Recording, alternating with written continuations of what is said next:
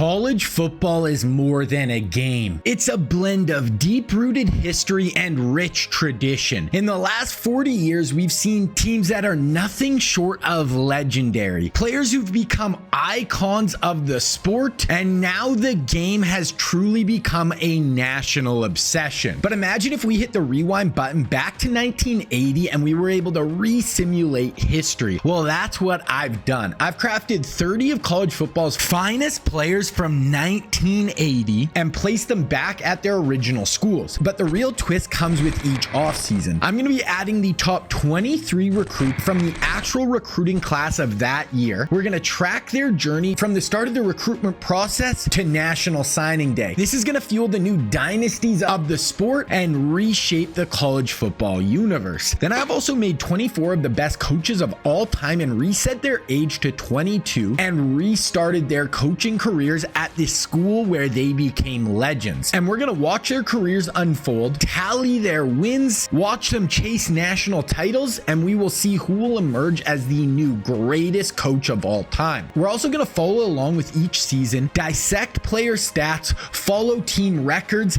catch the biggest games live, and witness the crowning of new national championships. Now, I'm also going to be keeping track of the best player, coach, and team of each decade. So I'm going to need you guys to help in the comment section below telling me who should win each award. And at the end of each decade, I will be making a poll on my YouTube so you guys can vote on the winner. So if this sounds like something you would be into, make sure you sub to the channel so that you can help vote on the polls and so you don't miss any of the uploads in this series. In total, we're going to have over 920 custom-made recruits over 42 recruiting classes. This isn't just a simulation, it's the most ambitious NCAA football series ever tried on YouTube. It's going to be spanning 7 parts and 28 hours to get through all 42 seasons. And this video is going to be part 3 of this series. In part 1, we went over 7 years from 1980 to 1986. Then in part 2, we went from 1987 to 1993. Then in this part 3, we're going to be going for 6 seasons from 1994 to 1999. All right, guys, so here we are at the start of the 1994 season. Now, this is going to be the 3rd video in this series. If you haven't seen part 1 and part 2 yet, though, you can go back and watch them, or you can just start from right here. I wanted to make this series you guys can kind of just jump in on every episode. So the idea with this, guys, is I did a reset to 1980. I made custom recruiting classes for each season, and we're going to go all the way from 1980 to 2021 or 2022. You're going to see the biggest legends of college football and the NFL all playing. We're going to be following along with all the recruits as they come into college. We're also going to follow along with all the teams. We're going to see which teams are performing the best, which players teamed up. Like we've had Brett Favre playing with Michael Irvin and Deion Sanders at Florida. We've had Notre Dame go on a dynastic run. Texas A&M has maybe been the best team of the sim. So we're going to follow along with all that. Then I also made 24 of the most legendary coaches in college football history, and I put them into the sim. Now, we're 14 years in, and lots of the guys have been fired. Some of the guys have retired. I think we're down to like 16 coaches. So we've already lost like 9 guys roughly. We'll quickly go through the coaches here, and then we're going to go through, we'll go look at the teams really quick, and then we'll get into the recruiting. So Barry Alvarez obviously started at Wisconsin. He got fired. He's now the head coach at Boise State. Bobby Bowden got fired at Florida State.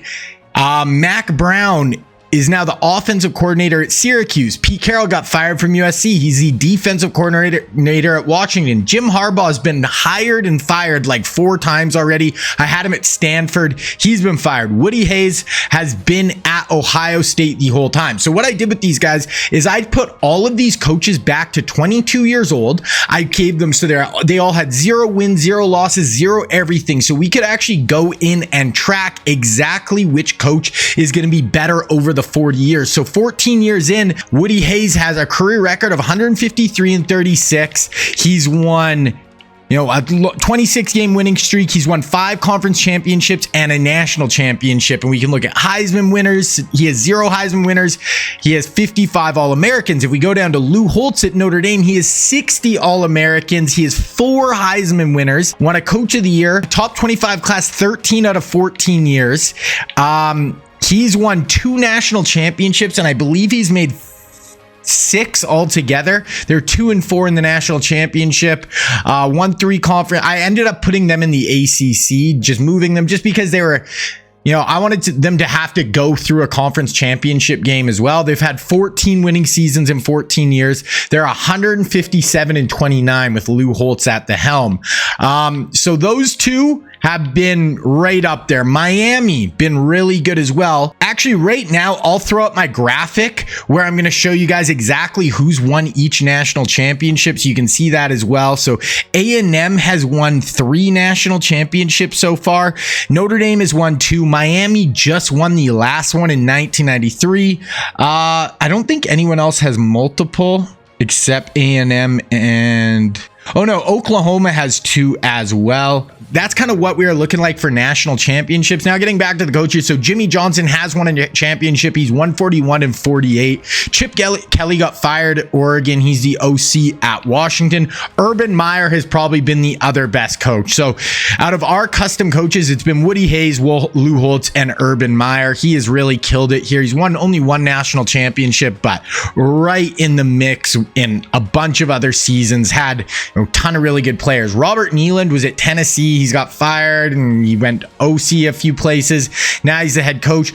Ed Orgeron, I had at LSU. He's now the offensive coordinator at Oklahoma. Tom Osborne's been really good at Nebraska. They're starting to pick it up.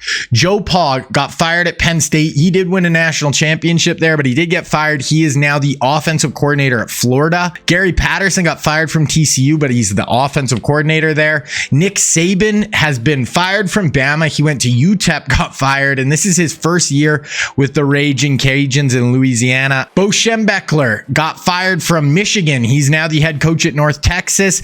Schnellenberger has been at Louisville the whole time, but you can see his job security is kind of low. Kirby Smart's been at Georgia the whole time, has won a national championship there. He's 145 and 40. Spurrier got fired from South Carolina, and he's been at Texas forever. Dabo got fired from Clemson and another school. I can't even remember where, and now he's the OC at Boise State. Barry Switzer's been at Oklahoma the whole time. He's been really good. I think he's won 2 national championships, 144 and 38. Yeah, two national championships for him, so he's been really good. Kyle Whittingham just a year or 2 ago got fired at Utah. Now, I also had like 9 other coaches, guys, if you watched the previous episodes, but some of them, once they get fired, and if they don't get hired, they just go out of the coaching pool. So that's where we are there. We're going to go and look at some of these rosters. So I can make 20 I usually make between 23 and 21 recruits for each recruiting class. Everybody else is going to be auto-generated players. But as you can see, a lot of these star players are going to be sprinkled through these big-time colleges. So Isaac Bruce, the legendary Rams receiver, has been at Bama. He's actually been a bit of a disappointment, but he is a 99 overall. They also have Lawyer Malloy at safety. And another thing, guys, I'll mention this at the start of each one of these episodes. There's a 126, 24 colleges in this game. I cannot go in and look at each team. I cannot, this whole series is going to be 6 episodes, 7 seasons an episode. It's going to be about 24 hours long. So I don't have the time to go in and look at every single, team.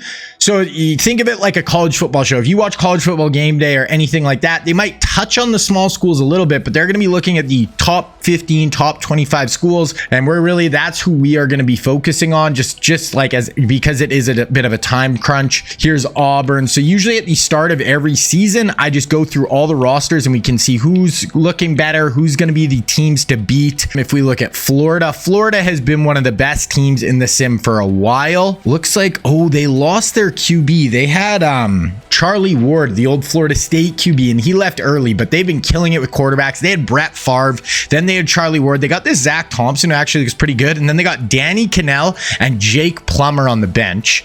This team has been just recruiting. Actually, not great at running back. Receiver, they got Terrell Owens and Ike Hilliard are their two real life receivers. They have Kyle Brady at tight end. They got really nice O-line right here. Bowers, right tackle. Walter Jones, that they just got brought in. Walter Jones, they moved him to right tackle. D-line, they're looking. Oh, they got Mike Vrabel. They got Sam Adams. They got Warren Sapp on their D-line now. And like I said, guys, they are recruiting all these players. I have nothing to do with anything. So they also got this Kevin Hardy, who's a real life linebacker. They got Ray Lewis as a sophomore. So they have Warren Sapp and Ray Lewis.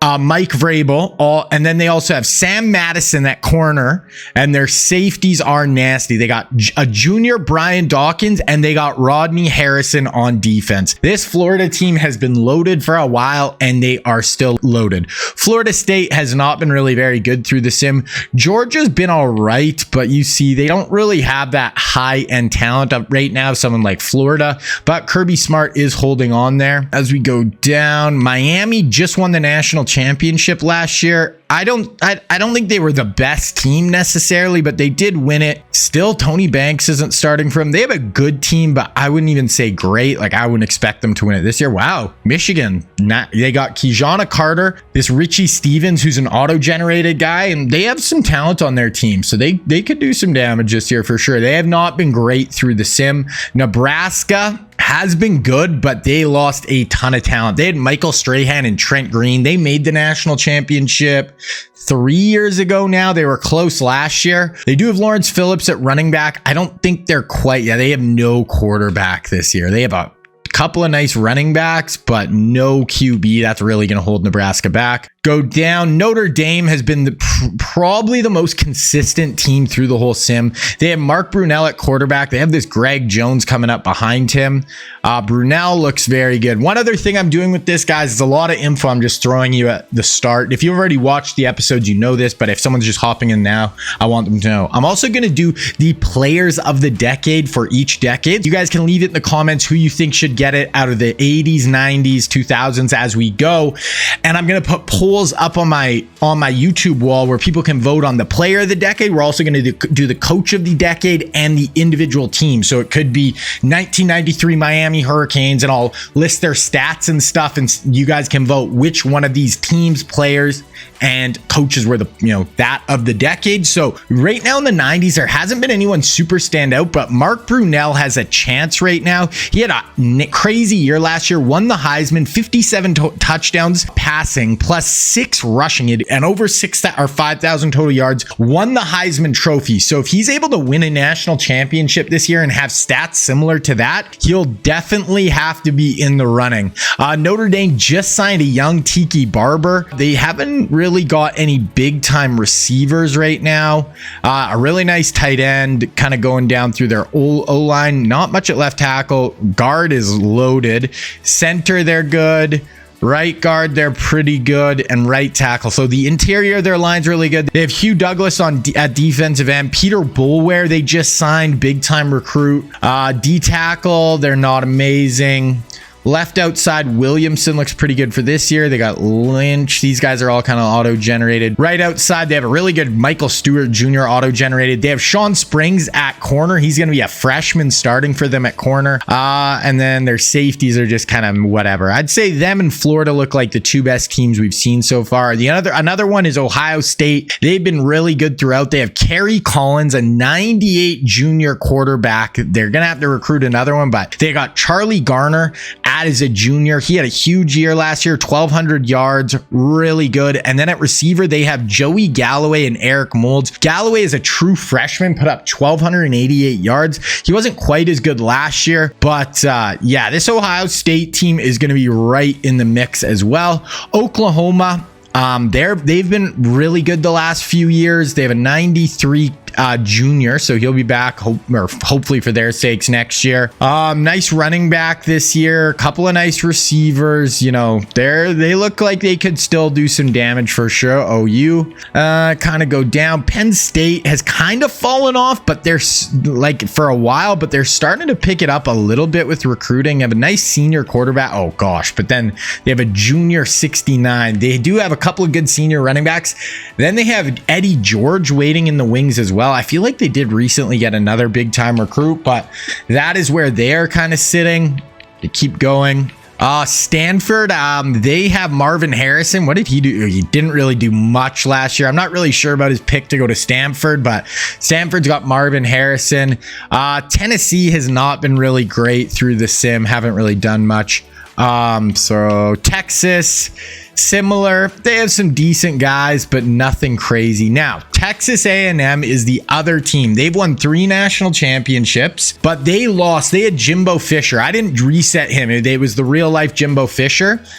And so he was like in his 60s, 70s, and he retired. So they lost their coach who was just killing it in the recruiting, and they're definitely taking a step back. They got a big time quarterback this year, but then it falls off a cliff. They got Marshall Faulk this year. Crazy. His stats have not actually even been that wild yet, but and then they have a junior, and then it kind of falls off a cliff. So they have a new coach. They have no receivers. They've been really good throughout. They've done really good on the O-lines. It looks like they're still pretty good, but they are just not, they don't have the young guys really waiting in the wings right now. So they probably have 1 year, maybe 2 to still do some damage. And then it looks like they're going to be kind of falling to the wayside and kind of just aging out of true contention. You never know. Maybe this guy will pick it up.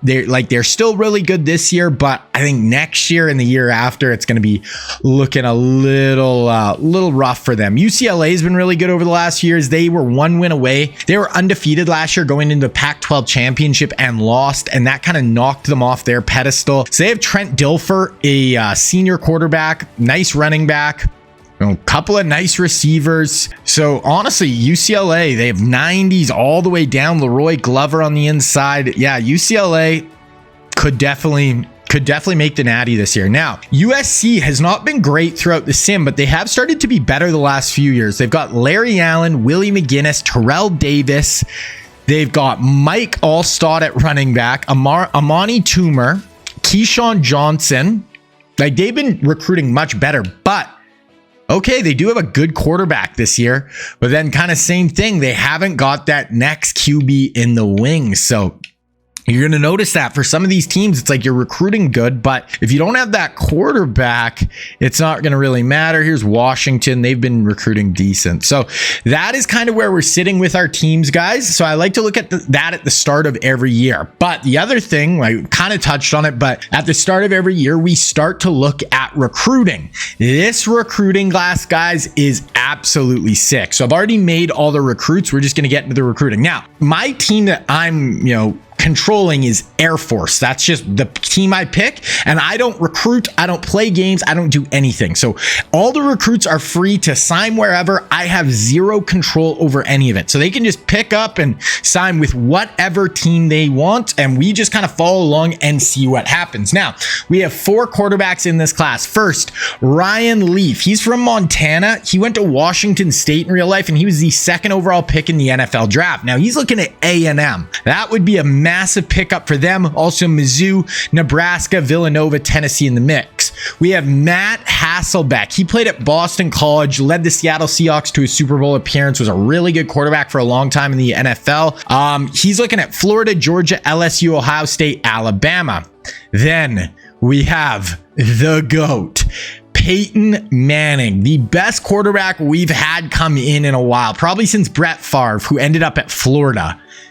He's leaning Florida, Notre Dame, Texas, Syracuse, A&M. I would like to see him go to Florida or Notre Dame. I like to see the guys I like when they all kind of go to a few schools just because we get to watch them all play together, and I think it's pretty cool. But then we also have Brian Greasy, who actually went to Michigan, but he's from Miami, Florida. He's looking at Florida, Alabama, A&M, Georgia. So Florida's in on a lot of those QBs, and so is A&M.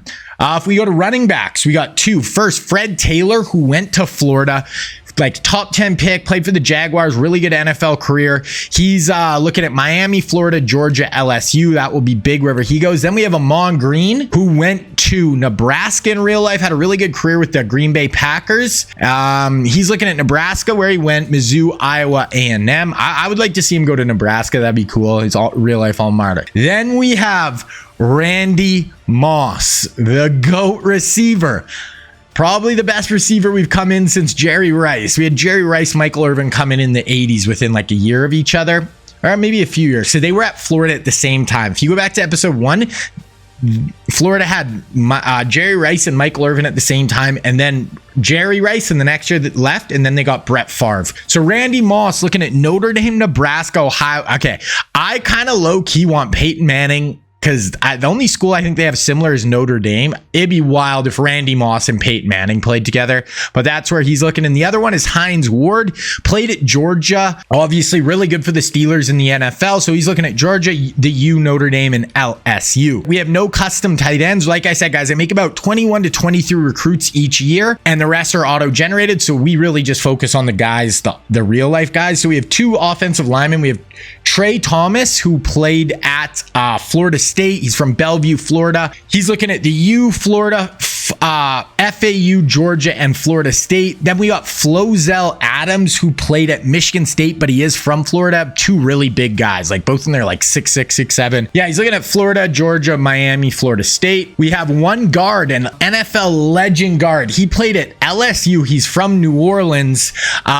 Alan Faneca played for the Steelers, obviously one of the best guards of all time. He's looking at USC, Notre Dame, UCLA, Duke, Florida. Then if we go centers, we got Olin Kreutz, really good NFL offensive lineman, was really good at Washington is where he played, but he's looking at Florida, Alabama, LSU, Nebraska. Then the other one is Matt Burke. Right here, Matt Burke played at Harvard. He's from St. Paul, Minnesota. He's looking at Florida, LSU, Ohio State. You guys can see Florida has just been killing it with the recruiting. Like Urban Meyer is just running shit with the recruiting right now. If we go to defensive ends, we got Grant Windstrom, who played at Nebraska. He's from Missouri. He's looking at LSU, Nebraska, Mizzou, Alabama. He played, Seahawks in the NFL, a few teams in the NFL. We got Greg Ellis, 6'6", 260, 270, big boy. He played at North Carolina. He's from the state. He's looking at North Carolina, Georgia, Tennessee, North Carolina State. And then we should have one more. Okay, I don't know. We should have one more. I might not have made him though by accident, unless I put him at D tackle. No, we have no D tackle. So there's supposed to be Leonard Little. I don't know if I accidentally didn't make him. If not, oops. We go to linebackers. We got 3. So first at outside linebacker, we got Keith Brooking, played in the NFL, played for the Falcons, few teams are Tennessee Titans. He played at Georgia Tech. He's looking at Notre Dame, LSU, Miami, Ohio State. Go to the middle linebackers. We got 2. We got Takeo Spikes. Really good in the NFL. Bills, Niners. He went to Auburn. He's from Savannah, Georgia. He's looking at Georgia, Tennessee, Auburn, Bama, A&M. Then we got Jeremiah Trotter. He played at small school Stephen F. Austin. He's from Texas, though. He's looking at A&M, Texas, LSU, TCU, Baylor. If we go to corners, we got a few. We got 2. We got Charles Woodson, legend at Michigan. Heisman pose, all that. He's from Ohio. He obviously played at Michigan in real life, but he is from Ohio. He's looking at Ohio State, Notre Dame, Michigan, Penn State. Whoever gets him, obviously sick. And we actually have Patrick Surtain. This is Patrick Surtain, the player for the Broncos, the corner, played at Bama. This is his dad. He played at LSU, or he's looking at LSU, Texas, Miami. He played in the NFL for quite a few years. He actually went to Southern Miss. And then we have no custom safeties this year. So that is the recruiting class, guys. That's where kind of guys are leaning right now. As you can see, it's a really cool class with Manning, Moss, Charles Woodson, Ahmad Green, Fred Taylor, all those guys. So it is going to be really cool where all those guys end up. And I'm just low-key hoping that we could see Randy and Peyton play together. I think that would be really cool. Okay, so now the other things we do at the start of the year is I just like to look at the preseason polls, kind of see where everyone is sitting. So right now, preseason polls have Nebraska at number 1, but they're a B+ overall, 90. Probably not. Notre Dame, A+ across the board, basically 90 97 overall. They're going to be very good. Then at number 3, we got defending national champions, Miami. They're an A+ offense. They're pretty good. Oklahoma looks really good, 97, 99 offense. Florida down to a 95, only a 93 on offense, but a 99 on defense. UCLA, A+ across the board. They look really good. UCF looks pretty good. They actually made the national championship last year. LSU, A- looks pretty good. Ohio State, A+ looks good. Washington looks okay. Minnesota, Michigan looks decent. Army looks decent. Bama's pretty good this year. Arkansas, Syracuse, Kentucky, USC looks pretty good.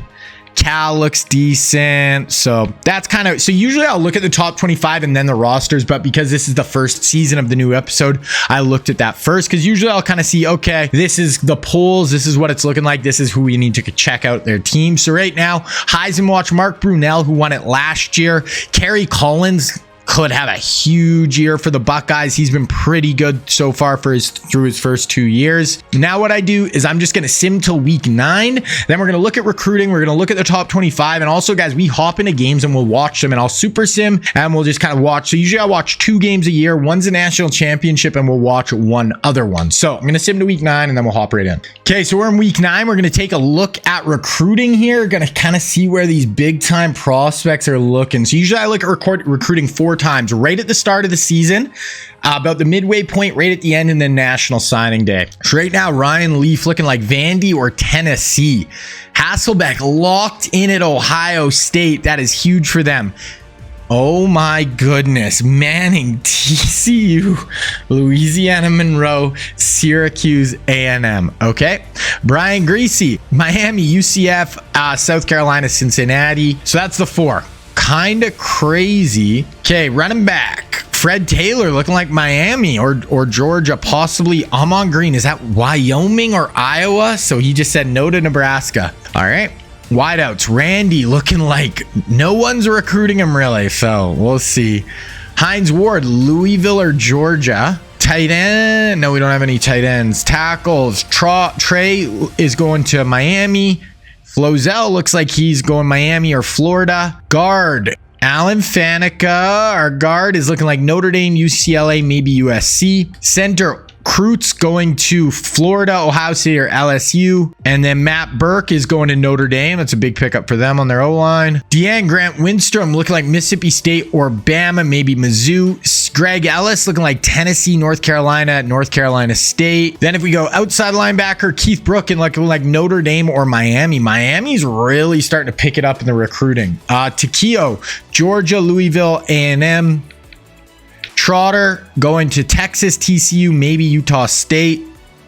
Corner, Woodson, Wyoming. Okay. What is with these all-pro guys going to these small schools in this one?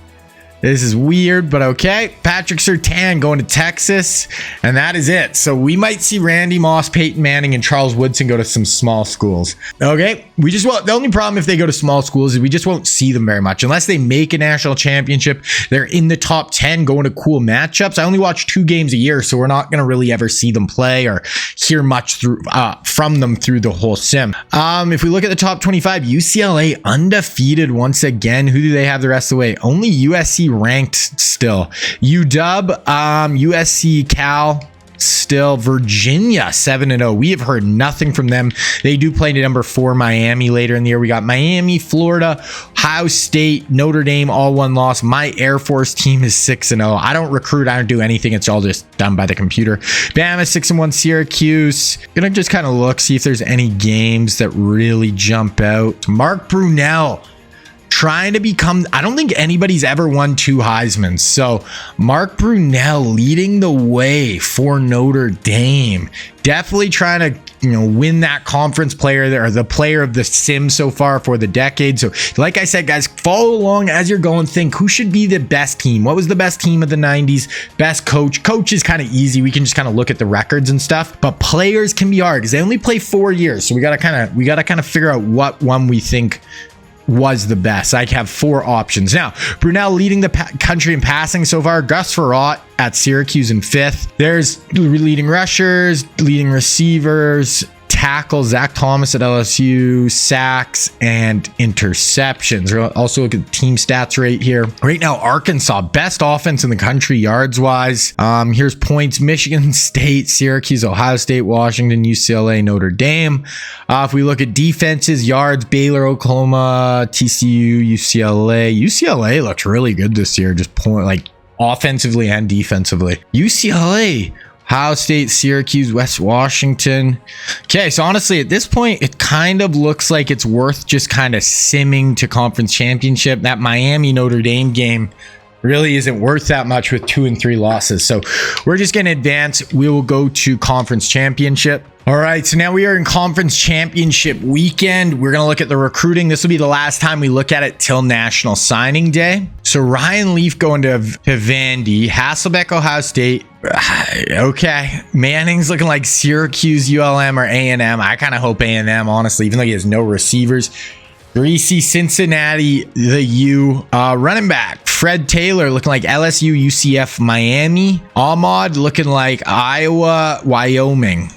One of those two. Wide receiver, Moss. Okay, he's no one's recruiting him. So basically how it works, the bars, the higher they go, the better chance they have. No one's recruiting Randy Moss right now, so we just have no idea. Hines Ward's going to Louisville. Tackle, one ends up at Miami, the other ends up at Florida. Faneca ends up going to be either USC, Notre Dame, or Florida. Center, Krutz going to Ohio State, and then, Notre Dame for Burke. The ends, Winstrom, Mississippi State. Greg Ellis, okay. Brooking, LSU, Miami, or Notre Dame. Takeo Spikes, Georgia. Trotter, TCU, Texas, or A&M. Woodson, Penn State. I think that's Wyoming or Central Michigan. So I'm kind of hoping Penn State, but we'll see. Oh, Sertan, we knew Texas, and that's it. So that's kind of our recruits right now. Okay, let's look at the top 25 here. So UCLA undefeated once again. This is exactly where they were last year. And then they lost in the conference championship game, didn't make it. And they play 11-1 UW right now. Syracuse has to play UVA. Ohio State, Iowa. Mississippi State plays Florida. Wow. Okay. So I mean, if UCLA wins, they're in it. And if Syracuse wins, they're probably in. If Syracuse loses, it'll either be Mississippi State or Ohio State. Probably against the winner of UCLA Washington. We're going to watch a UCLA Washington game. We don't have a ton of guys on Washington, but I kind of want to sim the other game. So Iowa, Ohio State. Let's just sim this one, see what happens. Ohio State wins by 3. Close game. Virginia, Syracuse. If Syracuse wins, they're going to have a really good shot, and they do.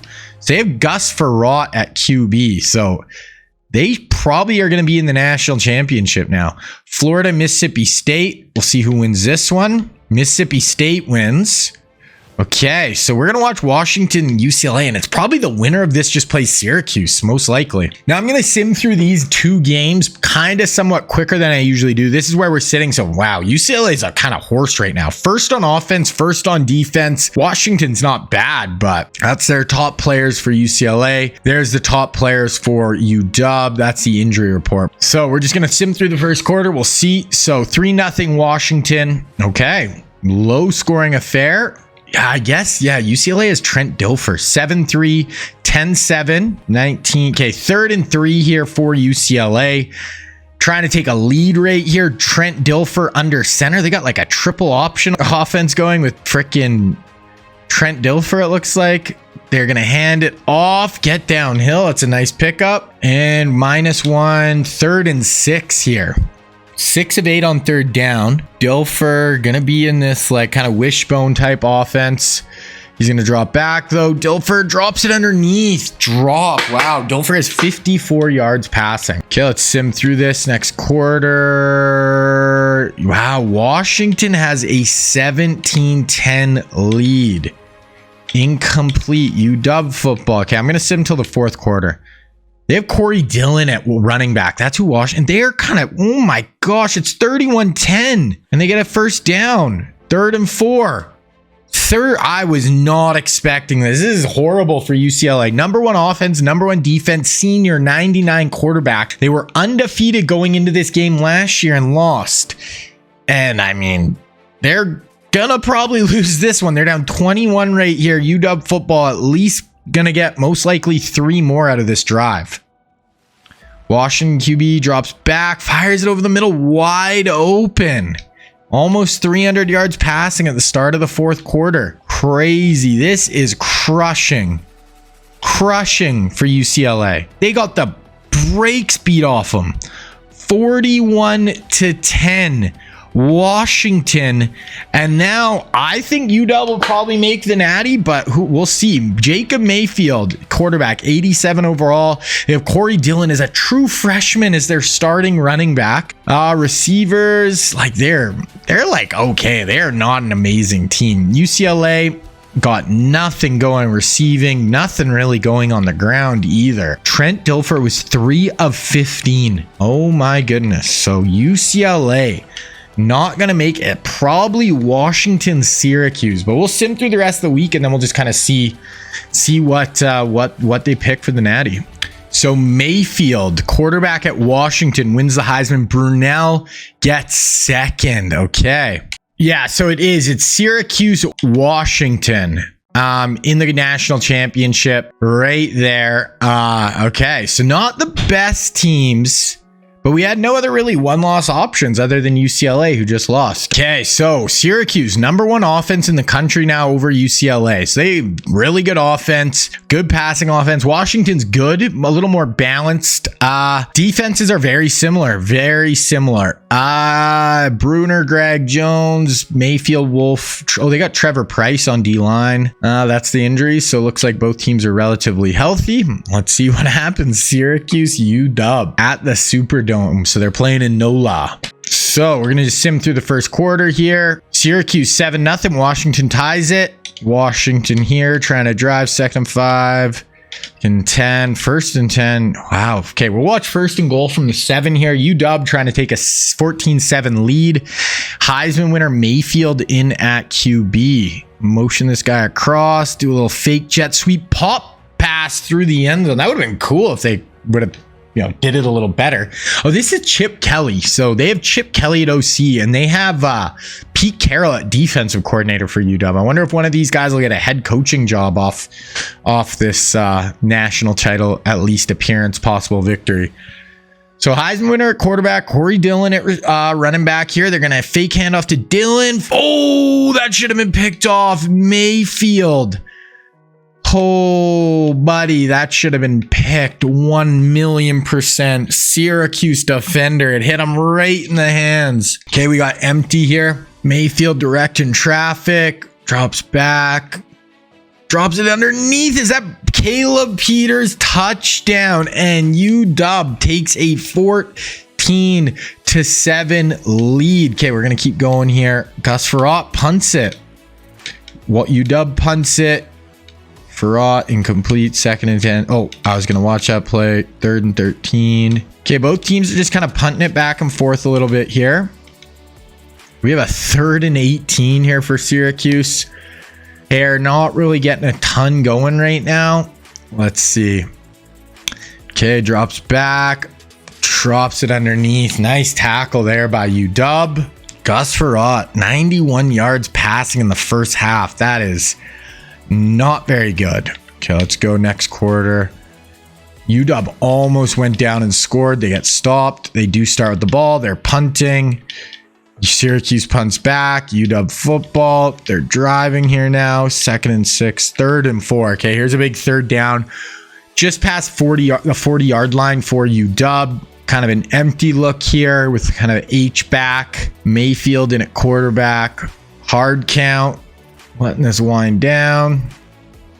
Motion this guy across. Going to hand it off to the slot who hits the edge and gets the first down. Incomplete. 4 yards. They got 3rd and 6. They pick it up. 2nd and 5. 3rd and 7 here from the 15. Even you kick a field goal, you go up 2 scores, and you've really been handling this Syracuse offense. Let's see. So for our Mayfield drops back, fires it. That's Bruner. Oh, what a effort from Mark Bruner from Mayfield. 3 touchdown passes for the Heisman winner. 15-yard score. That looked like Rob Gronkowski catching it in the flats, who we will see later. He's going to be coming up in the sim. Don't you worry.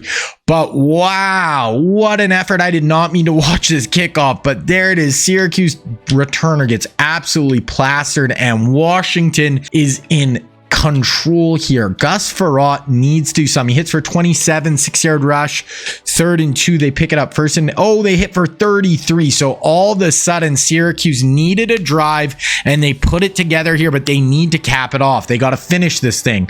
Gus Frerotte going to be in shotgun here. Motion his receiver across the formation. Looks like man coverage, and hands it off. A little draw play. Guy picks up really good yardage. We got 2nd and goal from about the 1 or 2 yard line for the Orange. -2 though. Okay. 3rd and goal from about the 4 yard line here. 2 by 2. Gonna Gus Frerotte on the keeper, and he's going down. Wow. Okay. So I don't know if they're gonna go for it here. They miss a 23-yard field goal. Oh my goodness. -3. Pick up the first down. Gus. Oh, what? Okay, somehow Syracuse got the ball there. Okay, and now they got it 1st and goal from the 5 yard line. So all of a sudden, Syracuse has another chance. They're down 14. They're 0 of 4 with 0 points in the red zone. Okay, and they're doing a keeper with Frerotte. He's in. Gus Frerotte, keeper, and Syracuse gets it down to 1 score. Okay, we're going to sim. Corey Dillon, incomplete. Pick it up. Mayfield, 1st and 10. Corey Dillon, 1st and 10. 2nd and 10. Get 3rd and 3. Okay, we'll watch this. Maybe in field goal range. I don't know how good Washington's kicker is. They're going this tight set here with Mayfield and Corey Dillon. Gonna fake handoff. Mayfield's going to tuck it and run, and he's got it. Slides down for the 1st down. This guy is playing so good for Washington. Make no mistakes here. You probably win. Get it for 15 yards. 2nd and goal from the 1 yard line. You can punch it in here and be on the precipice of winning a national championship for Washington. Gonna drop back. And they drop it in the flats, and that's a touchdown. University of Washington. Wow. Okay, so it is looking really good for UW here. Syracuse needs a bit of a miracle in the last 5 minutes. Gus Frerotte, 7-yard rush. What happened there? Fumble recovered by Washington. That's going to do it. We're going to just super sim now. 31-14, 31-21. That is it. Washington wins their first national championship of the sim. Mayfield wins the Heisman as well. So, I mean, if he has a really good next year, if he's already won a Natty and a Heisman. If he wins another Heisman or they make the national championship, he definitely could be in the running for player of the decade. So we got to think of that. Keep that in mind. There it is. Bruner, what a play with that stiff arm. Gets in the end zone. Washington beats UCLA last week. They're probably a big underdog. Get it done this week. Gus Frerotte, last game of his career, honestly didn't play great. Their offense in general just didn't really have it today. And Washington's was good, not like incredible, but they just kind of got it done. This Mayfield had 4 touchdown passes, and Washington takes this one home. I don't know who their head coach is, not one of our custom, like real life created coaches, but they do have Chip Kelly at OC and Pete Carroll at DC.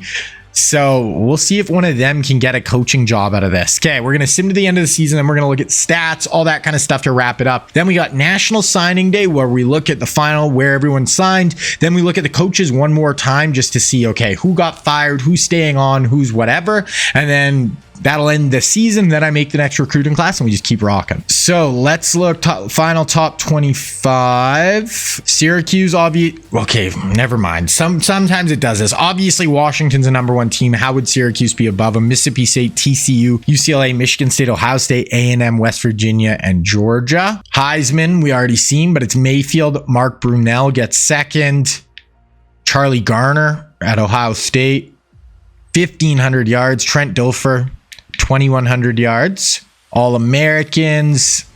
So Heath Schuler, a couple of nice years for Charlotte. Charlie Garner, he's had a couple back-to-back just really good years there. Anthony Jackson at Syracuse, 1,400 yards this year, won the Blitnikoff. Keep going down. Greg. Ty Law for Ohio State as a junior, had 6 picks this year. Big year for him. Yeah, that's right. We are kind of there. Mark Brunell, second team All-American. Terrell Owens for Miami, 1,186 yards, 17 touchdowns as a sophomore. Keep going down. Yeah, so that's kind of second team. Al Harris at Cal as a true freshman, gets All-American, 5 picks. Okay, freshman, we got Bowser. We got Corey Dillon, who ends up with almost 1,200 yards as a freshman. Derek Mason at Michigan State, 1,300 yards. Crazy. Orlando Pace ends up at Eastern Michigan. Walter Jones at Florida. Mike Vrabel at Florida, 8.5 sacks as a freshman. Wow. For the Gators, Al Harris, who we already looked at. So, Tiki Barber is a returner for Notre Dame. He had a kick return touchdown and pretty good averages. Okay, now we'll just kind of look at league leaders. So Mitchell, Gus Frerotte, Mark Brunell in the top 5 there for rushing. That's what it looks like. Receiving, Derek Mason is a true freshman, got second in the country in receiving. Sack leader and interception leader. Ty Law had tied for the lead in the country. So total offense, Ohio State, number 1 for yards. UW. Points, Texas A&M, UCLA, Syracuse, Mississippi State. Defense, UCLA had the number 1 defense. They got to be pissed if you're a UCLA fan to not win either of those national championships. Undefeated, last game of the year, just got to win the Pac-12 and you lose it. Okay. So then I like to just kind of go by all players here, and then we just kind of look at some of the players. So this guy, Richie Stevens, he did not have a good year at Michigan, but Mark Brunell had a really good run. His 2-year starter at Notre Dame was very good. Keith Schuler, we looked at. Kerry Collins as a junior this year, nice year. Trent Dilfer, we already looked at. We already looked at Gus Frerotte. Running backs, Charlie Garner had a really good year this year. Marshall had finally a good year, 1,300 yards, 428 yards receiving. So he had a really good senior year. Kajana Carter, 1,100 yards. Terrell Davis, 1,200 yards. Curtis Martin at Akron had 750, so they're really not using him very much. Wide receiver Isaac Bruce never cracked 1,000 yards for Bama. Antonio Freeman, not great at Hawaii. Joey Galloway, 500 yards receiving this year. Oh my gosh, he had 1,288 as a freshman and just went downhill. Terrell Owens, we already seen, but had a really good year. Tight end Bruner, he's the one who went off in the Natty. 627 won the Mackey. Go down. Willie. As a senior, he's going to be gone. He had 18 sacks on his career. Hugh Douglas, 9 sacks so far. Right end, Kevin Carter at OU, 14.5 sacks so far. The tackle, Sam Adams, is going to be gone at Florida. Had a nice year. Bryant Young, gone at Nebraska. Warren Sapp, unless he leaves early, will be back at Florida. Left outside, Hardy at Florida. Really good last year. Honestly, he was really good this year. This guy's been really good so far. Kevin Hardy. Jason Gideon at A&M. We got Ray, sophomore. Not quite as impactful as his teammate, honestly. Corner, Ty Law, best corner in the country, and he's only a junior. 6 picks, really good. Aaron Glenn, senior at A&M. Safety, free safety, we got Dwayne Washington at UCLA. Brian Dawkins at Florida. Then strong safety, big ones are Rodney. He's going to be done at Florida. He had a nice career. And then Lawyer Malloy, only a sophomore at Bama, and won the Jim Thorpe Award this year. 2 defensive touchdowns. So there we go. So that's kind of all our big players, how they're looking right now. Like I said, guys, keep in mind who you guys think I should pick for player of the decade, especially if you watch last episode as well. Okay, National Signing Day. Okay, so here it is. Ryan Leaf, we knew. Hasselbeck, we knew. Peyton ends up at Syracuse. I mean, they just made the national championship. So they go from Brian Griese to him, from Gus Frerotte to him. Brian Griese ends up at Miami. Fred Taylor ends up at Old Dominion.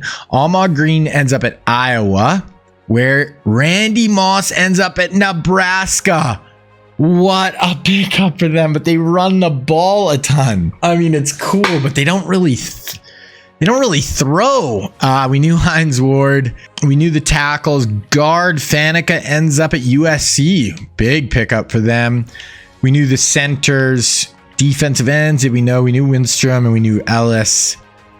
Outside, Brooking, LSU, Woodson. Wow, Charles. Okay.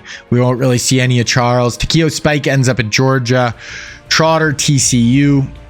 We knew Surtain, and yeah, that's it. So that's the recruiting class. Then we'll just look at the top 20 or the top classes in the country. So Ohio State, #1 class, UCLA, Ole Miss, Syracuse, LSU. So Syracuse, a class for them. LSU, Georgia, Cal, Mississippi State, USC, Iowa. I'm interested to see what Syracuse can do. Okay, now we're just going to go to the end of the season. I'm going to look at our coaches one more time, and then I'm going to make the next recruiting class. Okay, coach info. Alvarez staying at head coach. Bobby Bowden gets rehired at Florida State. That is weird. Rehired as head coach. All right. Mac Brown, head coach at South Alabama. Where was he at before? Pete Carroll goes to Colorado. Okay. Jim Harbaugh staying at Arkansas. Woody Hayes staying. Lou Holtz is safe. Don James staying at BYU. Jimmy staying there. Chip Kelly, head coach at Illinois. Okay, so I was right about those coordinators leaving. Florida, keeping Urban, obviously. Nealand, Ed Orgeron staying. Tom Osborne safe for now. Joe Pa staying at OC. Gary Patterson staying. Nick Saban staying North Texas. Howard is on the hot seat at Louisville. Kirby safe for now. Spurrier staying. Dabo staying. Barry staying. Kyle Whittingham is staying. So that is where we are sitting, guys. Gonna make the next recruiting class. That wraps up the 1994 season. It's gonna be 95 next. Get into it. All right, guys. So I just made the recruiting class for this next season. I accidentally screwed up and I made the recruiting classes out of order. So I actually made the 1996 recruiting class right now instead of the 1995. So they're just going to be flipped. It's not really going to affect it too much. It's just instead of we'll do 1996 with the 95 season and 1995 season with the 96. So that is it. But other than that, the recruiting class is made. So we're just going to hop into it and take a look. Okay, going through, we got QBs and we have Tom Brady. So Brady and Manning are actually 2 years apart because I've accidentally flip-flopped their recruiting classes. They're only going to be a year apart. Now, Brady's looking at Ohio State, Oklahoma, Florida, Washington, UW, a lot of big schools. He obviously played at Michigan, but he is from California. Then we have Mark Bulger, who's from Pennsylvania. He played at West Virginia and Syracuse. He wants to go be Peyton's backup. I don't really know what's going on with Syracuse, but they're really kind of picking it up here. Then the last one is Chad Pennington, who played at Marshall. He's looking at Bama, Michigan, A&M, Penn State. He's from Knoxville, Tennessee. Okay, we go down to running backs, and we have just some big beastly running backs. So we got Jamal Lewis. He played at Tennessee, but he was a 2,000-yard rusher with the Ravens in like the early 2000s. Was really good. 245 pounds. He's looking at Georgia, Florida, Bama, Miami, South Carolina. Then we got Thomas Jones, who played at Virginia. He's from the state of Virginia. Played with the Bears. A lot of teams in the NFL. He's looking at Florida, Notre Dame, Georgia, A&M, Oklahoma. Next, I missed one. We have Ron Dane, who played at Wisconsin. He rushed for an insane amount of yards in college football. Big guy as well, in the mid 240s. Just absolute beastly power back. He's looking at Penn State, Notre Dame, Ohio State, Bama, and Michigan. And then last but not least, we have Sean Alexander. He's from Kentucky. He actually played at Alabama, won an NFL MVP playing for the Seahawks. He's looking at Bama, Tennessee, A&M, Florida, LSU. Okay, moving down to wide receivers. This is a pretty cool class. We got Peter Warrick. He's from Florida, played at Florida State, and was an absolute superstar in college. Unbelievable player. Looking at Florida, Bama, Georgia, Miami, Tennessee. We got Dante Hall, the human joystick. He's from Lufkin, Texas. He played at Texas A&M. That's his first choice right now. You know, one of the best punt returner of all time. We got Daryl Jackson, who played at Florida. He's from Tampa. Played a long time for the Seahawks in the NFL. He's looking at Notre Dame, A&M, Mississippi State, Florida, Syracuse. We got Lavernius Coles. He played at Florida State. He's from Jacksonville, played with the Jets. In the NFL, looking at Florida, Miami, Oklahoma, Georgia, Notre Dame. And we got one more. I'm surprised this guy's this far down. It is Plaxico Burress. Played at Michigan State. Star receiver for the New York Giants and the Steelers in the NFL. He's looking at Florida, Georgia, Notre Dame, Alabama, Texas A&M. He's from Virginia. We have one tight end. It is Bubba Franks. He played at for the University of Miami. He's from Texas though, so he's looking at OU, Texas A&M, Texas, LSU, TCU.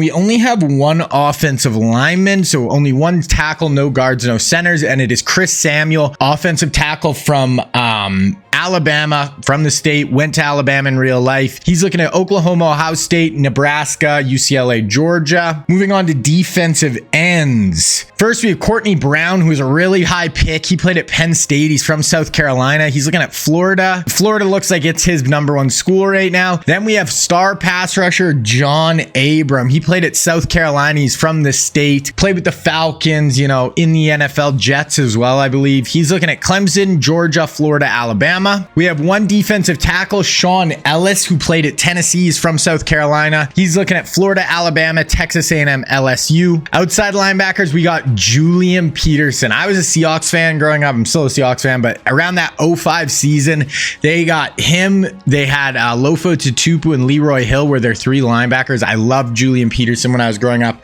Played for the Seahawks and Niners in the NFL. He played at Michigan State. He's from Maryland. He's looking at Florida, Notre Dame, Alabama, Georgia A&M. Then we have Keith Bullock, who played for Syracuse. He's from New York. He's looking at Florida, Notre Dame, Alabama, OU, Ohio State. Then we got an insane middle linebacker. We got Brian Urlacher. He's from the state of Washington. He played at New Mexico, obviously like a top 5 linebacker of all time. He's looking at Florida, Alabama, Georgia, Notre Dame, Texas A&M. He's a stud. Whoever gets him is going to be in a good spot. We got 2 more guys. We got Deltha O'Neal. He played at Cal, played for the Bengals for a long time, I believe, in the NFL. He's looking at Texas, Cal, Florida, A&M, West Virginia. Then we got one more. It is Deion Grant, strong safety, absolute just hard hitter. He played at Tennessee. He's looking at Bama, Florida, Georgia, Tennessee, LSU. So that is the recruiting class. Okay, so we're going to go look at all the preseason stuff here. UCLA's an A, Syracuse is a B+, Mississippi State, Ohio State's an A+, A&M went all the way down to a B+, UW A-, Miami, Oklahoma's an A+, Georgia, Michigan State, USC A-, Notre Dame A+, Cal, Texas, Florida's an A+, Arkansas is an A, Army, LSU's an A+, Bama, Auburn, Michigan. Okay, so that looks kind of the main schools. Let's look at the Heisman watch. We got Marcus Cotton. Charlie Garner has had a really good career so far at Ohio State. Jacob Mayfield, this is the guy. If he has a big year this year and UW do is good, maybe we could get him for player of the decade. Like I've said a few times, I don't really have anyone who's standing out really for me right now is like, oh, this guy needs to be in the running. T.O. coming up in first team. He had a great year last year at Tony Baselli, Greg at Washington, Mike Vrabel on the D-line for Florida, Ty Law and Al Harris, the 2 corners. Ty Law has been really good. 12 picks so far for Ohio State, best corner in the country. That is where we're sitting. Second team, Charlie Garner, Derek Mason he was a freshman last year at 1,300 yards for Michigan State. Keep going down, and that's kind of what we're looking like. Lawyer Malloy won the Thorpe last year. Okay, we're gonna look through the rosters here really quick. So I want to look at Army just because they're honestly a pretty good, pretty deep team. Like there's some big time schools that would definitely trade places with them roster wise. Florida, they're loaded this year. Who's their QB? It's this Thompson guy. Then they got Danny Cannell and Jake Plummer in the waiting. They got Kyle Brady, T.O., Ray Lewis, Zach. Yeah, they're absolutely loaded. Just super, super deep. Vrabel, Sam Madison. Yeah, they're kind of crazy. They've just been on a run for over 10 years now, just having insane recruiting classes. Georgia looks all right. LSU is an A+. Baselli, Torrey James, some wide receivers. Who's their QB though? Okay, a 93 overall QB. So, and they have a good freshman coming up. So LSU's starting to put it together a little bit here. Miami won a natty a few years ago. They are starting Banks finally, so they got a big time QB, tight end, wide receiver. Miami definitely could be in the running this year. Michigan really hasn't been doing much. They got Keyshawn Carter. They have a nice quarterback. They're pretty deep. You never know, but definitely not one of the more standout teams as far as talent. Nebraska kind of had there, like they still have Lawrence Phillips. They did just get Randy Moss, I guess, as well, but they don't really throw the ball. They have an 80 overall quarterback. I don't know if we'll see much out of Nebraska here, in the next year or two, but we'll see. Hugh Douglas, Notre Dame looks really good as well. Greg Jones at quarterbacks. They don't have a real guy, but this Greg Jones, only a sophomore. They could have him for the next 3 years. Looks like a really good pocket quarterback. Go down to Ohio State. They are pretty loaded this year. Joey Galloway, Ty Law, Charlie Garner, Molds, another running back. So they lost their QB though. They had Kerry Collins, who's supposed to be back. They're going to have this Jovan Smith, and then they have Matt Hasselbeck waiting in the wings. So Ohio State looks like they're going to be good for a while. Oklahoma is one of the better teams in the country this year. Big time running back, big time DN, big time QB, big time wide receiver, tight end, wide receiver, running. Yeah, Oklahoma's pretty loaded. So they have a freshman, Jemra Davis, who's probably going to be the QB of the future. So OU doesn't look like they're going anywhere anytime soon. Penn State, just decent right now. Tennessee, not much. Texas, really nothing special. A&M, wow. And I remember saying last year when we looked before the season, this looked like A&M's last year, kind of at the precipice. They have not been recruiting like they had before. I don't think we're going to see much of them here going forward, but you never know. UCLA coming off back-to-back years where they were the #1 team in the country going into the last game of the year, but they had Trent Dilfer. They obviously lost him this year. They still are really good, like pretty talented throughout, but I don't think they're quite on that level. USC lost quite a few guys as well, but same kind of thing as UCLA. Pretty talented throughout. They don't have a QB this year, though. Their running back room is insane. Terrell Davis, Mike Allstott. Receivers, they got Amani Toomer and Keyshawn Johnson, but I don't think they're going to have the QB to really compete this year. Washington, defending national champs. They got Bruner, Gregg, Teddy Bruschi, Mayfield, the defending Heisman winner. Honestly, they're pretty freaking good. You never know with these guys. They could get it done. So that is where we're looking. One other thing, I just want to look at championship contenders really quickly. USC, okay, good-ish the next bit here. Ohio State, right in the mix. Florida, right in the mix. Georgia looks pretty good. Syracuse. Who's the coach? I got to check. Who the hell is the coach at Syracuse? And then we're going to start simming because all of a sudden they've come out of nowhere. They made the national championship last year. They just got Peyton Manning, Ricky Rain. Okay. So he's got a really good recruiter, 21 recruiter, decent record. I wish it would show you who they coached before they were here. So I have no idea where he used to be, but Ricky Rain. Actually, that's one other thing. I want to look at Syracuse's roster really quick because I forgot they just got Peyton Manning. Is he starting this year for them? They have a really good running back, and Peyton is definitely starting. So he maybe, I don't know, like he doesn't have amazing weapons. They're decent. We'll see. Maybe he'll become the new player of the decade. Yeah, I'd like to see it. Okay, we are going to sim till week 9, and then we'll see where we're at. Okay, here we are at the midway point of the season. We're going to go through recruiting super quick here. QBs, Brady looking like Ohio State, UW, or Florida. I kind of hope he doesn't go to Ohio State just because they just got Matt Hasselbeck. But yeah, I mean, they'll take it, I'm sure. Notre Dame gets Mark Bulger. That's a huge get for them. Chad Pennington looks like Bama, Texas. Bama or Texas haven't really been getting good QBs, so I'll take that for either one. Jamal Lewis at East Coast, USC, South Carolina, Miami, or Florida. Ron Dane looking like Ohio State, Michigan, Bama. Thomas Jones, Florida, Georgia. No one's really recruiting him right now. And then Sean Alexander, looking like, yeah, no one's really recruiting him. So we'll have to see. Wideout, Peter Warwick. This is a big one. Miami, Florida. Miami and Bam are the top two. Dante Hall, Mississippi State, Syracuse. I kind of hope he goes to Syracuse, honestly. I want someone to play with Peyton. Daryl Jackson, exact same top three. Or top two. Kind of hope he goes to Syracuse. Plaxico, looking like, okay, he's not really getting recruited. Bubba Frank's going to OU. Big pickup there. Chris Samuels looking like Nebraska, UCLA, Ohio State. The end, Courtney Brown, Duke, Clemson are his top two. John Abram, Georgia, Clemson, his top two. Ellis looking like Florida or LSU. Julian Peterson going to Florida. They're continuing just getting linebackers. They're not missing there. Keith Bullock going to OU. Nice pickup for Oklahoma. Middle linebacker, Urlacher. Right when I said A&M wasn't going to get anybody anymore, and they get Brian Urlacher. Dalth O'Neill basically going to West Virginia. Dion Grant looking like Georgia, Florida, possibly Vandy or Tennessee. Okay, we'll look at the top classes real quick.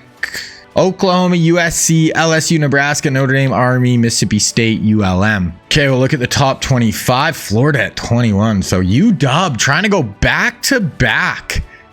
They beat Florida week 1. They still got Cal, okay. LSU 7-0. West Virginia, Pitt, UCF, Duke. So some kind of weird teams at the top there. I don't know. Nebraska. They play Ohio State. Second last game of the year. Nebraska, I mean, they got Randy Moss, I guess. Okay, maybe we'll sim to that game. We'll see where the standings sit. If we want to watch that one, we will. If not, we can just keep simming. So Jovan Smith, Lawrence Phillips, tops 2. Jacob Mayfield at UW. Trying to get into the, I mean, he won it last year. I'm just trying to figure out who's going to win the player of the decade. So that Jacob Mayfield's definitely got a shot. Lawrence Phillips, yeah, I mean, he's got 1,000. He's getting 173 yards a game for Nebraska right now. Quickly looking at some stats here. Thompson at Florida leading the way of passing. Rushing, Phillips in second. Receiving, Marvin Harrison and T.O. 2 and 3 in the country. Tackle leaders, sack leaders, interception leaders. Look at team stats really quick. Total offense, Ohio State, LSU. Points per game, Ohio State, Oklahoma, LSU up there. Defensively, West Virginia, that's where we're kind of sitting. Army, TCU, West Virginia, that's where we sit. So yeah, I'm going to sim to that Ohio State Nebraska game. I'd like to see Randy Moss. I mean, I know he's a true freshman, but if neither team's really in it though, then we'll just sim to conference championship weekend. We got number 2 and number 3 in the country, 9-1 versus 10-0. So we are definitely going to watch this one. So here's where we're sitting. Ohio State, the number 1 offense in the country, really balanced too between pass and run. Nebraska, number 4, definitely way more slanted towards the run game. Defensively, Nebraska definitely has the better defense stats wise. Charlie Gardner, Ty Law, Joey Galloway, Barnes, Phillips, O'Neal, and there's the injury report. Oh my, it is snowing. Okay, we will see how this impacts it. Okay, I'm going to sim through the first quarter. We'll see where we're at. 3-0 Ohio State, 10-0 Ohio State, and they're driving. We're going to watch from here just because worried that, oh my gosh, they're quadrupling the yards of Nebraska right now. Ohio State under center, going to hand it off. Charlie Garner gets in, and Nebraska is in trouble here. They're undefeated. Number 2 team in the country, and they're getting their doors blown off here. A couple of big penalties. Yeah, they got it down to the 1-2 yard line themselves here for Nebraska. Let's see if they can punch it in. Looks like that'd be Randy Moss at the top of the screen there. Motion, gonna do a little read option type run. Dylan Cobb gets in for Nebraska, so they're alive. It's snowy. They're a run heavy team. You'd think that would help them, but we'll see. Okay. Gonna go through this next quarter here. 17-7 and okay, 24-10. So Nebraska scored late. 3rd and 6, 1st and 10. Yeah, we'll watch from here. So, oh no, this is Ohio State. So Nebraska got stopped. Ohio State's at 378 total yards right now. Okay, gonna hand it off, and Charlie Garner gets rocked in the backfield. Nebraska's D trying to hold strong here. Oh, but they hit it for 37 yards. This Ohio State team is good. They incomplete. Oh no, they kept the ball. First and goal. Okay, and they score. So it's 31 to 10. Let's go. Yeah, this one's over. 38 to 10. We'll watch just this one bit, 5 yards out. We'll just watch this little bit of the Nebraska drive. So I think Randy Moss is going to be number 10 right there. I'd like to see him go to him here. Speed option, totally shut down there. Nebraska only has 87 yards rushing, so they're really struggling getting that run game going, which is obviously something very vital to them. Ohio State's always going to have kind of that next level of athlete, so it can be tough to get this kind of wishbone stuff going. Okay, go to Randy Moss in the slot here. Play action. Drop back. Randy? Oh, I think that was... No, that wasn't Moss. Okay, we'll watch third and goal here. Then I'm probably just going to sim the rest of the game. Still in their wishbone. No Moss on the field now. They went like jumbo wishbone. They're going to drop back. Runs into pressure. Going down Dylan Cobb. So Ohio State trying to become at least the number 2 team in the country right now. I mean, maybe number 1. I don't know if there's a team with a loss right now. So, okay, let's just, we'll go to the end of game here, unless obviously something absolutely insane happens, which it definitely does not. 45-17, the Ohio State. Their QB might win the Heisman right here. Should have had Kerry Collins, but I mean, this guy's doing work. They might get Brady. They already have Hasselbeck. So Ohio State is starting to creep back up right here. Definitely could win a national championship this year. Got to be one of the favorites. Obviously, at this point, they're at least number 2 in the country. Let's look at player stats. So Jovan, Hasselbeck actually got in, but Jovan had a great day. Garner was nice on the ground. Collins and Galloway had a really big day. Randy had 3 receptions. Lawrence couldn't really get much going. And Cobb was decent, but nothing special. Okay, I'm going to sim just a conference championship. Then we'll kind of look where we're sitting. Okay, conference championship weekend. We're going to go look at recruiting really quick, and then this will be last time till National Signing Day. Brady looks... Okay, so there's still a 3-team race. I kind of hope he goes to Florida just because they got Hasselbeck. Bulger, and then Pennington's still Bama or Texas. So 2-horse race there. Jamal Lewis, Georgia, Florida, Bama, but looks like Georgia. Ron Dane going to Ohio State. Thomas Jones, not really getting recruited still. Sean... going to Bama or NIU. So Bama could put it together here. Warwick going to Bama. So Bama could get Warwick, Chad Pennington, and Sean Alexander. Wow. Dante Hall going to Mississippi State. Daryl Jackson might go to Mississippi State or Texas A&M. Lavernius Coles is going to Oklahoma. Plaxico, JMU, Vautech, Florida. We knew Frank's going to OU. We knew Samuels is going to Ohio State, UCLA, or Nebraska. The end, Courtney Brown going to Duke. John Abraham going to Georgia. Ellis going to Florida. We knew Peterson was going to Florida. Bullock going to OU. We knew that. Urlacher, A&M. Corner, Deltha O'Neal, West Virginia. And then Deion Grant going to Florida. Top classes right now. Obviously, this will change a lot on National Signing Day, but right now it's Oklahoma, LSU, Florida, USC, Auburn, Army, Virginia, Nebraska, Notre Dame, Cal. Okay, let's look at where we are sitting here. So, top 25, who's in the mix right now? Washington trying to go back-to-back national champs. They got to beat UCLA, who they beat last year, though.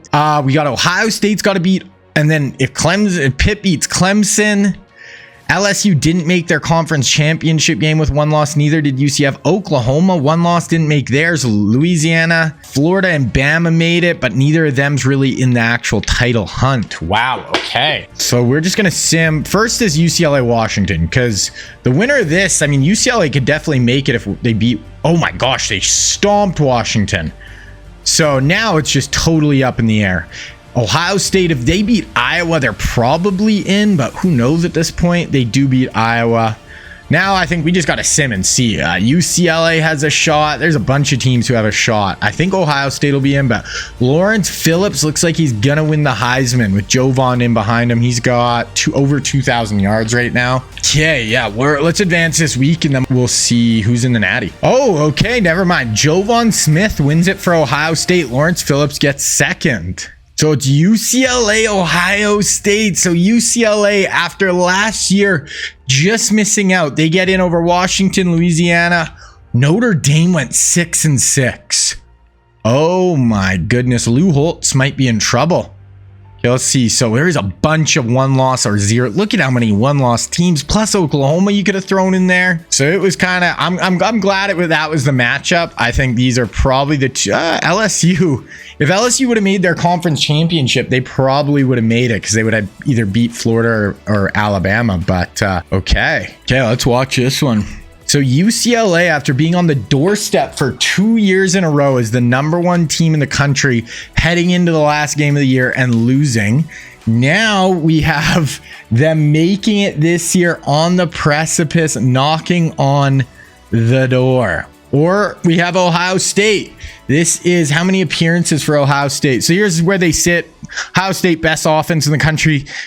You know, UCLA has debatably the best defense, but UCLA's offense is definitely better than Ohio State's defense. There's Ohio State, Leroy Glover. Injury report, both teams are pretty healthy. So Ohio State's made 1, 2. Has Ohio State never won one? Oh no, so this is actually their 4th appearance. They're 1-2 right now in the national championship game. So they're trying to win their 2nd right now. Okay, we are going to start. We're just going to sim through this first quarter here. Ohio State goes up 7-0. Okay, they're up 14-0. So UCLA is on the ropes already, but they're driving here. 2nd and 4. 1st and goal from the 5. We'll watch them right here. What is UCLA going to do? Oh my God, their QB looks huge. I don't know who he looks massive. Am I tripping, or is that guy is that Cam Newton? Okay, I got to look at this. Who is this guy? I don't know if I'm tripping, but he looks like he's like 6'8" to me. 6'5", 230. So big boy. He's only a sophomore. Who is this guy? 91 sophomore. Okay. And he gets in. Okay, they're in. Okay, we're going to sim through the rest of the quarter here. 21-7. UCLA 21-14. 28-14 though for Ohio State. UCLA trying to drive here. 2nd 8. We got 3rd and 21. Not where you want to be if you're UCLA. If you're the Bruins, they're playing this like they hired Tom Osborne, didn't they? I'm pretty sure they did. So now they run the wishbone at UCLA. Because I'm pretty sure he got fired from Nebraska. Now that I'm thinking about it, motion a guy out, hand it off. Going down. I mean, they got a cool big Cam Newton basically playing QB for him. Okay, let's keep simulating here. 28-14 still. 28-14 going into the 4th quarter. Ohio State has the lead. UCLA football here. They're trying to get a drive. No, Ohio State has the ball back. 3rd and 5. 1st and 10. 2nd and 1. 1st and goal, and they score. UCLA needs to do something here. It is 3rd and 10. This Ohio State team just seems like they're a little bit better right now, but we'll see. I don't know if UCLA is built to come back in this type of situation. Yeah, they're gonna do a freaking like draw here. I'll sim through. It might be over here though. Yeah, 42-21. So Ohio State is going to win their 2nd national championship. I think UCLA could be pretty good going forward, but I mean, so could Ohio State. They might get Tom Brady. They have Matt Hasselbeck. Jovan Smith just threw 6 touchdown passes in that game. We'll have to look at how his final season went. He won the Heisman, won the Natty, 6 touchdowns in the national championship game. Pretty freaking good. Jovan, wow. Garner was decent. Galloway, 174 yards, 4 touchdown catches for Joey Galloway in his last career game. UCLA could not get it going, really not even trying to throw the ball and just trying to run it on Ohio State and could get nothing rocking. Ohio State, that's their 2nd. I think Notre Dame still only has 2. A&M has 4. Ohio State gets it done. Okay, final polls. Obviously, Ohio State, #1 team in the country. LSU, Pitt, UCLA, Florida. We'll have to check how our boy Peyton did in his first year at Syracuse. They weren't in the top 25. Look at All Americans. Jovan, Lawrence Phillips. I want to look at Charlie Garner. I think this guy, 4,400 yards, won a national championship. No Heisman, but we just don't have anybody right now. I'm going to put him on our list of top players of the decade, 1990s. You guys got to help me out. Who else do you think so far? I'm hoping someone in this, a few guys in the later half here really kind of step it up and we have some big numbers. But he's probably been the best running back so far. Terrell Owens won the Bolitnikoff this year, put up some huge stats, 1,600 yards this year. Kyle Brady, 833. Baselli, Ty Law.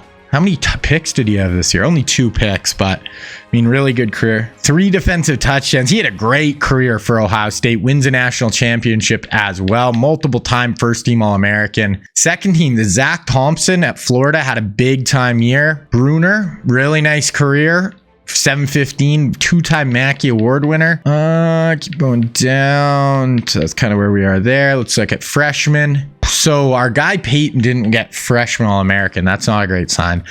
Fred Taylor, Hines Ward, Kreutz, Trey Thomas, Flozell Adams, Keith Brooking at LSU. That's kind of where we're sitting there. So Zach Thompson, Jovan McCarthy led the country in passing. Lawrence Phillips, 2,200 rushing yards. T.O. 1,652 led the country. Sack leaders, that's where we're sitting. Team stats, total offense, Ohio State, LSU, Florida, Oklahoma. There's points per game. Defensively, those were our teams. Here's total points allowed. Louisiana. Wow. Is that where Saban is? Saban might be there. He might be getting a raise here. Go to a different school. Okay, we're going to quickly look at our rosters here and just see kind of who had some standout seasons, careers, all that good stuff. So QB, we didn't have any 99 QBs this year. We're kind of at, Mississippi State had Cordell Stewart. This is his really first year playing though. Really nice year this year, and 640 rushing. He just didn't really ever play. Tony Banks finally got the starting job. Danny Cannell. Yeah, we've kind of been going through a bit of a slow, we have quarterbacks now, but we were going through kind of just a slow burn with quarterbacks. I wanted to look at Peyton though. So 2,600 yards, 17 touchdowns, 10 picks, like decent year, not incredible. Running backs, Curtis Martin, never rushed for 1,000 yards. That's insane. Kajon Carter, nice career. Garner, really nice last 3 years. TD, pretty good last 3 years. Lawrence Phillips is going to be back next year.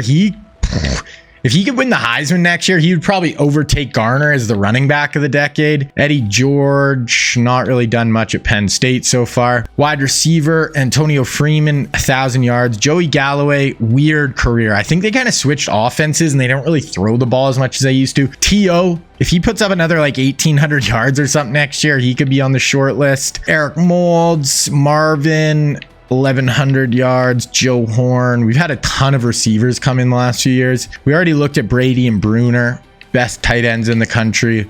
And Simeon Rice, how's he been? Not bad. Douglas, pretty good career. Carter, pretty good at OU. How is Vrabel this year? Because I know he's a first team All-American last year. Yeah, he's had 15 sacks already in 2 seasons. That's huge. Warren Sapp is going to be done. Only finished with 7 sacks on his career. Leroy Glover at 3.5. So it's hard to get sacks on the inside in this game through the Sims. Kevin Hardy won the Buckus a few years ago. Ray hasn't been a huge impact, but I mean, he's good to have in the middle of your defense. Corner, we already looked at Ty Law. He was pretty great over his career. Honestly, for defensive players, he's probably been as good as we've seen. Maybe I'll throw him on there just in case we don't have anybody else jump out. Free safety, Brian Dawkins, senior season. Torrey James at LSU. Strong safety, Lawyer Malloy, only a junior. Pretty freaking good career at Bama so far. So that's where we're sitting, guys. So now we're going to go to National Signing Day. And then we're just going to look at the coaches after the year's over. Okay, National Signing Day. So QB Brady out of nowhere ends up at Cal over Florida and Ohio State. Okay. Bulger and then Pennington ends up at Bama. That's a huge get for Bama. Wow, Brady at Cal. Jamal Lewis, Florida. Ron Dane, Ohio State. Thomas Jones, Georgia. Sean Alexander, NIU over Bama. Oh, his real life alma mater, and he's going to Northern Illinois. Warwick, so he's going to play with Pennington. Hall, Mississippi State. Darrell Jackson, Mississippi State. Coles, and then we'll see with Plaxico going to JMU. Tight end, we knew. Tackle, Samuels, Ohio State. That's big. DN, Courtney, we knew. John Abram going to Georgia. Ellis going to Florida. We knew, yeah, I think we know everybody else. And then strong safety, yeah, Grant going to Florida. I don't know if anybody, Florida, maybe Ohio State, Bama had a good one. I don't know if anybody jumped out. So Oklahoma, LSU, USC, Florida, Ohio State, Mississippi State, Notre Dame, Cal, Auburn, Georgia. Okay, we're going to advance to the 1996 season, and then we're going to look at the coaches and just kind of see who got fired, where everyone's at. Okay, 1996 season. Let's quickly look at the coaches, and then I'm going to make the next recruiting class. So Alvarez staying at Boise. Bobby Bowden comes back to FSU already on the hot seat. Mac Brown on the hot street at South Alabama. Carroll just okay in his first year at Colorado. Harbaugh safe for now at Arkansas. Woody Hayes obviously safe. Lou Holtz. If Lou Holtz gets fired at Notre Dame, he was so good. He's got 6 less wins than Woody Hayes. I don't know. Don James, Jimmy safe at Miami, Chip on the hot seat after 1 year at Illinois, Florida, obviously Urban safe, Nealon safe, back at the head coach at Tennessee. Okay, they rehired him. Ed Orgeron becomes a head coach at Oregon State. Tom Osborne. Okay, so what? I was tripping. I thought Osborne got fired. Someone got fired. Joe Pa. It's hard for me to keep track of all this. Nick Saban now head coach at Florida Atlantic. Bo Schembechler is now the head coach at Penn State after Joe Pa got fired. Okay. Howard Schnellenberger now the OC at Oklahoma. Kirby safe for now. Steve Spurrier now the head coach at Georgia Southern. Dabo the OC. Barry safe at Oklahoma. Whittingham at Army. So we had a ton of movement with coaches. Wild shit going on. I'm having trouble even keeping track of it all. That's where we sit, guys. I'm going to make the next recruiting class and we're going to get into the 96 season. All right. So start of the 96 season. Now remember, last year I actually made the 96 recruiting class with Brady and those guys. So this is the 95 class the year before. So those just got flipped, but 95 class, and we are in the 96 season. So let's hop into it. So going through, first we have a huge group of quarterbacks. We got 6 quarterbacks. A lot of them were just like good college players or high picks. 2 of them were kind of superstars for NFL and college though. First, Tim Couch, I believe he was the first overall pick in the NFL draft. He played at Kentucky. He's looking at Florida, Notre Dame, Ohio State, Nebraska, OU. We got Akili Smith, who played at Oregon. I think he was like the 8th overall pick. Big guy, 6'3", 230. He's from San Diego, California. He's looking at Florida, Alabama, LSU, A&M, Georgia. We got Brock Heward, who played at University of Washington. He's from the state. Was like a 3rd round pick in the NFL draft, but like the year before he got drafted, going into his senior year, he was projected to be like a top 10 pick. Big guy, big arm. He's looking at Florida, LSU, Ohio State, BYU, Auburn. We got Aaron Brooks. Now, Brooks played at Virginia. He played it for New Orleans in the NFL. He's looking at Ohio State, Florida, LSU, Texas. Then we got Donovan McNabb, was like the 2nd overall pick, I believe, out of Syracuse. Chicago, Illinois. Big guy, played forever for the Eagles and a bit for the Skins. Florida, LSU, Ohio State, Texas, Mississippi State. And then last is Dante Culpepper, 6'4", like 255, 260, just absolute beast of a man. Played at UCF, and then with the Vikings with Randy Moss. He's looking at Florida, Florida State, Miami, LSU, UCF. Okay, if we go to running backs, we got 2 unbelievable ones. We got first Edgerrin James from the state of Florida, played at the U, played with the Colts in the NFL. Most was kind of his big team. He's looking at Florida, the U, Ohio State, Georgia, Notre Dame. Then we got Ricky Williams, stud at Texas. Got, the Saints traded their whole draft class for him. He's actually from California though, even though he did play for the Longhorns. He's looking at USC, UCLA, Cal, Stanford, UW. The last one's Kevin Falk, kind of a receiving back from Louisiana, played at LSU, played with the Patriots in the NFL. He's looking at LSU, Bama, Florida, A&M, Tennessee. Okay, going down to wide receivers, and we got 3 of them. Yeah, we got 3. So first, Donald Driver, played at Alcorn State. He's from Houston, Texas. He's looking at A&M, LSU, Arkansas, Mississippi State. We got Torrey Holt from North Carolina. He played at North Carolina State. He's looking at kind of the big boys: Florida, Ohio State, Notre Dame, Mississippi State, Georgia. And the last is David Boston, who played at Ohio State. He's from Humble, Texas. Absolute beast. I kind of compare him almost to like a DK Metcalf type, where he's just absolutely huge, running a straight line, get downfield. So he's looking at A&M, Texas, OU, LSU, Nebraska. Then we have no tight ends. We only have one offensive lineman, and it's a guard, Damian Woody, Centralville, Virginia. He played at Boston College. He's looking at Florida, LSU, Mississippi State, Notre Dame. He's like a commentator on ESPN and stuff right now as well. Defensive end, we got a few nice ones. We got Patrick Kern. He played a long time in the league. He played at Virginia. Big guy, 6'5", 270. He's looking at Ole Miss, Miami, Pitt, Florida. A lot of like ACC, SEC schools. We got Javon Curse. He played at Florida. He's from Fort Myers, Florida. You know, the freak, Javon Curse, played for the Titans, was his big team in the NFL. He's looking at Florida, the U, Georgia, Alabama. Then we got defensive ends. We got Joey Porter. Now, he's from Bakersville, California. He played at Colorado State. He's looking at bigger schools right now, though: Bama, Florida, Ole Miss, Pitt, Miami. So that's where he's leaning. We only have one D tackle. This is Anthony McFarland, or Booger McFarland, another commentator on ESPN.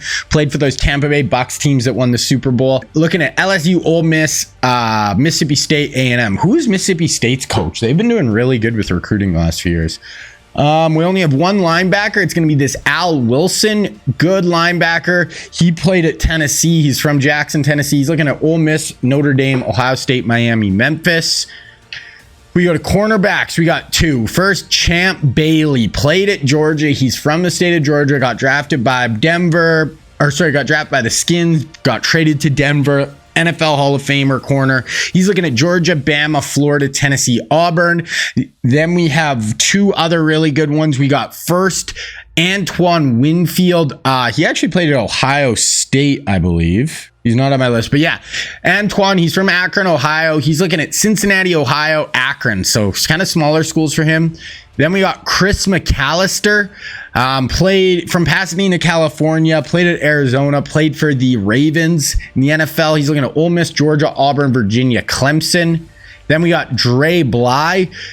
Good college corner, good NFL corner. He's from Virginia, played at North Carolina. He's looking at Notre Dame, Ohio State, Alabama. So that is it, guys. That is the list of our players. Pretty good recruiting class. A lot of QBs that we'll see spread around the country. All right, so here we are at the start of that 96 season. So we quickly go through all our preseason stuff. So LSU, number one team in the country preseason. Ohio State, A+. And they are the defending national champs. UCLA in third. Don't look amazing, though. Florida looks really good. Washington looks pretty good. Miami looks pretty good. Oklahoma looks pretty good. Arkansas, Mississippi State looks not bad. Nebraska looks pretty good. Bama looks pretty good, actually. Notre Dame looks really good. Georgia, A. Army, A. A- Tennessee. We'll check them. So that's kind of the big guys right now. Looking like Ohio State, Florida, and Notre Dame are the best teams on paper. Once again, been like that a while now. Lawrence Phillips, he has a chance to get on our list for sure of best player of the decade. If he'd probably take off Charlie Garner if he has a really big year. Corey Dillon, he's had a really good few years at UW as well. Let's look at some of these rosters. Bama, Lawyer Malloy. They're good. Who's their QB? Yeah, they got a good QB, and they got Chad Pennington for next year. So Bama, we might see a bit of a resurgence for them. Arkansas has got a couple of really good senior QBs. So Arkansas could be dangerous this year. They're going to have really good QB play. Cal. This is where our boy Tom Brady went, and he's going to start as a true freshman. He's a nice senior receiver, but not a ton else. So yeah, we'll have to see with him. Florida, Terrell Owens, Hardy, Abrams, two QBs. Did they lose? Okay, so Danny Cannell left, but they're going to have Plummer for 3 years unless he leaves early. Playing with Terrell Owens. Yeah, a couple of just seniors this year. He'll have Ike Hilliard next year. So yeah, Florida has a chance to go win another one for sure. Florida State has not really been doing it. Georgia looks pretty good. Rondé. good QB for this year, but okay, this guy Mike Carter could turn into a pretty good player. Keep going down. LSU, #1 team right now. Musha Muhammad, they got work done. Another good receiver. Who is their QB though? 88. So this guy's only a sophomore, so he could turn out to be a really good player over the next few years. So keep our eye on LSU for sure. Miami, they got Tony Banks as a senior. I mean, you just have that. You have some other good. You have a 94 running back. How are his pass catchers? His pass catchers are decent. Oh my God, he's got 2, 6, 7 receivers. Anthony and Adams and James Robinson are both 6'7". Jeez, so he's got some huge pass catchers. Michigan looks all right. Nebraska, yeah, they got 2 just super studs on offense with Phillips and Moss. I don't know, they have Cobb, an okay QB, but nothing special. I don't think Randy's gonna ever put up huge stats just in that offense. Notre Dame, Greg Jones at QB. Okay, they got Mark Bulger, so Bulger will probably start in 2 years. Because this Jones is only a junior. Tiki Barber at running back, Bullware, Sean Springs. Yeah, this team's good. This team's good. Who's their receivers? Damien's okay. Some couple of juniors is their best 2 weapons. So they're going to need another recruit in here. But yeah, Notre Dame not going anywhere. Ohio State defending national champs. They got Molds. They have King. They have Ron Dane coming in who will start next year. They got Matt Hasselbeck looking like he could be a 3-year starter. They got Molds. Oh, all their weapons are seniors right now. So they're going to have to recruit a receiver here. And there's only 3 receivers in this draft class. Not really the year to need a receiver. Oklahoma, good QB. I mean, this guy's only a sophomore, junior. Wide receivers, pretty good, honestly. Lavernius Coles. Got some running backs in. Yeah, I mean, this OU team could definitely do some damage. Penn State, Texas, not really much. Tennessee, they have Darren Sharper. A&M, they're decent, but definitely have fallen quite a bit here. UCLA made the Natty last year, and they still have some players. For sure. And they got this Wilkerson guy, just this huge quarterback. 6'5", 230, ran for 870 yards last year. USC, Mike Allstott, Amari Toomer are their 2 best players. Other than that, they're just kind of, I don't know. USC has just never quite done it over this. They got a good freshman, this Taylor Matthews. So that's where SC is. Team I want to look at, those Syracuse, I missed them. We got to keep our eye on them. They have Price and Manning. They have like some decent players. Sophomore, freshman here. So yeah, let's see if Peyton can put up some big stats this year. Okay, so that is our preseason, guys. We are going to sim now till week 9. Okay, here we are in week 9. Midpoint of the season, we're going to go through the recruiting really quick here. So Kim Couch going to Florida. Keely Smith looking like Virginia or Georgia or New Mexico. Brock Heward going to Florida. Aaron Brooks going to Ohio State. Donovan, don't go to Florida. Okay, he's barely getting recruited right now. Dante looking like the U or Florida State. Those would both be cool. Running back Edge going to the U, his alma mater. Ricky looking like UW or Colorado State or Utah. I kind of hope he goes to UW. Kevin Falk going to LSU, his real life alma mater.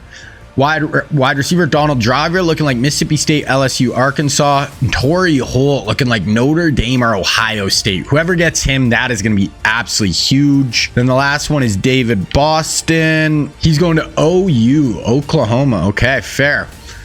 That's a nice pickup for them. Guard Damian Woody looking like Notre Dame, Florida, Mississippi State. DN Kearney, Bama, Miami. Javon Curse, Ole Miss, Florida, Georgia. Joey Porter, Miami or Florida. D tackle Booger McFarland, Virginia, Ole Miss, Mississippi State, Louisiana Tech. Al Wilson going to Notre Dame. Corner Champ Bailey, either Georgia or Tennessee.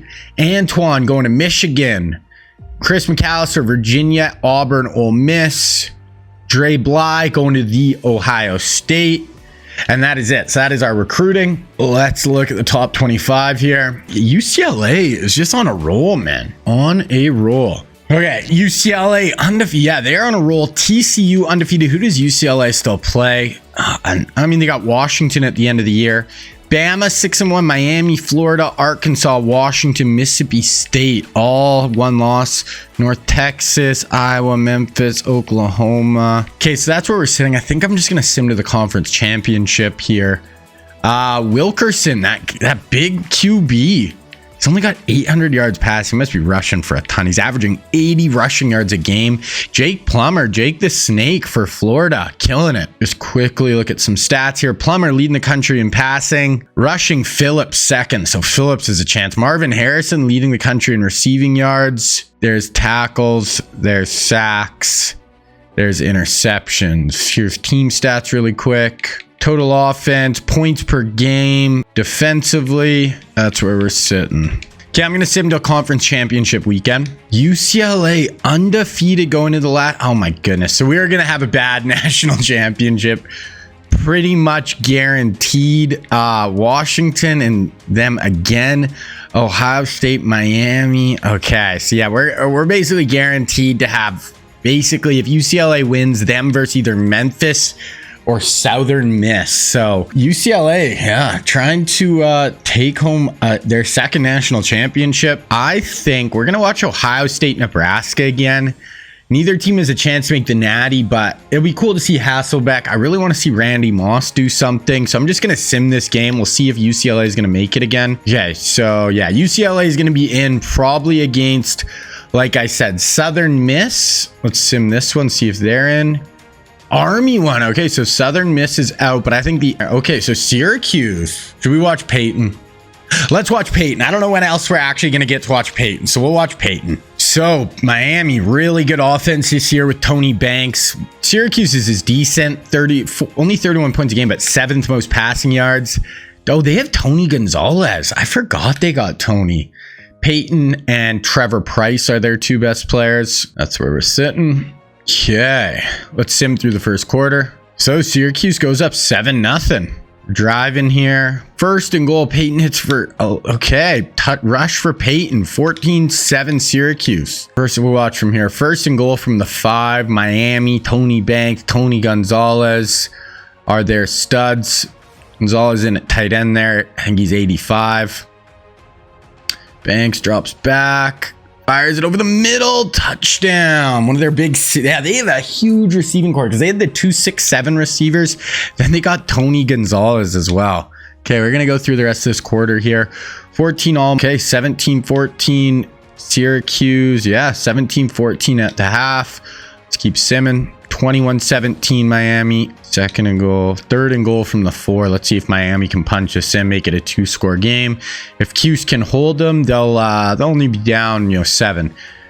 Toss. Ooh, that corner took a bad one. Okay, let's keep going. Oh, Miami's driving again. Okay, so Miami kind of taking it to him a little bit here. Peyton. I want to see Peyton at least throw a pass. 2nd and 10, 1st and 10, 2nd and 4, 3rd and 7. Okay, let's see Peyton here. In at QB for Cuse in shotgun spread look here. Can they get a score? Peyton. Oh my gosh. Guys, come on. You run draw with Peyton Manning? Don't love that. Don't love that. Oh, he does pass it there. Now they're just running. They're down. Yeah. Oh, Peyton. Oh, Peyton just 56-yard touchdown. Okay, they're down 12. Onside kick recovered by Miami. 3rd and 23 here. I mean, they're down 10 with 3:39 left. Who knows? You got to stop here. Give Peyton Manning the ball for the Orangemen. See what happens. It's back. Ooh. Oh. What an effort. Wow. Okay, so that's going to do it. Anthony Adams on 3rd and 24, and that's why you have a bunch of 6-7 weapons there. Yeah, that's it. Miami beat Syracuse to win the ACC. So Peyton 309, 1 touchdown. Miami, Tony Banks 302. Burks had a big day on the ground. Tony Gonzalez didn't do much through the air. Okay, we're just going to advance to bowl season here, so it's probably going to be UCLA against... Wasn't Southern Miss is the other undefeated school? I can't remember, but... Not going to be the best game unless someone else kind of overtakes them and plays UCLA. And if not, UCLA has a chance to win their second natty of the sim. Wilkerson, UCLA QB, wins the Heisman. Over 1,000 yards rushing. Lawrence Phillips gets second. We got to keep our eye on Wilkerson. If he wins the Natty this year, he'll have won a Heisman, won a Natty, made another Natty. So let's see here. Who do they play? They play Memphis. So probably not going to be a super competitive game, but you never know. 13-0, Miami. I would have put in Miami with Banks and Gonzalez, but there it is. Okay, we're Memphis versus UCLA National Championship. So that's where we're sitting. Both like really good defenses, honestly. But I mean, obviously UCLA is playing a much tougher schedule, and they have the Heisman Trophy winner. Yeah, like their best player is an 86 overall for Memphis. UCLA trying to kind of backdoor into a national championship here. They did win one, didn't they? Yeah, they beat Maryland in 1989. So it's been a long time. It's 1996 now, so been a while. But then they made one. But they did, yeah, they made the one last year, and they could have made the previous two. So they're on a bit of a roll right here. They got to get it done, though. I mean, last year they played Ohio State. This is obviously a much different test. Okay, we're going to sim through the first quarter. Memphis, 7-7. UCLA, 14-7. UCLA ball again. They just run it, man. 4th and 5. No, they missed the field goal. Memphis, got to do something here. No. Okay, I'm going to go to the third quarter. 14-all. Memphis is making this a game. 21-14 UCLA. Memphis 21-all. They're doing work here. 1st and 10, 3rd and 4. Okay, let's watch this 3rd and 4 here for UCLA and Wilkerson. Their big QB in, running speed option. Oh, couldn't quite turn the corner there. He is a big 47. Like he has a chance to go over 11. Oh, they're going for 1,100 yards on the year. Heisman Trophy winner at UCLA, playing in this kind of Nebraska type offense. Hands it off, gets downhill, picks it up. But I mean, Memphis has them, giving them all they can handle right here. So who knows? 7 yards, Wilkerson drop, 1st and 10, 2nd and 3, 1st and goal, 2nd and goal, 3rd and goal from the 3-yard line. They're 9 of 15 on 3rd down. Can they punch us in? The Bruins. Wilkerson. Oh, wow. They got really good penetration there. They're going to have to kick 3. Field goal good. Memphis. Can you do anything? No. 3rd and 14. 1st and 10. 3rd and 12. Let's see if Wilkerson can pass. He's definitely, I think he's passed for like 2,000 yards this year. So it's not his forte, but let's see what he's got. Drops back. Time. Oh, he's launching it. Down the field. Oh, that could have been picked off. Wilkerson's got 293 on the day, though. But Memphis has a chance right here. It's going to be, you're going to have to drive pretty far, but no, they're punting. Wilkerson can just ice it right here. Okay, 3rd and 7. You got a chance to ice this one if you're UCLA. Win a national championship with your Heisman Trophy winner at QB. Let's see if he can convert this big 3rd down. I hope this guy comes back for his senior year because we need some players of the decade, you know? Okay, drops back, slides, boom. That's a great throw. 3rd and 2. Okay, yeah, so 3rd and 6, 4th and 10. They missed another field goal. And Memphis has a chance to go win this thing right here. 1st and goal from the 7. What just happened? UCLA's kickers missed 2 chip shots and Memphis has a chance to win it right here. 2nd and goal, 30 seconds left. Drops back. Oh, that's a huge sack. 3rd and goal. We might get overtime here. They're hurrying to the line. Oh, they have no timeouts. Oh my goodness. If they get tackled in bounds here. Oh my goodness. Smiley is lucky he got that off. So Memphis is going to be able to kick a field goal. Good. It is tied up here. Wow. OT, 7 yards, 1st and 10 and 6. 1st and goal from the 4. Okay, let's see if UCLA can punch us in.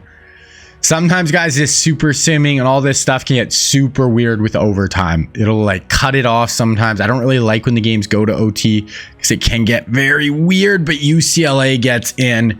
Pressure on Memphis, especially when it starts getting into later rounds. Yeah, it can get very odd. Extra point good. 2 yards, 10 yards, 3 yards, 3rd and 2. And they score. Okay. 2nd 11, 3rd and 6. Oh, this is... Okay, so they got 4th and 5. They're going to kick the field goal. So Memphis kicks a field goal. Now, if UCLA goes and scores a touchdown, they get a walk-off winner. And it is good. Okay, let's see here. 19 yards, first and goal. Okay, they got first, second and goal from... See, this is what I mean. How does Memphis have the ball again? They just kicked a field goal. This is where it gets weird. They're going to win right here. They just kicked a field goal and they get the ball back. I don't know. The OT is screwed up in this, guys. So somehow Memphis wins, even though they got 2 possessions in a row in OT. I don't know. Okay, so Memphis Tigers, national champs, UCLA, back-to-back heartbreaks. Like, how do you win by 10 in overtime? You can't, because you can't have multiple possessions like that. Yeah, that is so weird. I don't know. So Memphis kind of won. Honestly, UCLA probably should have won that. Because, yeah, they would have just had to go down and score a touchdown, and they would have actually won. But, okay. There we go. Memphis Tigers beat UCLA. Okay, I'm going to advance week here. Wow, I just don't know what happened there. The OT can be so weird. Like, I actually hate when the games go to overtime because it's just weird. Unless it, like, finishes on that first possession, it gets, like, confused on whose ball it should be. Like, you just literally gave Memphis the ball twice in a row there. And they just went down, scored twice in its game. Really excited for the new NCAA game to come out. We're not going to have to deal with, obviously, stuff like that. Okay, so Memphis wins. Here's the rest of the top 25. Miami, Florida, UCLA, Arkansas, Alabama, Nebraska. Heisman we saw. Let's look at All-Americans. Downing, Lawrence Phillips. How'd he finish? Walker again. Okay, yeah, he definitely passes Charlie Garner. So we're going to take out Garner and we're going to put in Lawrence Phillips. What a last 2 seasons. 6,100 yards. Keep going down. Orlando Pace, Trevor Price, Thomas Jones, freshman returner. Second team, Jake Plummer. Wow, what a start for him at Florida. Marvin Harrison, his senior year, had 1,600 yards. Walter Jones at Florida. Kevin Hardy had a good career. 2-time Butkus Awards winner. Honestly, maybe we'll throw him on. We'll see. We'll see. Yeah, I mean, he had a good career at Florida. Multiple-time Butkus Award winner. Let's look at freshman. Brady at Cal. 20. Okay, nice year for him. Jamal Lewis was that Florida? Yeah, Florida. Plaxico Burris at JMU at 1,200 yards. Dante Hall at Mississippi State at almost 1,000 yards. Samuels. Courtney Brown at Duke. Sean Ellis. Deltha O'Neal. Yeah, that's where we're sitting. So Plummer led the country in passing. Banks was up there. Lawrence Phillips, 2,300 yards. Marvin Harrison. So I wonder if T.O. got hurt. We'll have to look. Let's look at all players here. Because T.O. had a great year last year and Plummer led the country in passing. So it's weird that we didn't see T.O. on like any of the lists for anything. We'll look at that though. Here's team stats really quick. Offense, Arkansas, Miami, UCLA, Florida. Points, Miami, Southern Miss, Arkansas, Florida, TCU.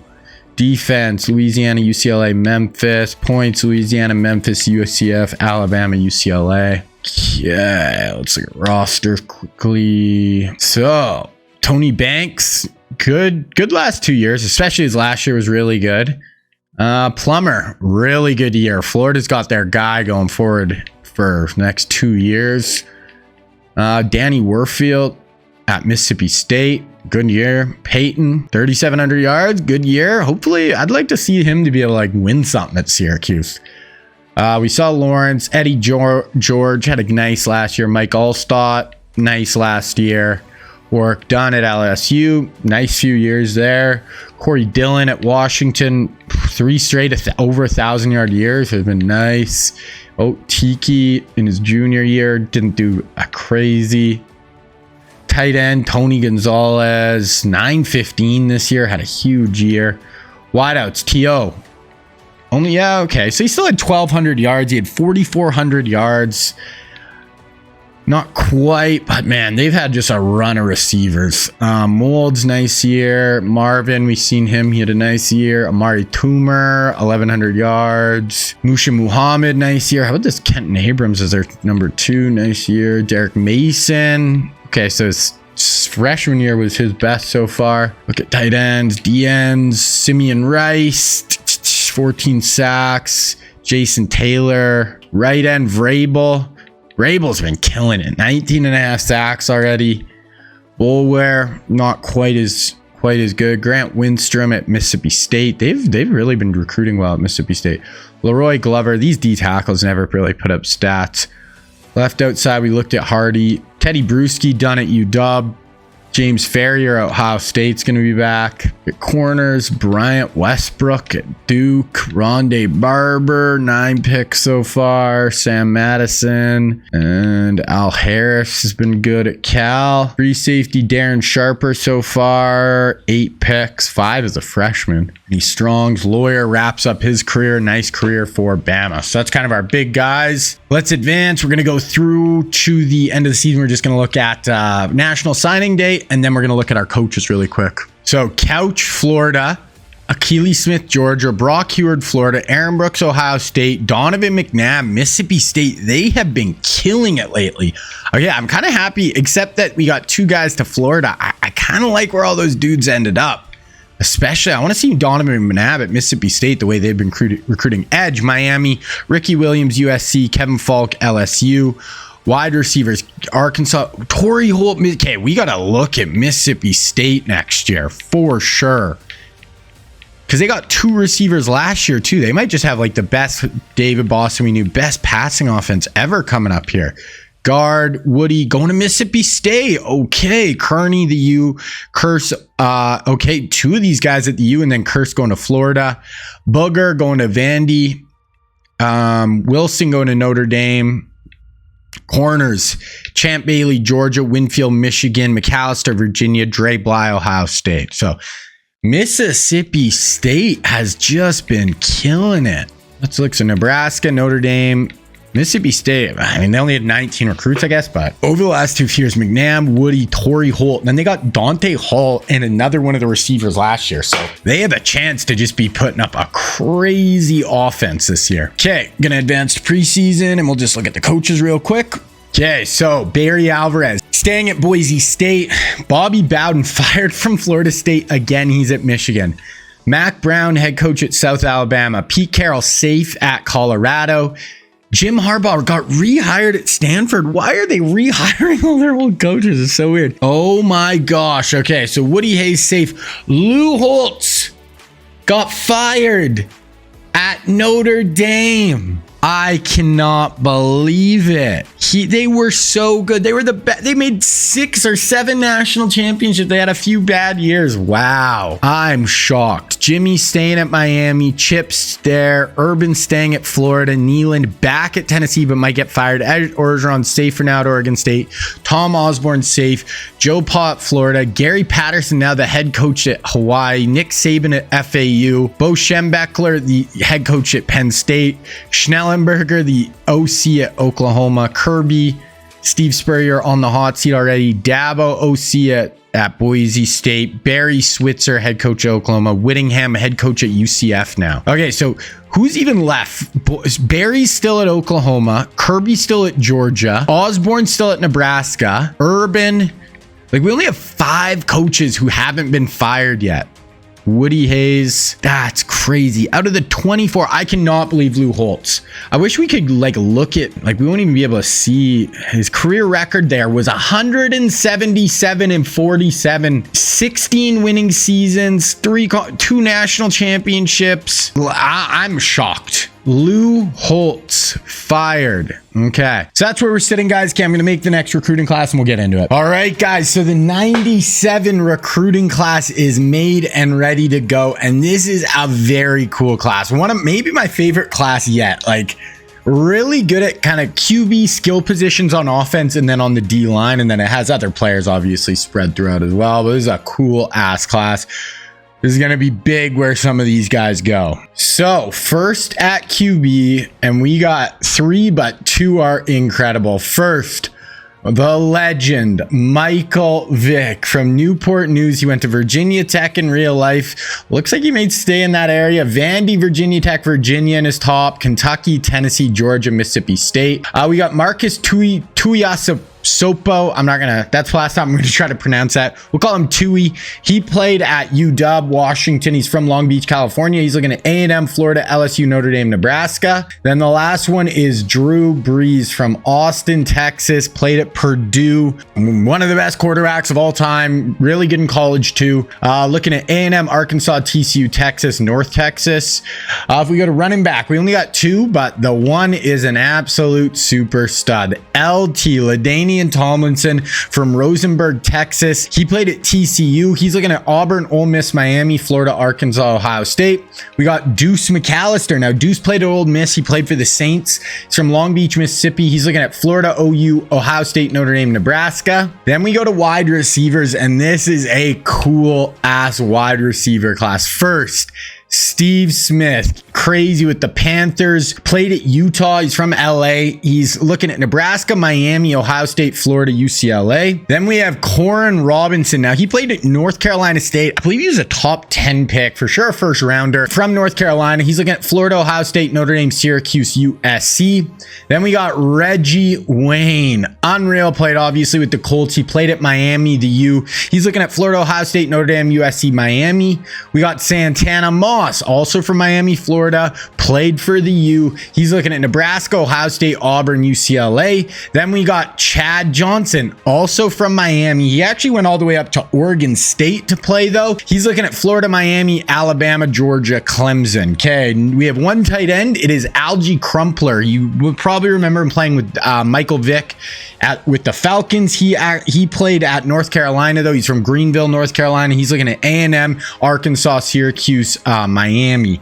If we go to tackles, we got two. We got Matt Light, who played at Purdue. He also played with New England Patriots for a long time. He's looking at Ohio State, Michigan, Penn State, Florida. Then the other one is Leonard Davis, one of the probably the biggest guy I've created so far. 6'6". He played at Texas, one of the biggest human beings ever. I believe he was a top 10 pick as well. He's looking at A&M, Oklahoma, Texas, Nebraska, LSU. We have one guard, one of the best guards of all time from Florida. He actually played at Michigan, though. It's Steve Hutchinson, played for the Seahawks and Vikings in the NFL. He's looking at Virginia Tech, Arkansas, Mizzou, Miami, North Carolina. We have no centers, but we go to defensive end. We got a couple. We got Andre Carter. He's from Denver, Colorado. He played at Mizzou. He's looking at Bama, Nebraska, Miami, Pitt. Then we got Richard Seymour. He's from South Carolina. He played at Georgia, top 10 pick by the Patriots. Was really good for them in their early Super Bowl runs. He's looking at Alabama, Nebraska, Michigan, the U, Oklahoma. And the last one's Justin Smith. Unreal in the NFL, played at Mizzou, was really good with the Bengals and 49ers. Big kind of run stuffing, pass rushing, defensive end. He's looking at Florida, LSU, USC, Texas, Miami. Then we go to D tackles. We got some good ones. We got Chris Jenkins, an absolute beast of a man from Michigan. He played at Maryland, though. He's looking at Georgia, Ohio State, Nebraska, LSU, Syracuse. We got Casey Hampton, who played at Texas, big nose tackle for those really good Steelers defenses in the 2000s. He's looking at Florida, Notre Dame, Ohio State, Nebraska, Bama. Last, Marcus Stroud, 6'6", played at Georgia for the Jags, huge, 6'6", 313. He's looking at Florida, Nebraska, Ohio State, Notre Dame, Oklahoma. Okay, now going to linebacker, we only have one. We got Dan Morgan from Florida. He played at the U. He's looking at South Carolina, Mississippi State, Ole Miss, Kentucky. We only have one corner. It's Nate Clements. He from Ohio, played at Ohio State. He's looking at Michigan, Ohio State, Notre Dame, Penn State. Then we have one safety, Adrian Wilson. He played at North Carolina State, but he was really good with the Cardinals in the NFL. Big guy, 6'3", 230. North Carolina, Clemson, North Carolina State, Virginia Tech, Georgia. So yeah, that is a cool class, guys. Some absolute beast receivers, quarterbacks, running backs, D linemen, really big in this one. Okay, we're going to advance to the 1997 season, start of. Okay, so here we are going to look at preseason polls first. So Florida, A+, Miami, A-, Arkansas looks decent, Bama looks decent, Nebraska looks pretty good, UCLA looks pretty good, Georgia looks pretty good, LSU looks decent, Ohio State looks good, Georgia, Army, Mississippi State, Oklahoma. Definitely got to look at Mississippi State. They're building a crazy young offense. Syracuse, Washington, Penn State, Notre Dame, A+. So our A+ is talent-wise are Notre Dame, Oklahoma, and Florida. Those are the only A pluses right now. Look at Heisman watch. Wilkerson won the Heisman, I think, 2 years ago. He's back for his senior year. If UCLA goes on a run, he's going to be a big part of it. We got Jake Plummer. I'm expecting some big stuff from Jake the Snake over the next few years at Florida. We got Jay Wise, Maurice. Yeah, so those are kind of the two at the top. Preseason All-Americans, Plummer, Ike Hilliard at Florida. So this is going to be his big weapon for him this year. Krutz, Orlando Pace, Walter Jones, Courtney Brown at Duke, who's only a sophomore. He had 7.5 sacks as a freshman. Trevor Price at Syracuse. It's kind of where we are there. Thomas Jones at returner. Wilkerson. We got Work Done. Big year last year at LSU. Plaxico Burress, who had a huge freshman year. Dante Hall, who had a huge freshman year. Faneca, Grant Windstrom, Brian Urlacher, Keith Brooking. Okay, that's kind of where we are there. Let's look at championship contenders. So Ohio State, right up the top. Oklahoma, wow. OU is building. Florida. LSU is looking really good. Mississippi State. UCLA is still hanging in there. Cal's going to be pretty good because they got Cal and Syracuse got Brady and Manning. So that's going to help them. Georgia looks decent. SC, meh. Miami's doing well recruiting. Notre Dame's really starting to fall off, and they just fired Lou Holtz, so we might see the downturn in Notre Dame. They were debatably the best team of the sim for the first 15 years, and now not looking so hot. Okay, we're gonna look at some rosters now. So Bama looks pretty good. Peter Warwick is their big guy, and they got Chad Pennington. So they got Pennington and Warwick, who's just gonna be a scary combo for a few years at Bama. Arkansas looks decent this year. Looks more heavy defense. Cal with Brady. So they got Brady, a 95 sophomore. Got a few receivers, I think. Yeah, a couple of decent receivers. So hopefully Brady can put up some numbers. Clemson has not really done anything. They're totally just falling off. Colorado, this is actually where Pete Carroll is. He might get fired, though. They don't have a great team. Florida, Jake Plummer, killing it. Madison, Ike Hilliard. Yeah, look at their QB room. They got Jake Plummer, they got Brock Heward and Tim Couch. They got Jamal Lewis coming as a sophomore. Wideouts, this is where they got 2 seniors and a bunch of just like young guys who are going to have to get better for Plummer. Yeah, but Florida going to be really good. Florida State, meh. Georgia, big running back, Rondé, Takeo Spikes. Do they have a QB? They got Akili Smith coming, and they got this guy's only a sophomore, so actually pretty good at QB. So Georgia could definitely make some noise upcoming here. LSU, Work Done. We got a good QB who's only a junior, so yeah, LSU could make some noise here. Miami, they have a chance. You know, they got Brian Greasy, only a junior.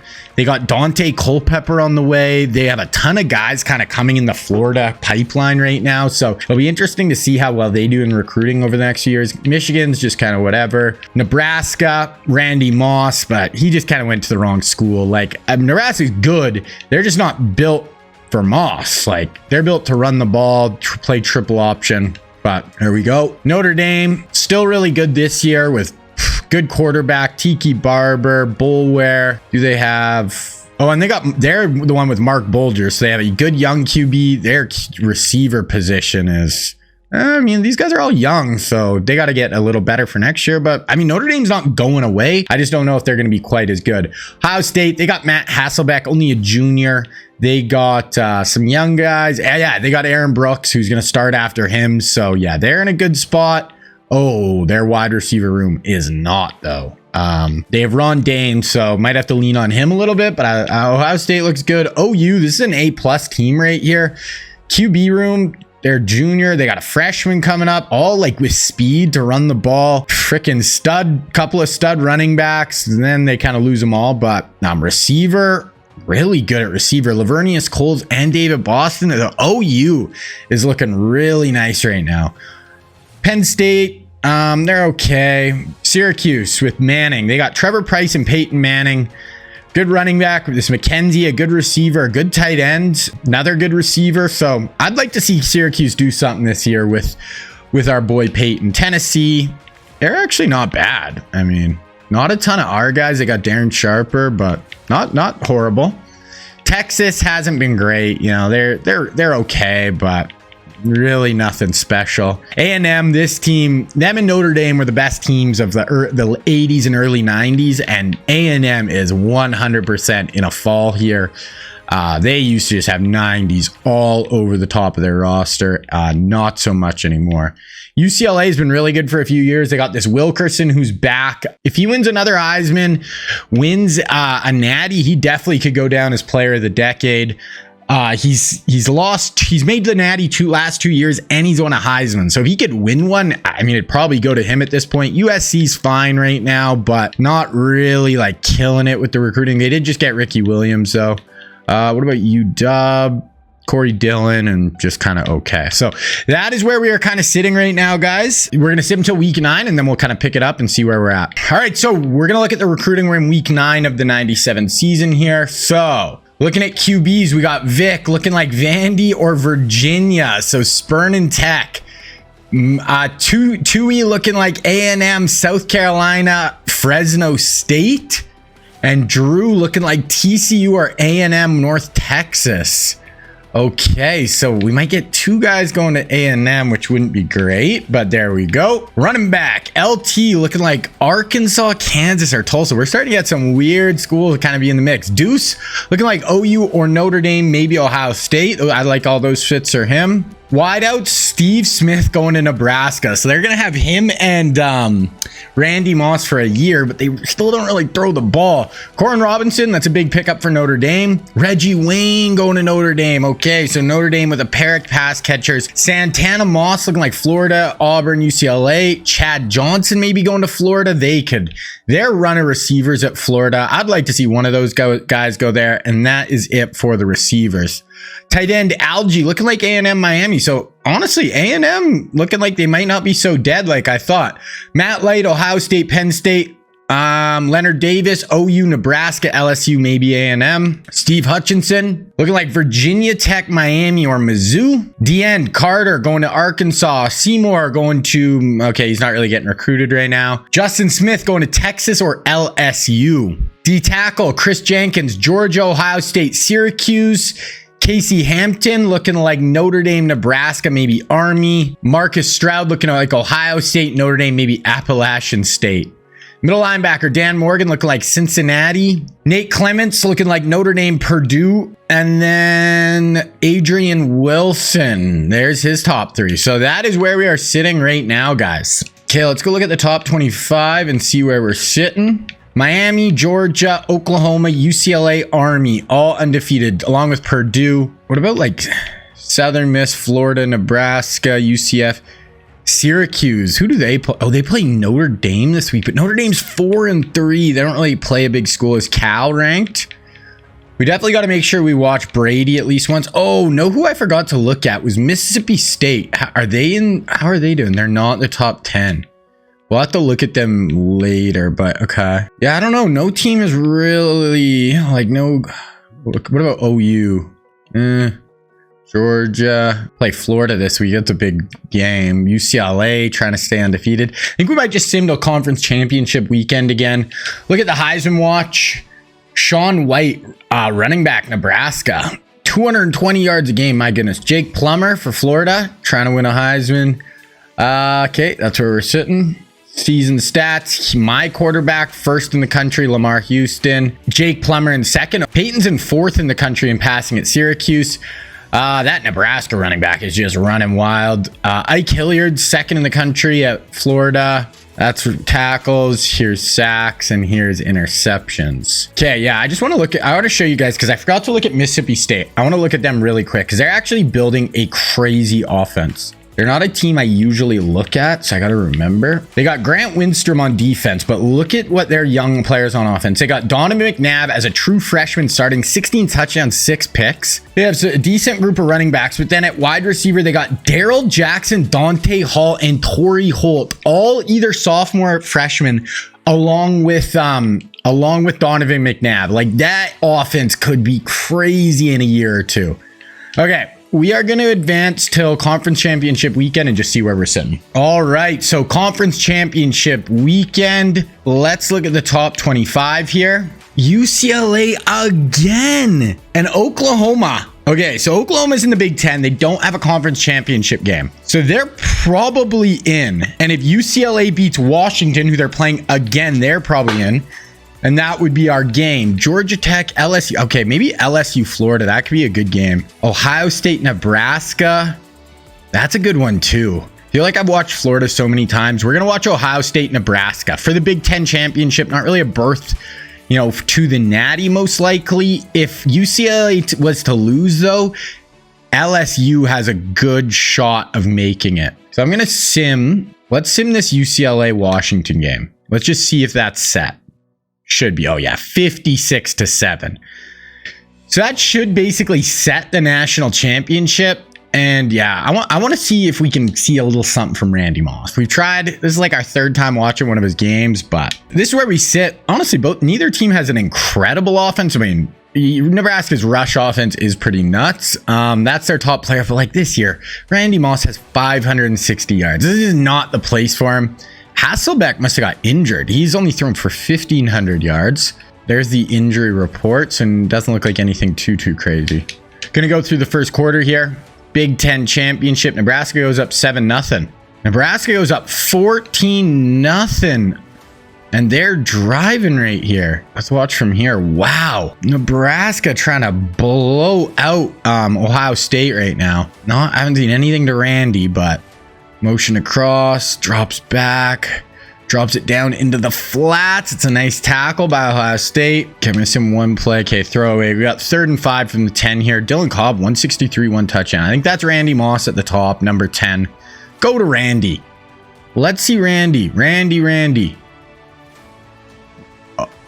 I'm going to assume he got hit as he threw because that was maybe the worst pass I've ever seen. But Nebraska trying to take a 17-0. They do 17-0 lead over Ohio State.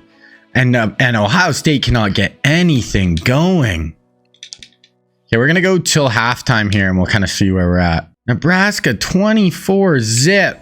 Ohio State just missed a field goal. Nebraska might score again here. 344-96. Nebraska is blowing these fools out. Cobb drops back. Oh, that was actually a really nice interception. Diving interception for the Ohio State corner. Okay. Hasselbeck throwaway. Okay, we got a 3rd and 6. We'll watch one of the plays for Ohio State. This is the last play of the half. Never mind. We're not going to watch any plays of Ohio State this half. Okay, let's just keep going here. Okay, we got Ohio State at the 5-yard line. We'll just watch this. You know, at least watch a little bit of this Ohio State offense. They're going empty here with Hasselbeck at QB. Matt, they're doing a freaking quarterback. Just a quarterback keeper QB draw up the middle with Matt Hasselbeck, and he gets in. But Nebraska just isn't stopping. 3rd and 3, 1st and 10, 2nd and 7. Okay, we'll watch this 3rd and 11. I just throw to Randy Moss. I don't even think he's on the field. Like, I don't know if he's injured. What's happening? They have the greatest receiver of all time, debatably, and he's had 500 yards receiving this year as a junior. He's going over the top. Not to Randy. That was actually a sick catch. Okay, so Randy's done nothing. Mike Singleton, unbelievable catch down to the 1-yard line. That's gonna do it. We're gonna get through this one now. Hasselbeck, yeah, okay, 31-14. No, it's over. 3rd and 6. Let's watch one more. Please go to Randy Moss. He's not out there. He must be injured. He must have got hurt. Watch a little bit of the wing tee offense. Motion the guy. We'll draw. Okay, 4th and 1. So Nebraska is going to get out of here with a conference championship win. We're going to go end of game. Nebraska gets it done. There we go. One of our only matchups left where our coaches are the OG coaches. We got Osborne still at Nebraska. We got Woody Hayes. We got Urban Meyer. I don't even know if we have anyone else left of our original coaches. I didn't think the coaches would get fired like this, like especially Lou Holtz. That one shocked me. Hasselbeck, I guess, had an okay day. Ron Dane got nothing going. Zach Allen, a freshman receiver, blew up. Okay, Randy actually played pretty good. 6 receptions, 93 yards, and 1 touchdown, just not when we were watching. Couldn't really get the run game going. This Cobb, he's a senior. He played really well. A couple of picks, but... So, it is going to be Oklahoma versus UCLA, almost 100%. Oklahoma has won. Have they only won one? No, they've won two. They won the very first one in 1980. And then they won again in 1992. I don't think they even made any other ones. No. So, and then this will be UCLA's third straight year making the national championship. So this is going to be really huge. We're going to see who wins the Heisman right here. Yeah, this is going to be obviously just massive. You know, OU trying to win their third national championship. Pretty spread out too, like all with different teams. 1980, it was like 87 and 90. Oh no, sorry. Yeah, this would be their third, but it was 80, 92, and now trying for 97. So Sean White wins the Heisman at Nebraska. Jake Plummer gets second at Florida. Work done on the list as well. Okay, yeah, so it is OU versus UCLA. Honestly, similar teams. OU's the better team on paper, but yeah, this UCLA team has been just on a roll over the last few years. So, I mean, you cannot count them out. They haven't got it done in the big game, but they've lost, like, because the year before too, in 1994, they were undefeated, I remember, and they lost to UW, who made it and won it. So this almost is their fourth year in a row making it. But yeah, we'll see what happens. So first on offense, points per game versus third. Both teams are much more run heavy. So that's kind of interesting, where UCLA also has the best defense in the country. Oklahoma's is not bad though at 11. There's the top players on each side. Injury report. There we go. So yeah, this kid, Wilkerson, just absolute huge. Won a Heisman. This is his third national title appearance as the starting quarterback. You know, if he's able to get this done, he's on our list for player of the decade so far for sure. He's almost like a Cam Newton type. Like, he's 6'5". He's ran for like over 800 yards 3 years in a row. Broke 1,000 the 1 year. Okay, we're going to go through the quarter. Oklahoma goes up 14-0. UCLA 14-7. Okay, we got a big 3rd and 10 for Oklahoma here. We got trips to the bottom of the screen. Shotgun look. Drops back. Fire. Ooh, that's a nice just out route along the sideline. Wise. Okay, I like this guy. Lavernius Cole is one of their 2 young receivers. They got Bubba Franks. Like, this Oklahoma team is not going anywhere. Okay, they're going to punt here though. 4th and inches. UCLA punts. Yep. OU running the ball. 3rd and 6. Get it. Okay. 1st and goal from the 9. 2nd goal from the 2. Let's see if OU can punch this in. 21-7 would be a big lead right here over UCLA. I form look.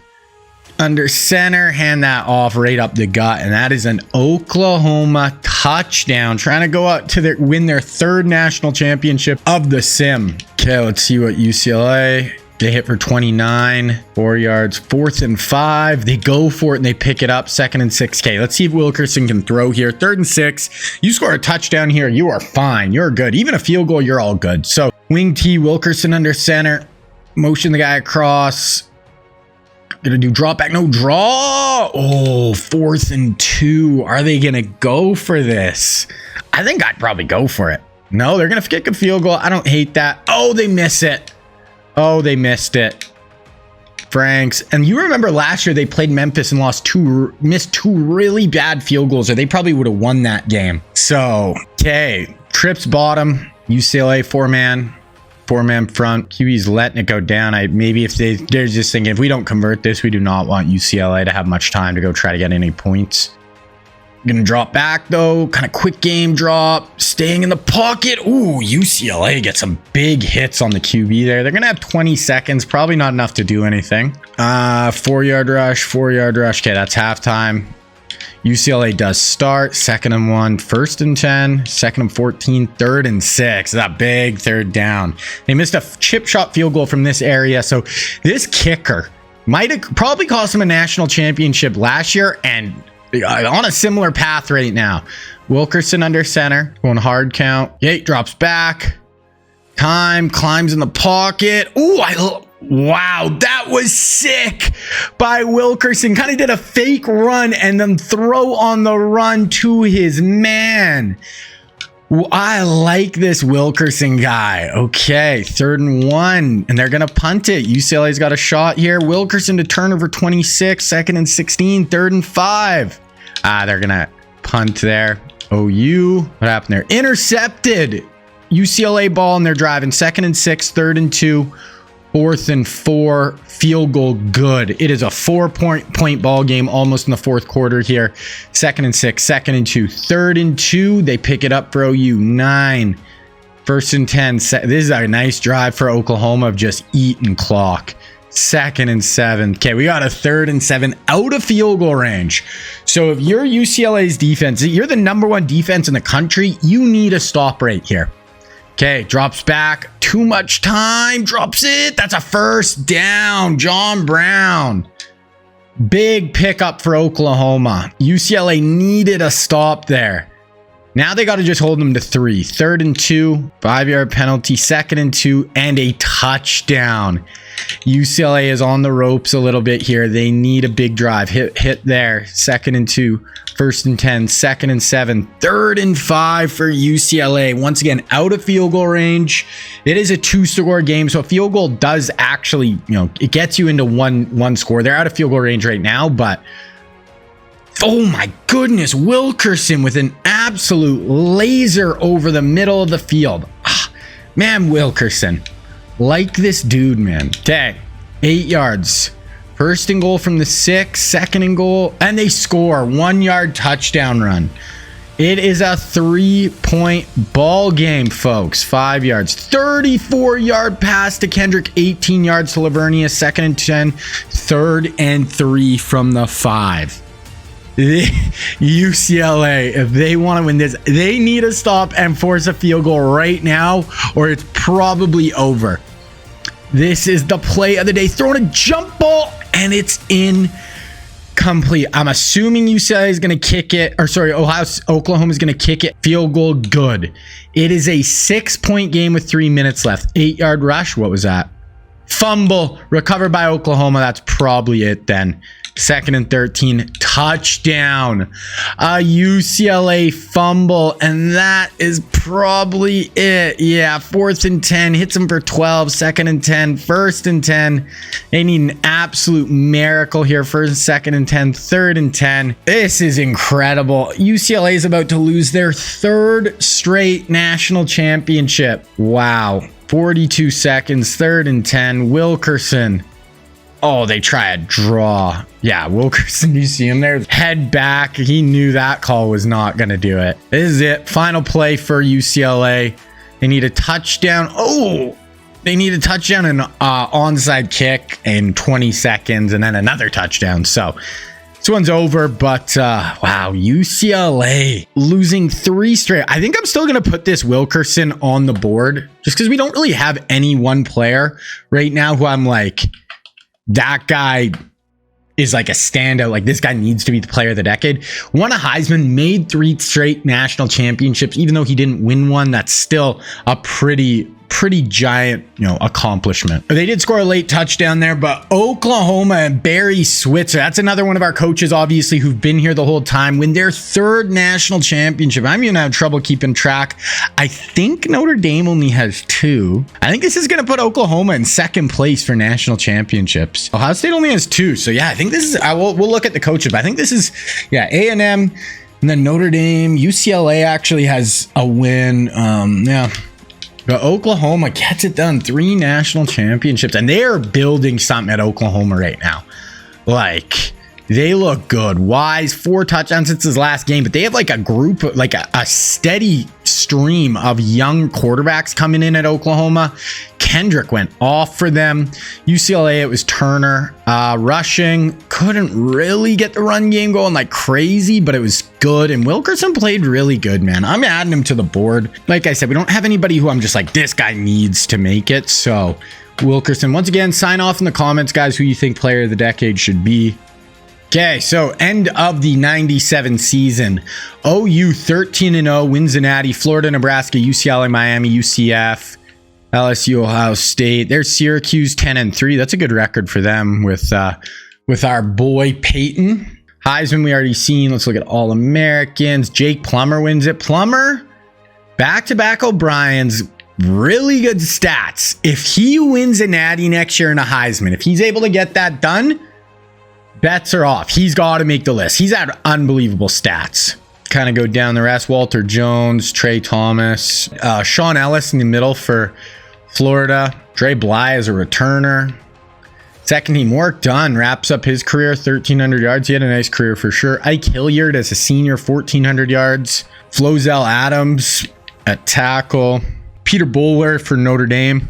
Going down, that's what we got. Freshman, Donovan McNabb. How do you do? 3,600 yards. Okay, I'm kind of open for Mississippi State too. They could do some cool stuff. Edrin, 1,282 is a freshman. Torrey Holt, 702 is a freshman. I like it. And that's the rest of our freshmen. Okay, let's look at Peyton Manning led the country in passing. Okay, White, 2,500 yards almost. My receiver on my Air Force team apparently is just unbelievable. Even though I don't recruit, I don't do anything. There's the sacks and here's the interceptions. Let's quickly look at team stats. So Oklahoma, 46 points per game. We got to think of teams of the decade too. Like this Oklahoma team, 13-0, led the country in scoring offense. Like that's a team that can be team of the decade. UCLA had the best defense in the country in points. Miami in yards. Oklahoma was up there though. Oklahoma teams, yeah, one of the teams for sure. Last thing here is we're gonna look at the rosters. We're just gonna look at some of our big guys and see how they did or if they're done. So Plumbers, if he comes back, man, he is a stud. 49 touchdowns. He also ran for 475 this year. Absolute stud. Hasselbeck also probably, hopefully comes back. Hopefully Peyton comes back. We could just have a group of QBs next year. Brady will be back for sure. Ryan Leaf at Vandy. I forgot about Leaf. How'd Brady do this year? 3,300 yards, 30 touchdowns. That's a good year. So yeah, oh man, I hope all those guys come back. Work done is done. Work done is done. Tiki Barber is done. Never rushed for 1,000 yards. Jeez. Ahmad Green at Iowa, 1,300 yards. Fred Taylor at Old Dominion. Kind of our main guys right now. Okay, receiver. Ike Hilliard, debatably the best receiver in the country this year. Had a good year. Randy Moss, just a total waste at Nebraska. Louisville. Nice year for Hines. Peter Warwick at Bama, 847. Would like a little more. Daryl Jackson at Mississippi State, 1,100 yards. Want to see Dante Hall he barely did anything at Mississippi State this year. Tony Gonzalez, how'd he do his last year? 634. Good year for him. He's the big tight end right now. Right end, we looked at Bulwer. How'd Grant Winstrom do? 6.5 sacks this year. Left end, Jason Taylor in his final year only had 3.5 sacks over his career. That is not great. Trevor Price, big tackle for Syracuse. Good career. Left outside, nothing really. Right outside, Keith Brooking at LSU. He actually had a really nice year. Middle, James Ferrier. Good career for Ohio State. He's done. Takeo Spike's going to be back for Georgia. Jeremiah Trotter will be back for TCU. Cornerback, Bryant Westbrook. 3 interceptions. Rondé, where he's at. Sam Madison. Charles Woodson. Not going to see much of him, like I said. Al Harris, good career. Sean Springs at Notre Dame. He's going to be gone. Yeah, pretty good group of corners, honestly, right now in the country. Darren Sharper. He had a decent amount of picks. He had a decent career for sure. Strong safety, nothing really major right now. So that is our positions, guys. Now we're going to go to the off season. We are going to look at National Signing Day, and then we're going to look at our coaches. Okay, National Signing Day. Let's see where all these dudes ended up. So QB Vic goes to Vandy. Okay. Tui goes to Fresno State. Breeze is at North Texas. Okay, so our QBs all went to tiny ass schools. LT Arkansas, Deuce McAllister, Ohio State, Steve Smith, Nebraska. We knew Corum, we knew Reggie, Santana, and Chad end up at Florida. Wow, Florida and Notre Dame just ran shit there. Tight end Algie going to Miami, Light going to Ohio State, Leonard Davis going to LSU, Hutch going to Miami. The ends, Carter, Arkansas, Seymour, Bama, Justin Smith, Texas. D tackle, Chris Jenkins, Georgia, Casey Hampton, Ohio State, Marcus Stroud, Ohio State. Wow, Ohio State. Middle linebacker, Dan Morgan, Maryland. Corners, Clements, Penn State. Strong safety, Adrian Wilson going to North Carolina. Let's look at the top classes. UW. Number one class: Ohio State, Florida, Miami, Texas, Penn State, Army, Duke, Nebraska, Bama. There's Notre Dame, Florida State. Yeah, that's kind of where we are sitting. UW, 12 4-stars. That's a big 4-star group. Okay, so that kind of wraps up the season. Now we are just going to go look at the coaches before the start of the 98 season, guys. So let's go look at our coaches, see if anybody got fired, anybody moved around, retired. That's the thing for the retirings. It's hard to even keep track and know if people are retired because they're just gone. Barry Alvarez safe for now at Boise State. Bobby Bowden safe for now at DC at Michigan. Mac Brown safe at South Alabama. Pete Carroll safe at Colorado. Harbaugh safe as the OC at Georgia. Woody Hayes safe at Ohio State. Lou Holt safe as the DC at Miami. Someone should give him a job. Don James safe. Jimmy Johnson safe at Miami. Chip slow at Illinois. Urban safe. Robert Nealon, second time at Tennessee, and he's on the hot seat again. Ed Orgeron, safe at Oregon State. Tom Osborne, safe at Nebraska. Joe Pa, new head coach at Stanford. Gary Patterson, safe after 1 year at Hawaii. Saban, safe at FAU. Shem Beckler, safe as the head coach at Penn State. Schnellenberger, new head coach at Georgia Tech. Kirby, safe. Steve Spurrier, now the OC at Ole Miss. Dabo, new head coach at, OC at Air Force. Barry Switzer, obviously safe at OU. Kyle Whittingham, new head coach at USF a few years ago, and he's safe. Okay, I want to just quickly look at who is the Natties. So yeah, OU has 3. Joe Pa has 1 at Penn State. Urban has 1 at Florida. Jimmy has 1 at Miami. Lou has 2 at Notre Dame. And Woody has 2 at Ohio State. So OU actually debatably the best team so far. 3 Natties. A&M has 4, but they don't have one of our coaches. Okay, now I'm going to make the 1998 recruiting class and we'll get into it. All right, guys, so 1998 recruiting class is made. Now, this is a good one again. I don't think it's quite as good as the last one, but pretty balanced. We got kind of good players throughout the whole thing. So, yeah, let's get into it. So, first up at QB, we got 4 of them. The first one is Antoine Randall Elliott. Now, you'll remember he actually was a wide receiver in the NFL for the Steelers, but he played QB in college. So, I think it'd be cool to play him at QB. Really, obviously, going to be fast and athletic. He played at Indiana. He's from Illinois, though.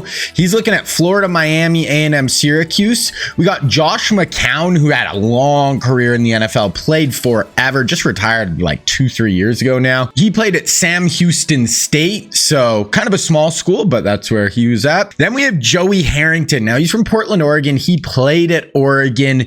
Really high pick in the NFL draft as well. I think he's top 10. Pretty good athlete, could move a little bit. Kind of a bust in the NFL, but was good in college. Then the last QB on our list is going to be David Carr, who was actually the first overall pick in the NFL draft. He played at Fresno State, was a bit of a bust, but obviously a really good college player. He looks like he's going to stay out on the West Coast: UCLA, USC, Cal, Stanford. Moving on to running backs, and we got a couple of good ones. First, Brian Westbrook. Now, he actually played at Villanova.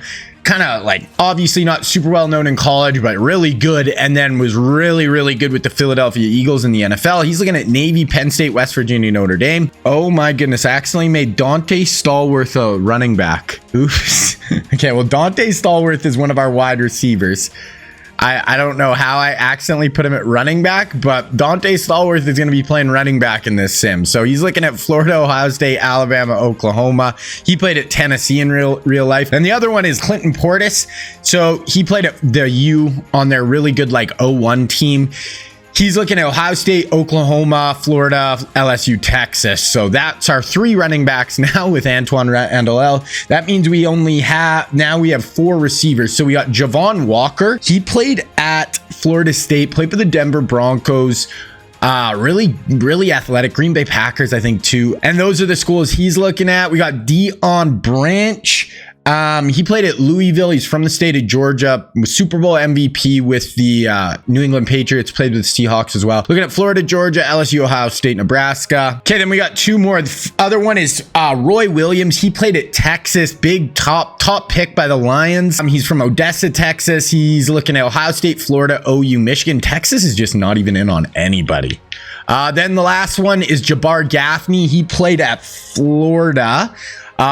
I think he was a first round pick or second round pick by the Patriots. He's looking at Florida, the U, Florida State, Alabama, Georgia. Okay, we have one tight end. It is Jeremy Shockey, also on that 01 Miami team that was really good with Portis.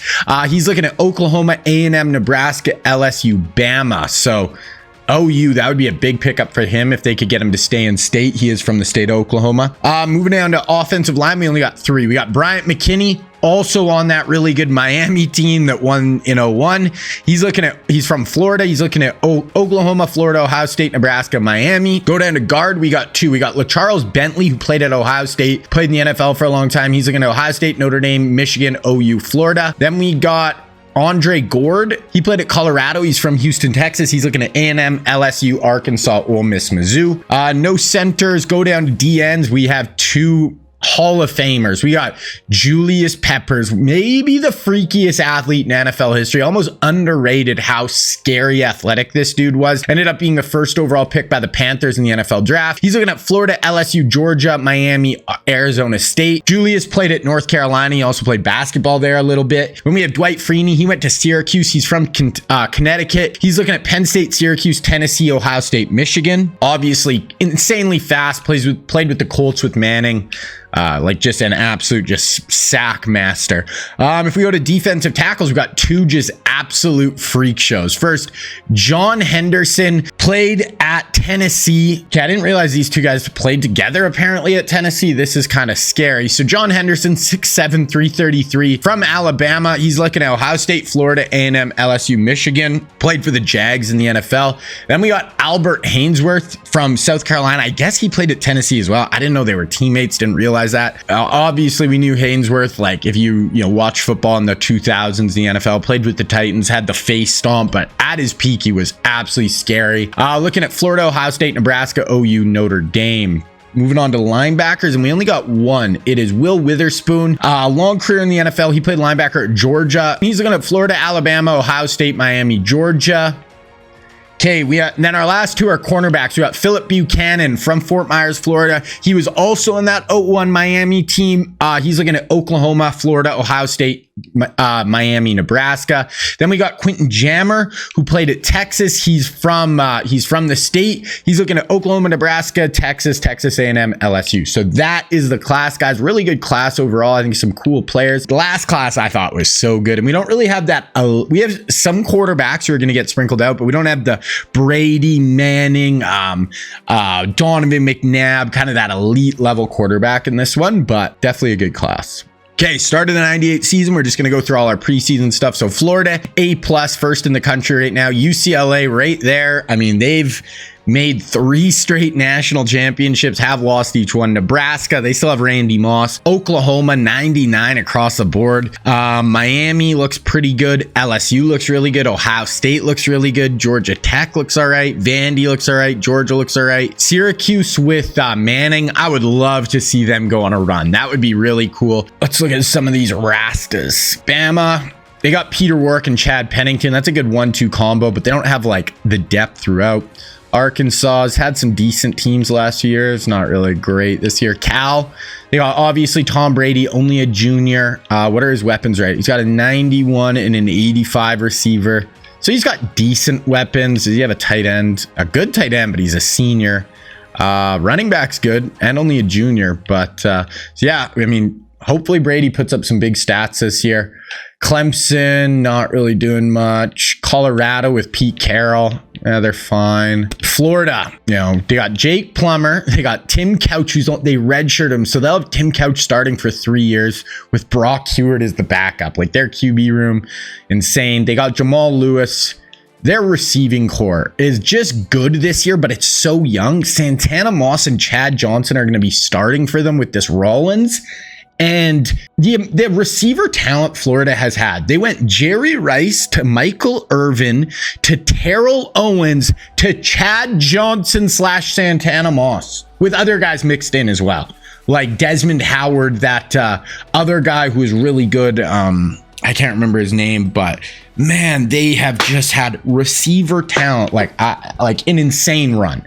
So Florida, They've only won one national championship, though, which has got to be a bit of a disappointment for how much talent they've had.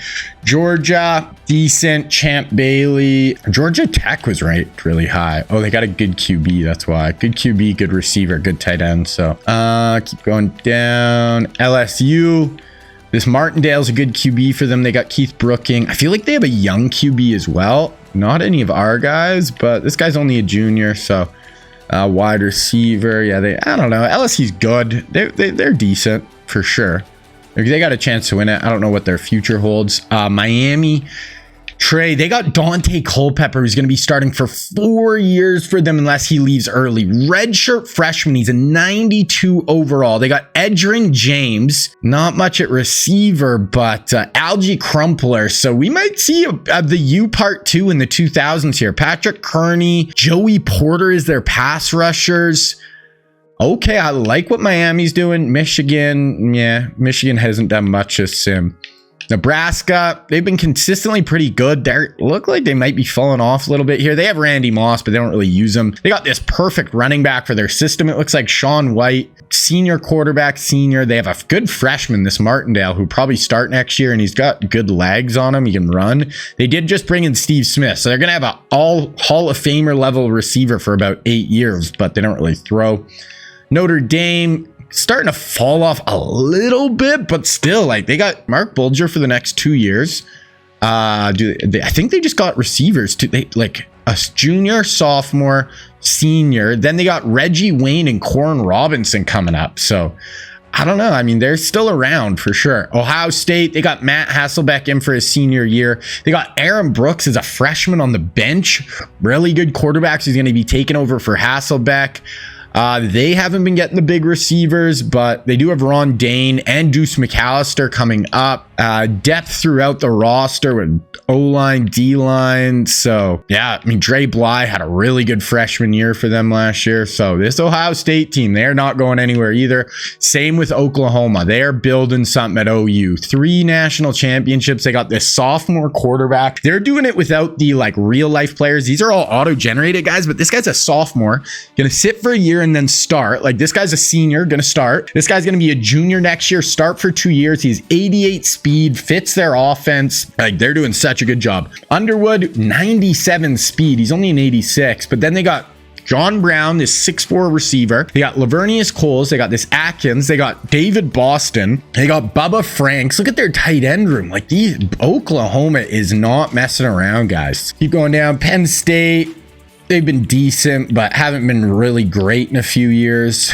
Oh, I want to look at Syracuse. Make sure I don't miss them. Syracuse. So Peyton, they got a 95. So Peyton in his senior year, they got a decent running back for the year.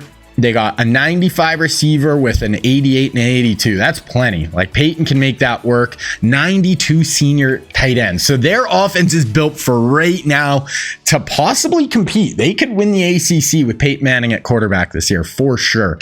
Tennessee, just okay. Texas, just nothing special. They have like good talent, but they've just not been getting those big time recruits really at all.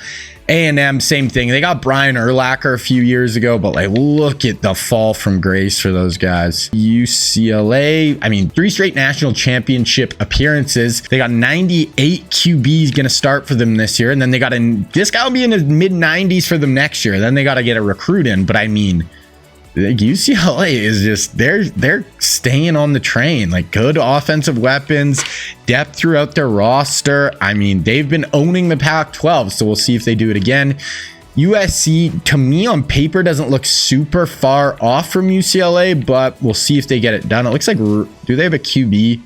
An 85 QB, this Powers, and then they got a young Ricky Williams coming up. Don't really have it much at wide receiver, but we'll see with USC. And Washington, yeah, they had a good run a few years ago, but they're kind of falling back to earth. So that is where we are looking like, guys. We have some cool teams. Oh, I always forget to look at Mississippi State. We're looking at them right now because they're important.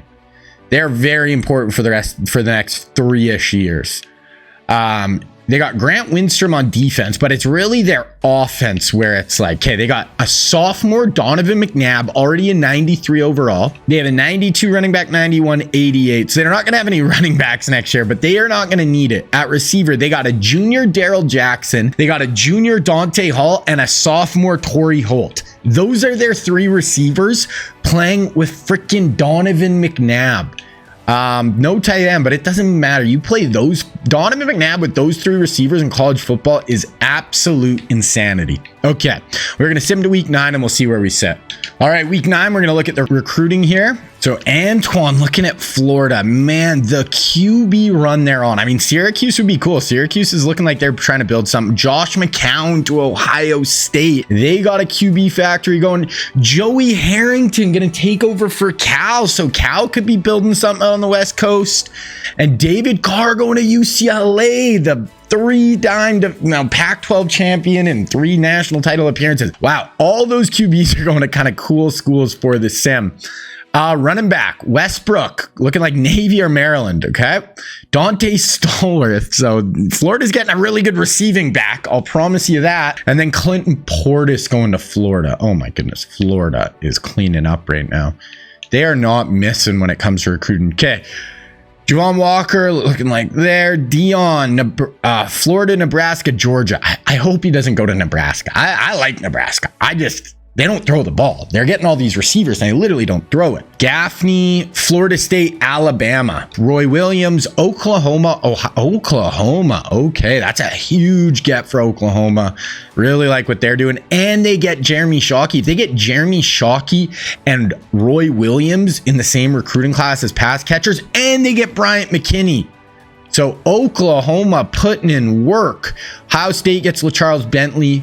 Gord is going to either Mizzou, Arkansas, Ole Miss, LSU. DN's Julius Peppers not getting recruited right now. Dwight Freeney, Penn State, Ohio State, Michigan. So kind of that northeast teams. Notice who we're not seeing at all. Anybody Notre Dame. They fired Lou Holtz, and that was the worst mistake they've ever made. John Henderson going to Ohio State. That'll really help the interior for them. And they might get Albert Hainsworth. He's going to Oklahoma or Ohio State. Outside linebacker, Witherspoon, Alabama, Miami. Corners, Buchanan, Ohio State, Miami, Western Kentucky, Florida. Quentin Jammer, Texas, Nebraska. That is a recruiting class. I like Ohio State, Florida, and Oklahoma really stood out to me. Right now, though, it's Penn State, Texas, UCLA, Oklahoma, Duke, Ohio State. A lot of these guys, you got to see how they finish up. And it's like, they can be doing good with our guys, but if they're not signing the auto-generated guys as well, that's obviously going to hurt their class. Okay, let's go look at the top 25. So UCLA, man, this team, they just win. And they don't even have a ranked opponent left. Ohio State, 6-0. They got Nebraska, Michigan State, Michigan late in the year. That's a tough schedule. Georgia Tech in the ACC. They got Miami, Duke, Georgia to end the year. Baylor. They got Texas and OU to end the year. Memphis. Out of the American Conference. Ugh. I hope they don't finish it. Texas having a big year. We don't see that much from them, but Florida, 1 loss. Who did they lose to? They lost first game of the year to USC. They got Georgia, Vandy, Bama, LSU, 1 loss, Miami, Nebraska, Army, Penn State, Oklahoma. Where was Syracuse? I'm pretty sure Syracuse. Syracuse is, I believe SU is Syracuse. They're 3-4. So we are not going to get to see a big time game from Manning this year, which is kind of unfortunate. But Cal, 6-1 with Brady.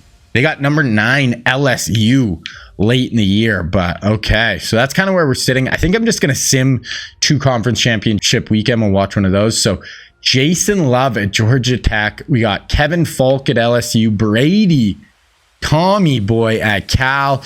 Tim Couch at Florida. So freaking Plummer must have got hurt. I was really hoping for him. Brady leading the country in passing.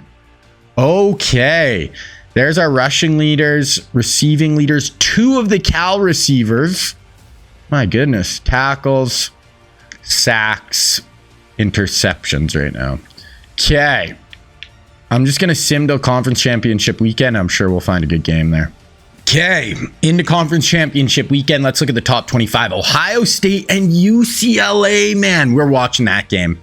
That's freaking Tom Brady. We're definitely watching that one. Nebraska versus Ohio State. Winner has a really good shot.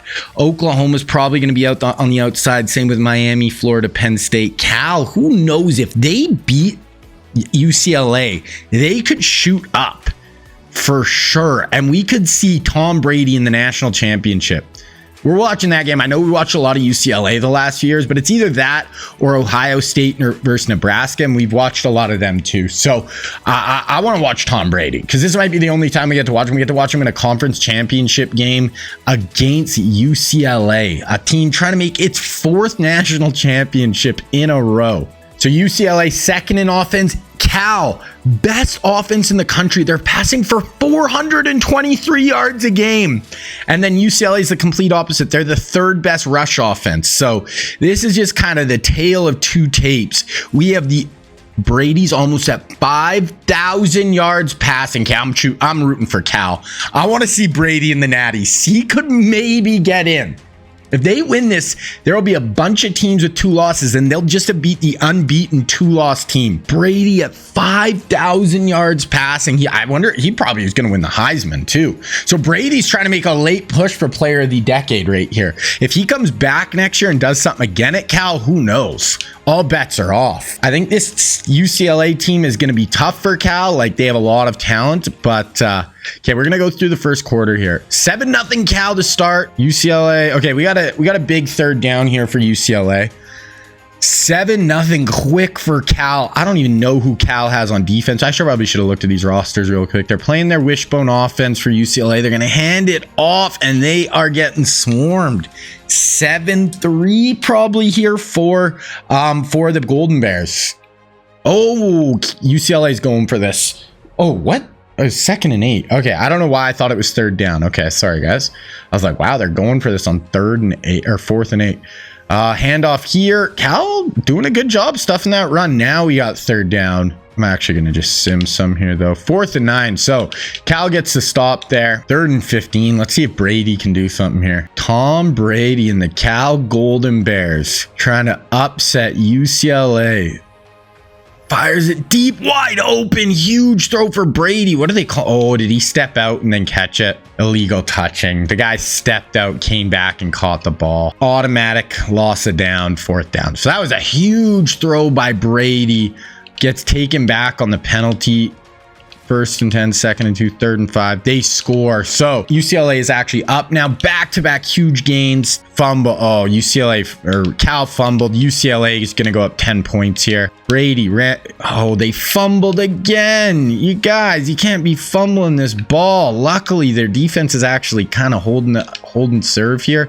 Brady sacked. 3rd and 15. Cal can't really get it going. They're shooting himself in the foot the whole 3rd quarter here. Okay.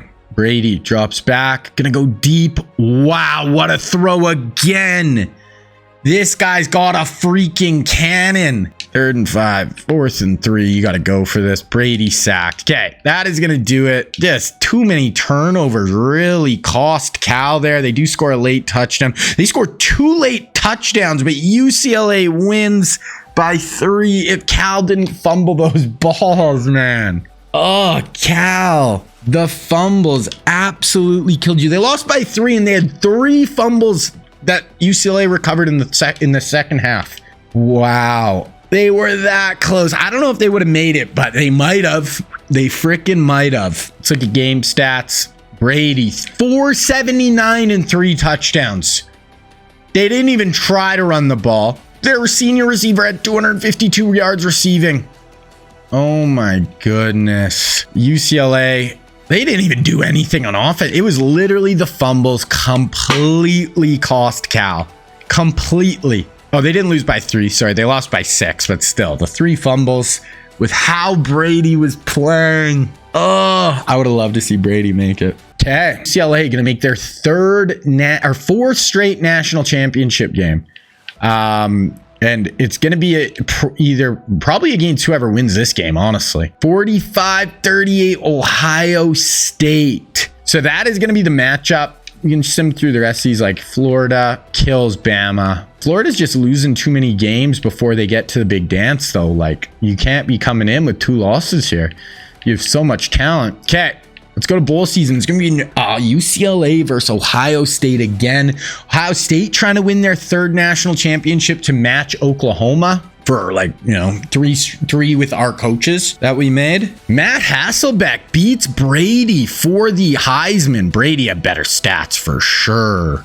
Sean White gets third. Ryan Leaf at Vanderbilt gets fourth. Hasselbeck. Okay. Was he the starter they won in 95? Let's see. Because if he was, he might be player of the decade if they win right here. So let's just quickly look at Ohio State. Matt Hasselbeck, third year starting. No, he wasn't the starter. Yeah, no, he wasn't. He was the backup that year. But, I mean, he's had a really good career. They got Ron Dane. Just kind of, we'll look at these rosters really quick. So, Clarence Browns, one safety's good. They got freaking 4 corners. They're good there. Linebackers, they're really freaking good. Yeah, no, they're really nice at linebacker. D tackle, pretty freaking good. Young guys too. Stroud and Hampton. Morgan at the end is nice. Really nice other D end. O-line, really good. Yeah, okay, yeah. This Ohio State team is very, very good. Matt Light, young guy. Honestly, the receivers are probably the worst part of their team. Running backs, they're loaded. They got freaking Heisman winner Matt Hasselbeck. They got Aaron Brooks. They just got another QB recruit as well, I believe. So Ohio State, I mean, they got to be the favorite. UCLA also just isn't performing in this game. They're a good team, obviously. They got a really good quarterback. Couple of nice running backs. Wideouts are like solid. O-line is like good. Their O-line is like pretty, yeah. I mean, they're kind of like really good or kind of shitty in some spots. D-line is good, but definitely defensively, Ohio State, that's going to be the big difference. Ohio State's defense is just much more talented.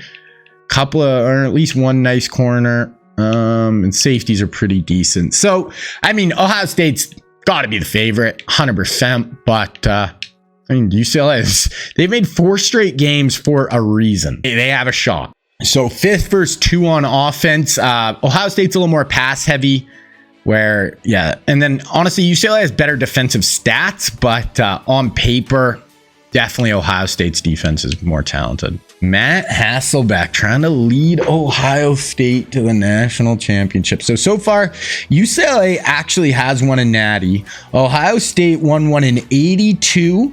And then won another one in 95. And then they're trying to win one here. I think they made at least one. They've made 2 other ones. So Ohio State has been really good through the whole sim. I did not mean to kick this off. Then UCLA, they're trying to win their second. They won in 1989. And now they've made 4 in a row, but they've lost 3. They're basically doing what the Bills did in the early 90s in the Super Bowl. But they're trying to not lose 4 in a row, basically here. So we're going to sim through the first quarter here, just kind of punting back and forth, but Ohio State is driving and they do score here. So Ohio State takes the lead. We're going to keep simming here. I want to kind of get into the second half. Okay.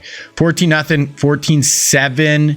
Actually, in UCLA's driving, they hit a freaking 5 huge pass plays in a row, and Ohio State or UCLA ties this up right before the half. Okay, I'm gonna go till the 4th or just hop in here. So 2nd and 2, 1st and 10, 2nd and 8, 3rd and 4 here for UCLA. Ohio State, you need to stop here. UCLA, a couple of nice drives here. Gonna hand it off.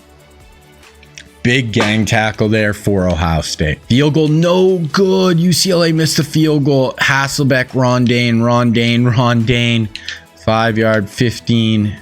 2nd and goal. 3rd and goal from the 1-yard line. Can they punch this in? They have Ron Dane at running back, and they're going empty here on the 1-yard line. Don't love it. Hasselbeck drops back. Oh, and he throws it out the back of the end zone. You might just cost yourself a national championship with that. You have a 248-pound running back there, and they kick the field goal. They do make it, though. UCLA punts the ball. 3rd and 9 here for Ohio State, just at about midfield here. Hasselbeck can do this. I mean, you win the Heisman. Here it is, Matt. Can you get it done here for the Ohio State? Matt Hasselbeck drops back. Slide goes down. That's a big sack for the Bruins. Okay, now let's see if UCLA's offense can get something going. 2nd and 6, 3rd and 8, 4th quarter, 2nd and 4, 3rd and 10. This is once again not what UCLA's built for, but they're 7 of 13 on 3rd down. They're a great 3rd down team. They win ball games, but they haven't been able to get it done in the big one. Drops it down. Oh, he's going to be a yard short. That was a decent play call. Trey Harris has 155 yards receiving for them. They do punt it off to Ohio State, though. Ron Dane, and then cross for 16. Ron Dane. Dropped 4th and 4. Back to UCLA. 3rd and 9. They pick it up on 3rd and 9. 1st and 10. 2nd and 1. 1st and 10. 2nd and 2. 1st and goal from the 2-yard line for the Bruins, trying to take the lead with 3:30 left. They have 28 first downs compared to Ohio State's 12. Triple option, and it's in. UCLA on the precipice of winning their first national championship in this run. Okay, Ohio State, you got 3:30 left. You got the Heisman Trophy winner. What are you going to do? Pass dropped. Hasselbeck to Johnson for 30, to Cross for 14, 1-yard run, 3rd and 12 from this. They're 3 of 10 on 3rd down. UCLA's been bend but don't break. On these 3rd downs, they are coming up huge. 2:30 left. Hasselbeck, shotgun, fires it over the middle. You gotta go for this, though. You can't, I mean, you could kick the field goal, but you got to go for it. You got to go for it. You do have 3 timeouts, so even if you do get stopped, you still have a chance, but you got to convert this right here. Hasselbeck, they're doing screen pass. What a horrible call. I hate it. In UCLA. Wow, they're trying to wrap up this 4-year run. Huge season for Ballard. They are, 1 first down away. 5-yard rush, 2-yard rush. We got a 3rd and 3. Ohio State 1 timeout. A first down ends this for UCLA. You get a stop Ohio State, you got a shot. Hand it off. 2 pullers. They get him in the backfield. Wow. Huge play there. They punt it and mill it. Hasselbeck hits his receiver for 26 for 30. He just hit a 56 yards in 2 plays. Wow. Okay, Hasselbeck, you got 120 left. You're inside the 30-yard line. Game on your right arm. What are you going to do? You have no timeouts. I don't know why you're letting the clock go down. The clock management in these sims can get really weird, guys. 1 minute left. Hasselbeck sliding, drops it. That could have easily been picked off. 2nd and 10. Okay, I'm going to super sim one play. Pass dropped, 3rd and 10. I'm going to simulate pass dropped. He had 2 straight drops. It is 4th and 10. National championship on the line. UCLA, you get a stop here, you win. Drops back. Drops it underneath. That is short. Horrible play call. That is back-to-back really bad play calls on 4th down, and UCLA wins. They made it 4 years in a row. Kneel. There it is. 4 years in a row. They lost 3, and they finally get it done. That was the play of the game. The triple option to go up 4. And Ohio State couldn't get it done on those money downs. 3rd and 4th downs, they were not good enough. And UCLA caps off really a crazy run. They were 1 game away in 94 as well. They could have made it 5 years in a row, but absolutely crazy. Hasselbeck, good game, but not enough. Ron Dane, decent. Their receiver, 200-yard receivers. UCLA, Harris had a huge game. Really ran the ball, like a lot of guys kind of doing their thing, and Scott played well, got it done where his predecessor couldn't. The Wilkerson, who was really good for them, but couldn't actually get it done in the big one. There it is. Winner chicken dinner, UCLA. Okay, now we're going to go look just kind of all the end of the year stuff. So we saw Heisman's. Let's look at All-Americans. Brady, first team All-American. Sean White once again as well. So this Sean White is off to a great start. He's 4,200 yards. Look at all his awards he's won, and he's only a junior. He's back next year, so he's trying to break some records here. Keep going down. That is the first team. Second team, Hasselbeck. Santana Moss is a freshman at 1,400 receiving yards. My goodness. Kearney, Miami. Stroud as a freshman for Ohio State. Steve Smith is a return man. Tim Couch, fresh. Oh, yeah, so Plummer got hurt, which is unfortunate. Santana we looked at. Hutch, Leonard Davis, Justin Smith, Marcus Stroud, Nate Clements. Steve Smith is a returner. What did he do in the return game? Kick return, 26 average and a touchdown, 10 average and punts. Okay, so Brady, look at Brady's season. 5,600. Oh my gosh. I hope he comes back for his final year. Holy crap. There's rushing. He had 1,500 plus receivers at Cal. There's tackles, sacks, interceptions. Wow. How did he not win the Heisman? This could be Brady's last year. He had a 212 rating, 5,600 yards and 61 touchdowns, 400 a game. Okay, so let's look at this final national signing. Randall L. going to take over for Manning at Syracuse, McCown at Ohio State, Harrington at Cal, and then Carr at UCLA. Okay, there we go. Westbrook, Navy, we knew, and then Portis went to Florida, right? Yeah, so they get 2 just nasty running backs. Wide receiver, TCU, Deion Branch going to Nebraska. Stop going to Nebraska, guys. You're never going to get yards. Jabbar Gaffney going to Florida State. That's the first big pickup they've got in a while. Roy looked like he was going to go to Oklahoma, and Oklahoma fell off, and he's going to go to Kent State. Shockey is going to go to Oklahoma. Same with Bryant McKinney. Guard, LaCharles Bentley, Ohio State. Gord going to Ole Miss. Peppers going to Georgia. Wow, huge pickup for Georgia. Freeney going to Penn State. Henderson going to Ohio State. Hainsworth going to Oklahoma. Witherspoon going to the U. Corner, Buchanan going to the U, Quinton going to Texas. So that's kind of where we're sitting there. Top recruiting classes. So Minnesota, 12 4-stars. Wow. Texas, Ohio State, Michigan, Duke, Mississippi State, Oklahoma, South Carolina, Georgia, Florida. Okay. Gonna go just look at our coaches here. See if any got fired, if any retired. I think we've lost like a good 9 coaches just out into the ether, never to be heard of again, which is just annoying. I didn't know it really happened like that. Kind of makes sense, I guess. They want to like cycle new people in. So Barry staying on as head coach at Boise. Bobby Bowden, DC at Michigan. Mac Brown staying at South Alabama. Pete Carroll staying at Colorado. Harbaugh, OC at Georgia. Woody Hayes staying at Ohio State, obviously. Lou Holtz, new head coach at Tulane.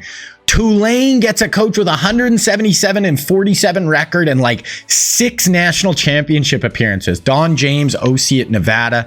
Jimmy Stang, Chip on the hot seat at Illinois. Urban obviously safe there. Nealand safe as the head coach there. Orgeron safe at Oregon State. Tom Osborne safe at Nebraska. Joe Pa safe. Had a really good, wow, 10-3 at Stanford in year 1. Gary Patterson safe for now. Nick Saban low at Florida Atlantic. Bo Schembechler safe at Penn State. Howard Schnellenberger, he's actually doing well at Georgia Tech his first year. Kirby safe for now at Georgia. Spurrier OC. Dabo safe at OC. Barry safe at Oklahoma. Kyle Whittingham safe at USF. And that is it. So that's where we're sitting with our coaches.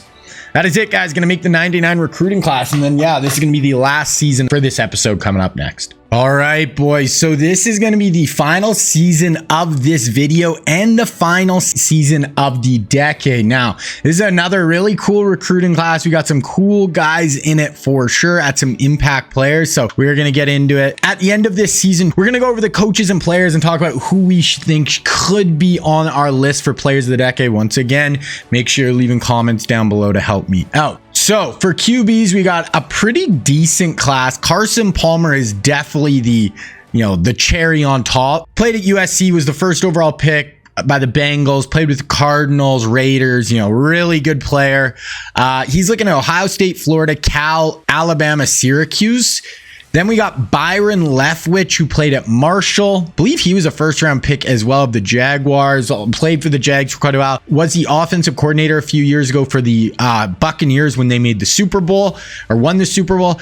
He's looking at Ohio State, Oklahoma, Florida, Nebraska, Penn State. Then we got Seneca Wallace. Now, he played at Iowa State. Actually kind of played a bit of receiver for the Seahawks in the NFL, but was a quarterback at college. Really athletic, dynamic runner. He's from California. He's looking at Florida, Ohio State, Nebraska, Oklahoma, LSU. Then the last one is Rex Grossman, Sexy Rexy. He played at Florida. He's from Indiana. He obviously was the quarterback for the Bears as well. He's looking at Notre Dame, Alabama, Michigan, Texas, Oklahoma. Okay, getting on to running backs, and we got two. We got first Larry Johnson. He played at Penn State, played for the Chiefs. Really good, powerful running back. He's looking at Navy, Penn State, Ohio State, Virginia Tech, West Virginia. Then we got Willis McGahee, who played on that 01 Miami team.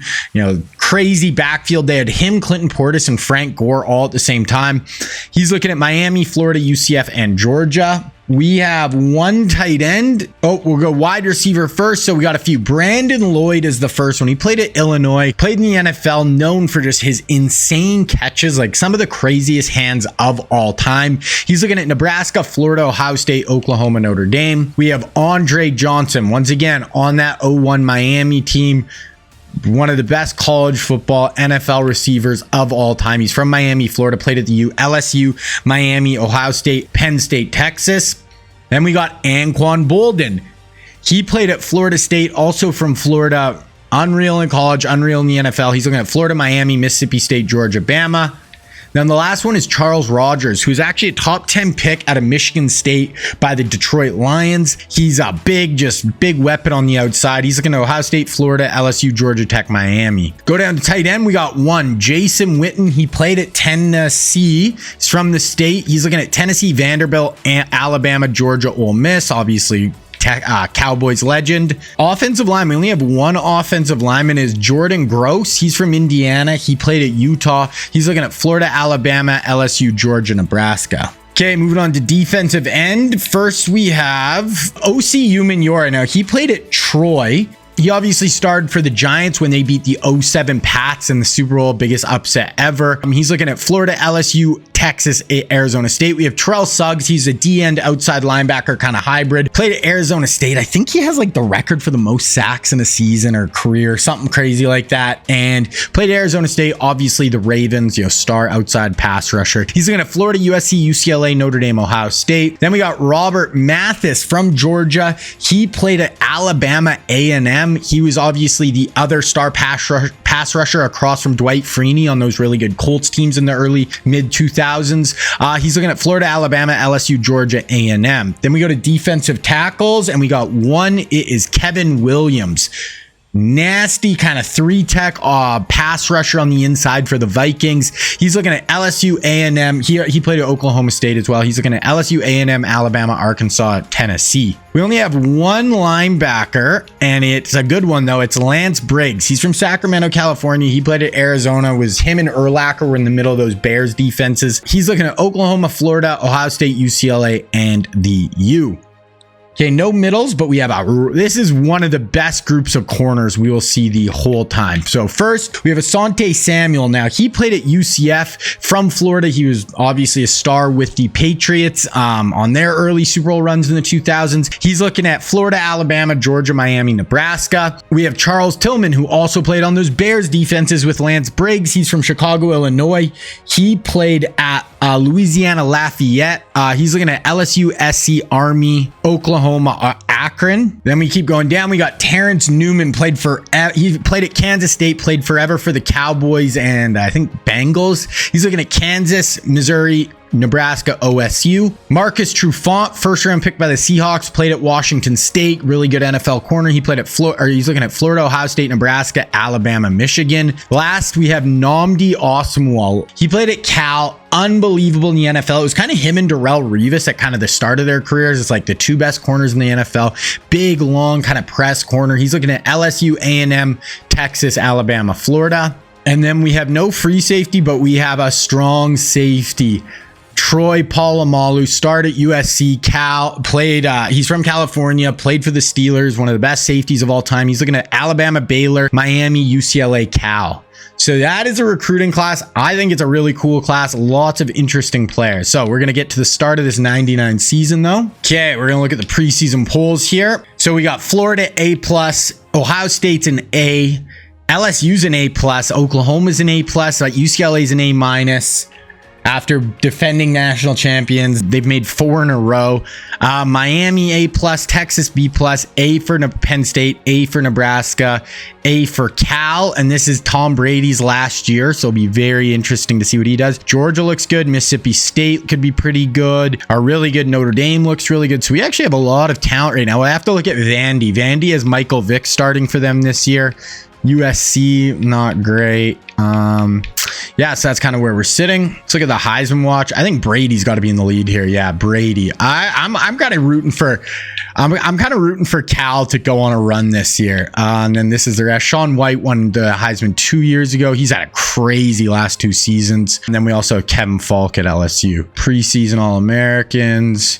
Brady, Chris Samuels, Marcus Stroud at Ohio State. His first team, Steve Smith is a returner. Tim Couch starting for Florida. First full year as the starter this year. I think he got injured a bit last year, if I remember correctly. So I guess, yeah, second year as a starter. But if Shaun White, Kevin Falk, Santana Moss at Florida, who had 1,400 yards as a freshman last year, which is absolutely just cracked. Sean Ellis for Florida. Yeah, so that's where we're sitting. So quickly look at championship contenders. So Florida, wow, Florida. But they've still only won 1 national championship. For how well they've recruited, they really got to pick it up a little bit. Oklahoma looks really good over the next few years. LSU looks like this is like their 2-year stretch right here. Miami looks really good for the foreseeable future. Georgia looks decent. Nebraska looks good. Penn State looks pretty good. Michigan, meh. Ohio State, top 5 team looks like going forward. Those are kind of the big guys right now. What about, where's Mississippi State? Oh, there's Mississippi State. They don't really love them over these 2 years. They just must not love their defense a ton. Here's the A+. So Nebraska, Penn State, Miami, Oklahoma, LSU, Ohio State, and Florida are A+ teams right now. Okay, gonna look at some of these rosters. Bama. They got Peter Warrick and Chad Pennington. That's like their twosome, but they got Richard Seymour, but they have not recruited very well. They're really starting to, I think, fall off here. Arkansas has got a nice twosome at the top. They have Donald Driver and LT, but they look good everywhere else, but not incredible. Definitely going to look at Cal. I mean, they got Brady. They got a sick running back.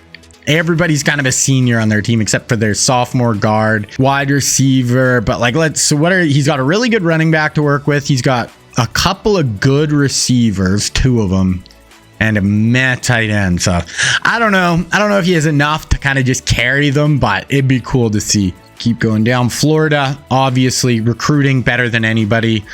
You know, they have 2 sophomore and mid-90 or above quarterbacks. They got Jamal Lewis. They got Clinton Portis. They got Dante Stallworth.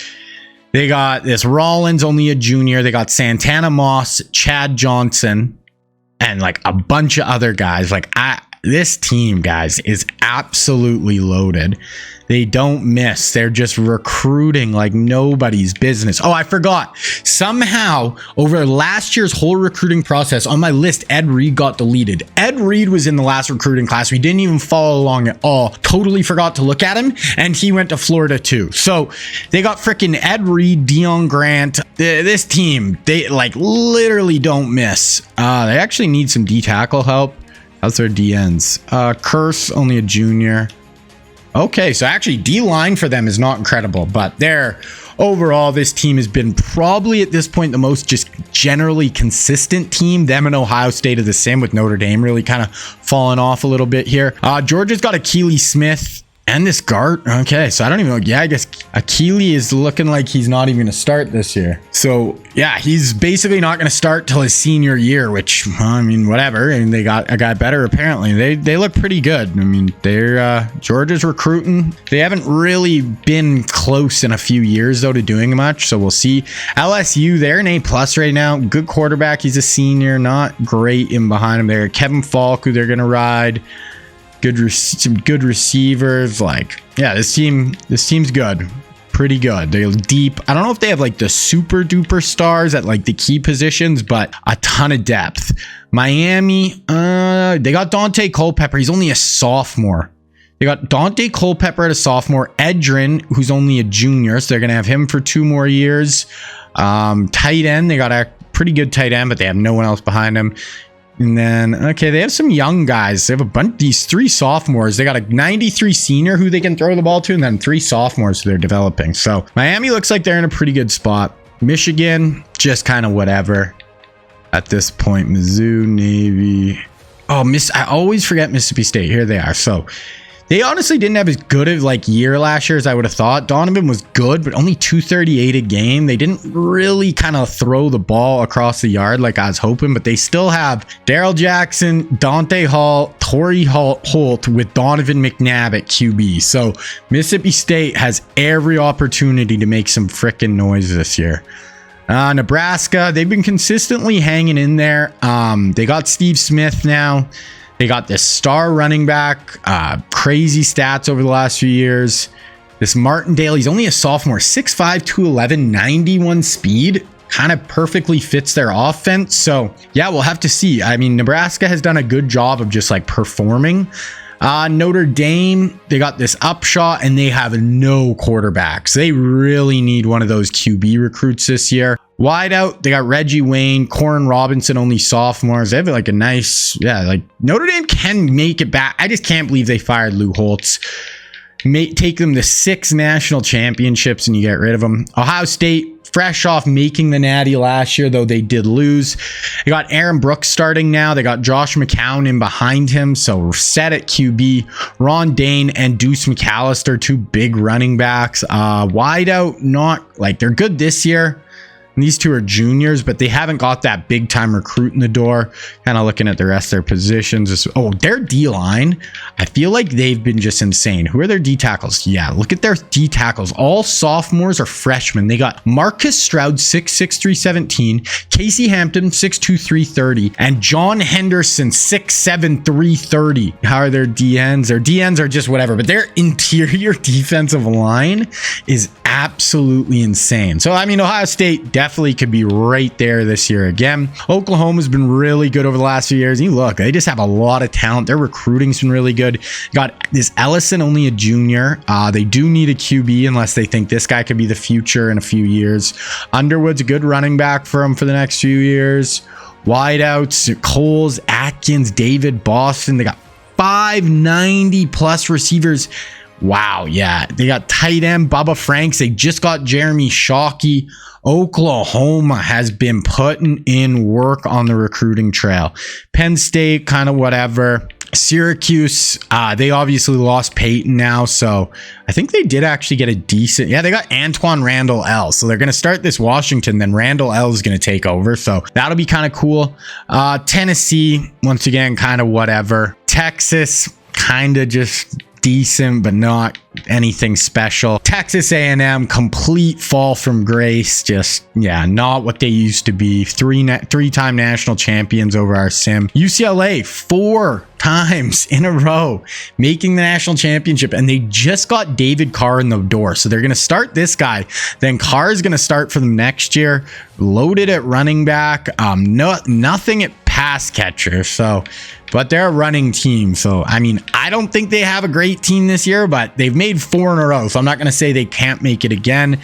USC, I don't know. They just have not really performed. They do have a good sophomore quarterback. He's actually pretty sick. They got Ricky Williams, good receivers this year, but they just haven't, and they're just not in on the big time recruits. Like, they're not in on Carson Palmer, who's in their backyard. You'd think they'd have a shot at him, but yeah, they don't. UW, who had a good run in kind of the early 90s here, is just kind of meh at this point. So that is where we're sitting, guys. Some really good teams this year. We're going to now sim to week 9, and then we'll see where we sit. Okay, so here we are in week 9. So we got Ohio State undefeated right now. Number 1 team. Texas undefeated. They're an 88 overall, though. I don't really buy it. Georgia looks really good. Arkansas looks good. Florida just can't get out of their own way. They lose the first game of the year again. Oklahoma, Miami, Boise State, 6-1, LSU, TCU, Army, Maryland, Purdue. Ooh, we got Florida, Georgia this week, actually. We could watch that one, but I think it's probably worth waiting and just catching a conference championship game. Usually those end up being really good. Let's look at the Heisman right now. I didn't see Cal anywhere. So Falk, did he win it last year? No. Upshaw, so that's where we're sitting. Tim Couch in 5th, 264 a game at Florida. So Brady leading the country in passing again. McNabb in 5th. That's rushing, receiving, tackles, sacks, interceptions. Yeah, we're gonna just sim to conference championship weekend, but I want to take a look at the recruiting here, see where all our guys are leaning. So Palmer, Cal, Alabama are his 2, it's looking like. Byron looking like Ohio State. Okay, he's not getting really recruited right now. Seneca going to the Chippewas. Okay, small school. Rex looking like Michigan or Notre Dame desperately needs Rex Grossman. Didn't know if I'd be saying that during the sim, but Notre Dame needs Rex Grossman. Larry Johnson looked like Navy, Va-Tech, or Ohio State. Willis McGahee, South Alabama or the U, maybe UCF. Wideouts, Brandon Lloyd, Oklahoma, doing another good job with receivers. Andre, is that Miami of Ohio? Okay, that's interesting. Anquan looking like Miami, Bama, or Georgia. Charles Rogers, Georgia Tech or LSU. Okay. Tight end, Jason Witten, Ole Miss. I kind of hope he goes to Vandy, plays with Vic for 2 years. Jordan Gross looking like Nebraska, Georgia, Bama. Defensive end, OC going to Miami. That's a big pickup. Terrell Suggs going to Ohio State. Robert Mathis, Louisville or Bama, it looks like. Kevin Williams is going to Arkansas. Big pickup there. Lance Briggs looking like Oklahoma, UCLA, Virginia. Cornerback, Asante Samuel, Miami, Georgia. Miami seems like they could be putting together a good class. Same with Oklahoma. They get Charles Tillman. Terrence Newman, OSU, Mizzou are his 2. Marcus Trufant, Bam, he's not really getting recruited hard, so Bam is in a nice lead there. Namdi, Texas or A&M. Man, that is a race. And then lastly, Troy Polamalu, UCLA, Arizona, Virginia. So UCLA, that would be a huge pickup from getting a freaking legend of USC to come there. That would be huge. Okay, we are going to sim to conference championship weekend. Okay, so conference championship weekend. Let's see where we are at. So, no unbeatens. We have freaking 7, basically 8-1. Oh, Cal has 2 losses. I would have loved to see Brady make a natty. Would have been really cool. We still, depending on his stats, he still might have to make our top 4. Boise 1 loss, Memphis, Arizona, LSU, Arkansas, UCLA finally isn't anywhere close. So they're going to be done. But yeah, if we look, it looks like, so Florida right now, Oklahoma, Georgia, but Oklahoma doesn't have a conference championship in the Big 12 in this. Georgia didn't make theirs, which is huge. Army plays North Texas. Ohio State plays Iowa. Okay, so we don't really have like 2 top 5 matchups, but Arkansas, I don't know when we'll ever see them again. And they have LaDainian Tomlinson and Donald Driver. So that would be kind of cool to see. So I think we'll watch the Florida game here. And we'll see where that goes. And then, yeah, let's sim some of these. So let's see if Ohio State wins. Because if they do, they'll have a shot to get in. Yeah, they kill Iowa. Cal, even if they win, but they won't get in. But, oh, they lose. Colorado, I think that's Pete Carroll at Colorado still. So he wins that. Yeah, so Miami and Maryland. So we're going to sim through this one.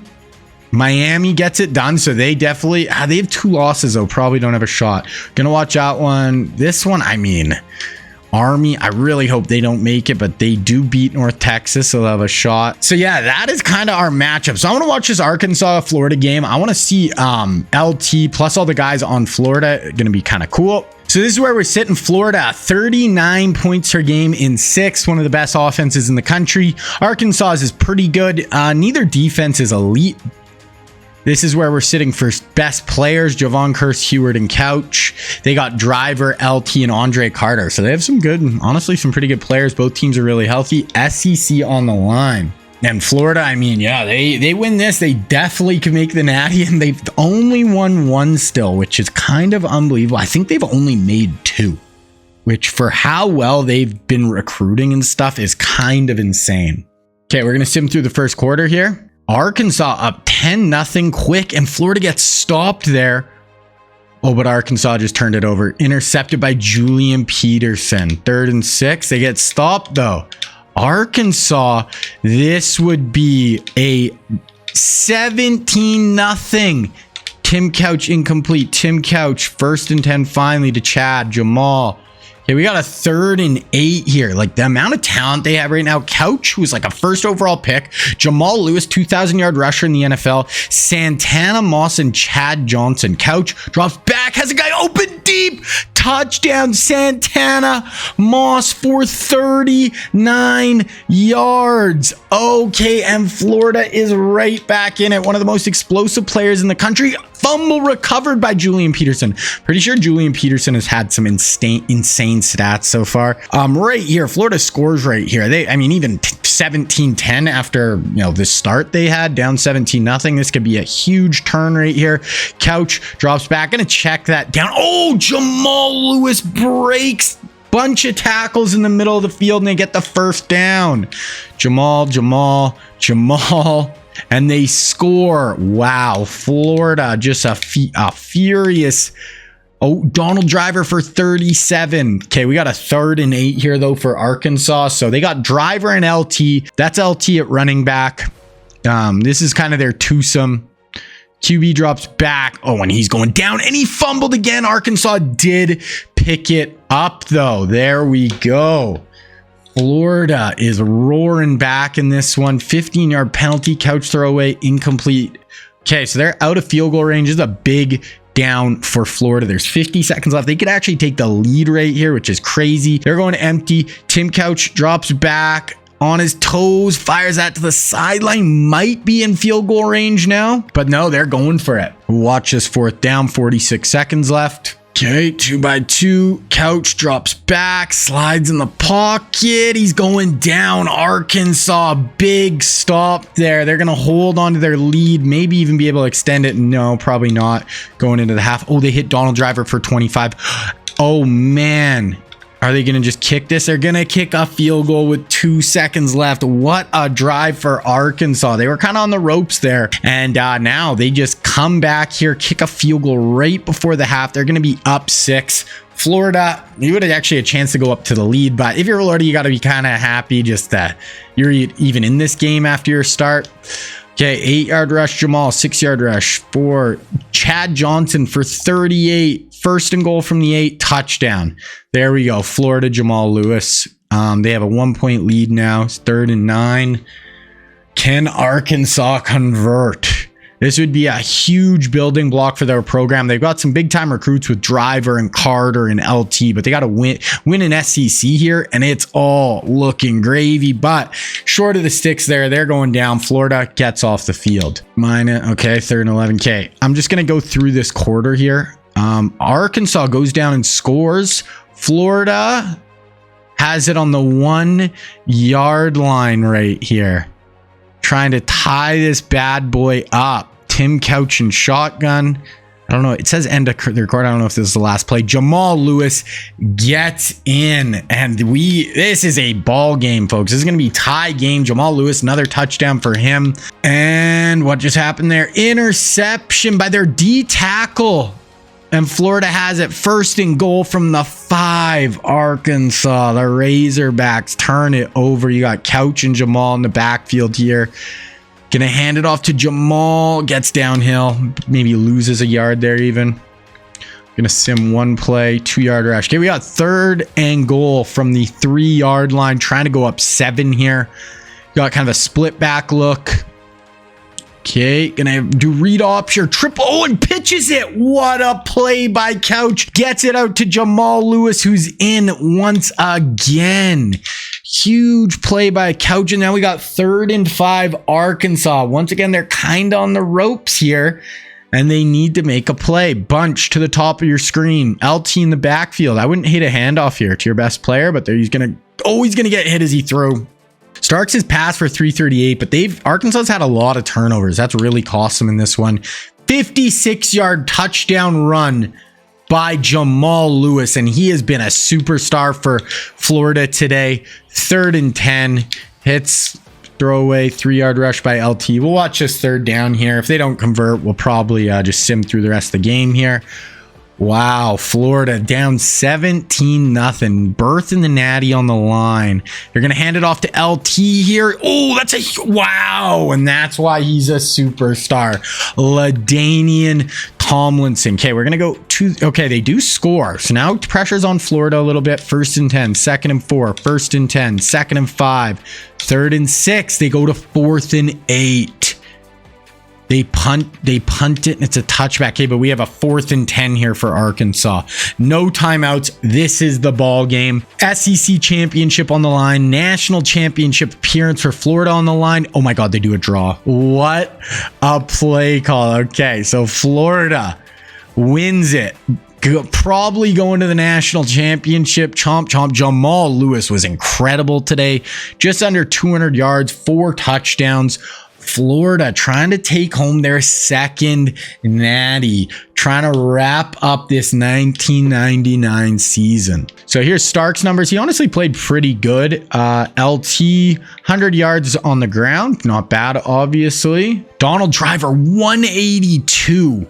Wow. And he's only a junior. He's going to be back for them next year. Oh, let's look at Florida quick. They got Tim Couch for the next 3 years, and he's already, or 2 years after this year. He only passed for 230. They ran the ball so well. Couch 32. Chad had 3 carries for 26. Chad 92 yards. Santana had 1 catch, but it was the freaking deep bomb we seen. So Florida, really good shot to go to the natty, and I'm gonna guess it probably against Oklahoma or Ohio State, maybe Army. I'm really hoping it's not Army, but I'm hoping Oklahoma or Ohio State would be really cool. Okay, let's advance week and we'll see the matchup. Okay, Dante Culpepper, only a sophomore for the U, wins the Heisman and had almost 1,000 yards rushing.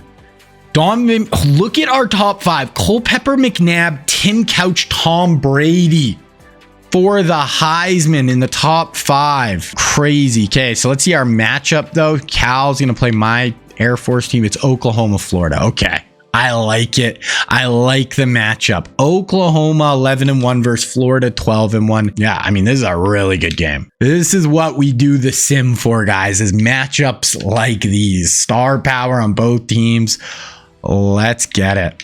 So I want to just look. So OU, OU won 2 years ago. So yeah, they've won 3. Yeah, they've won 3. They're trying to go their 4th national championship in 20 years, tying A&M, who's leading the way right now. Couch had a really good year. That's their top 3. How'd Boston do? 559, not bad. Oh, their punter. Wow. Like, we get to see their punter stats. Florida, Oklahoma. A few years ago, Oklahoma played UCLA. They've never met. Who did? Oh, they did meet. They met in 1992. That was the last time Florida made it. And Oklahoma won. So this is 7 years ago they met, playing again. In real life, they played in 2009 with Bradford versus Tebow. Wow, this is a matchup. Urban trying to win his 2nd, and OU trying to win their 4th. Okay, we are going to sim through the first quarter here. 7-0 Florida jumps out. Okay, we're just going to keep simming a little bit here. Okay, 14-0 Florida. 4th and 3. Field goal good. So OU gets on the board. Let's keep simming. 2nd and 11. 3rd and 9. Here's a big 3rd down just before midfield here for Florida. Kind of H-back empty look here with Tim Couch. Drops back doing QB draw. Don't like that call. And they get absolutely smacked on the play. Big stop by OU. Okay, punt this away. 3rd and inches. Pick it up. 1st and 10. 2nd and 5. 3rd and 5. They pick it up. 2nd and 5. They score. Okay, we got ourselves a game here. Chad for 28. Santana for 21. And then a touchdown Chad for 32. Florida getting explosive there. And OU's getting explosive right back. Let's watch. Oh, they have 7 seconds.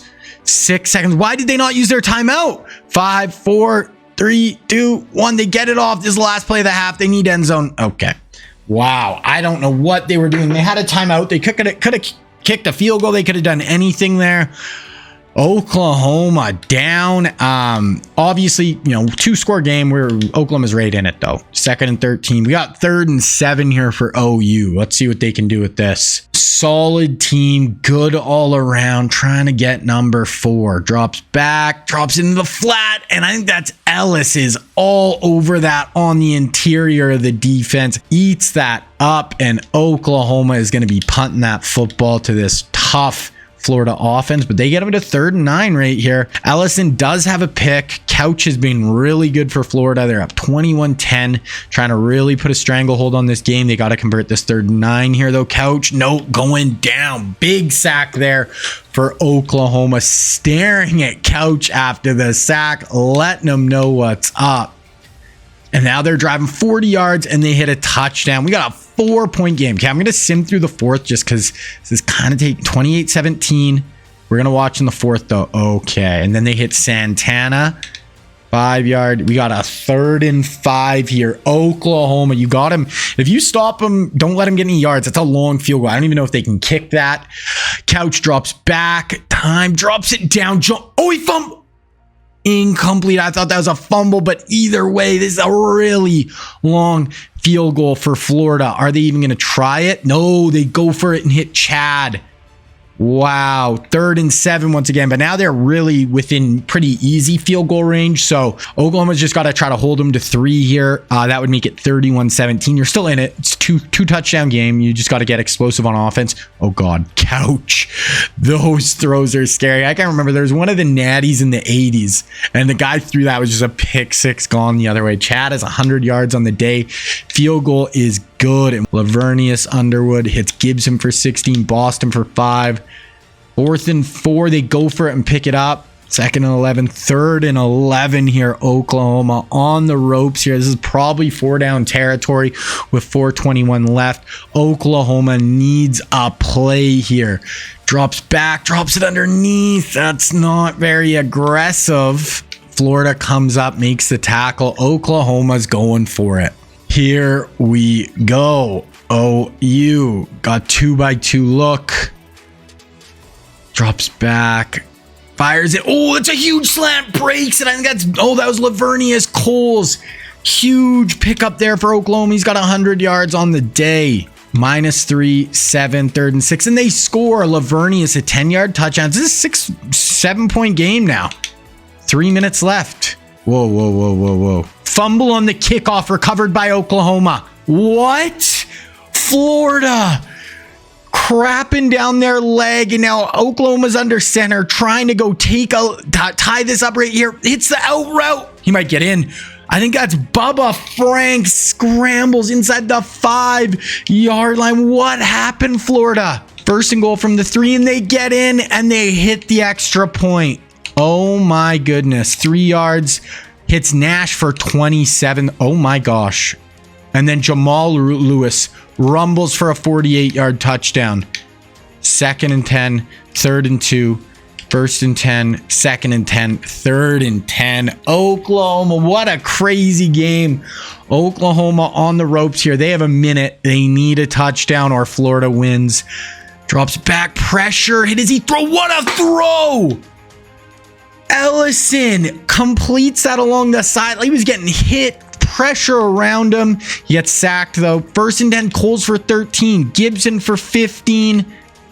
Okay, we're gonna watch him right here. 36 seconds left. Oklahoma well within striking distance to tie this up, and we'll go to OT. I really hope we don't go to overtime, just because oh, that's a huge knockout. I'm gonna sim a play and then we'll watch next. Just because the overtime, the super simming, and just it gets super weird. Incomplete. Lavernius for 11 down to the 1-yard line.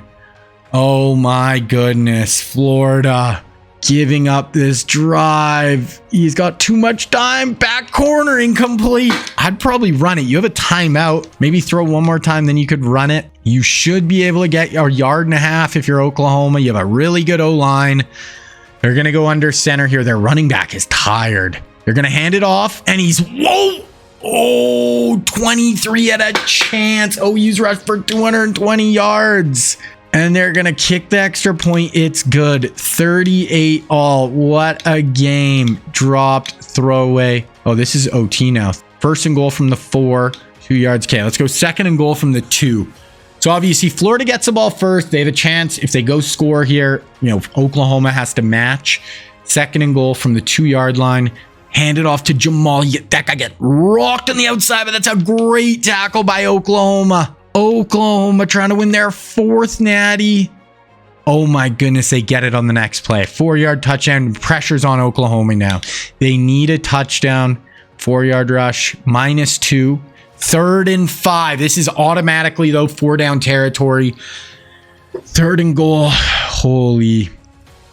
Okay, QB drops back. They're doing a screen pressure, and he's going down. This is the last play of the game. They need a touchdown in the extra point, or it's over.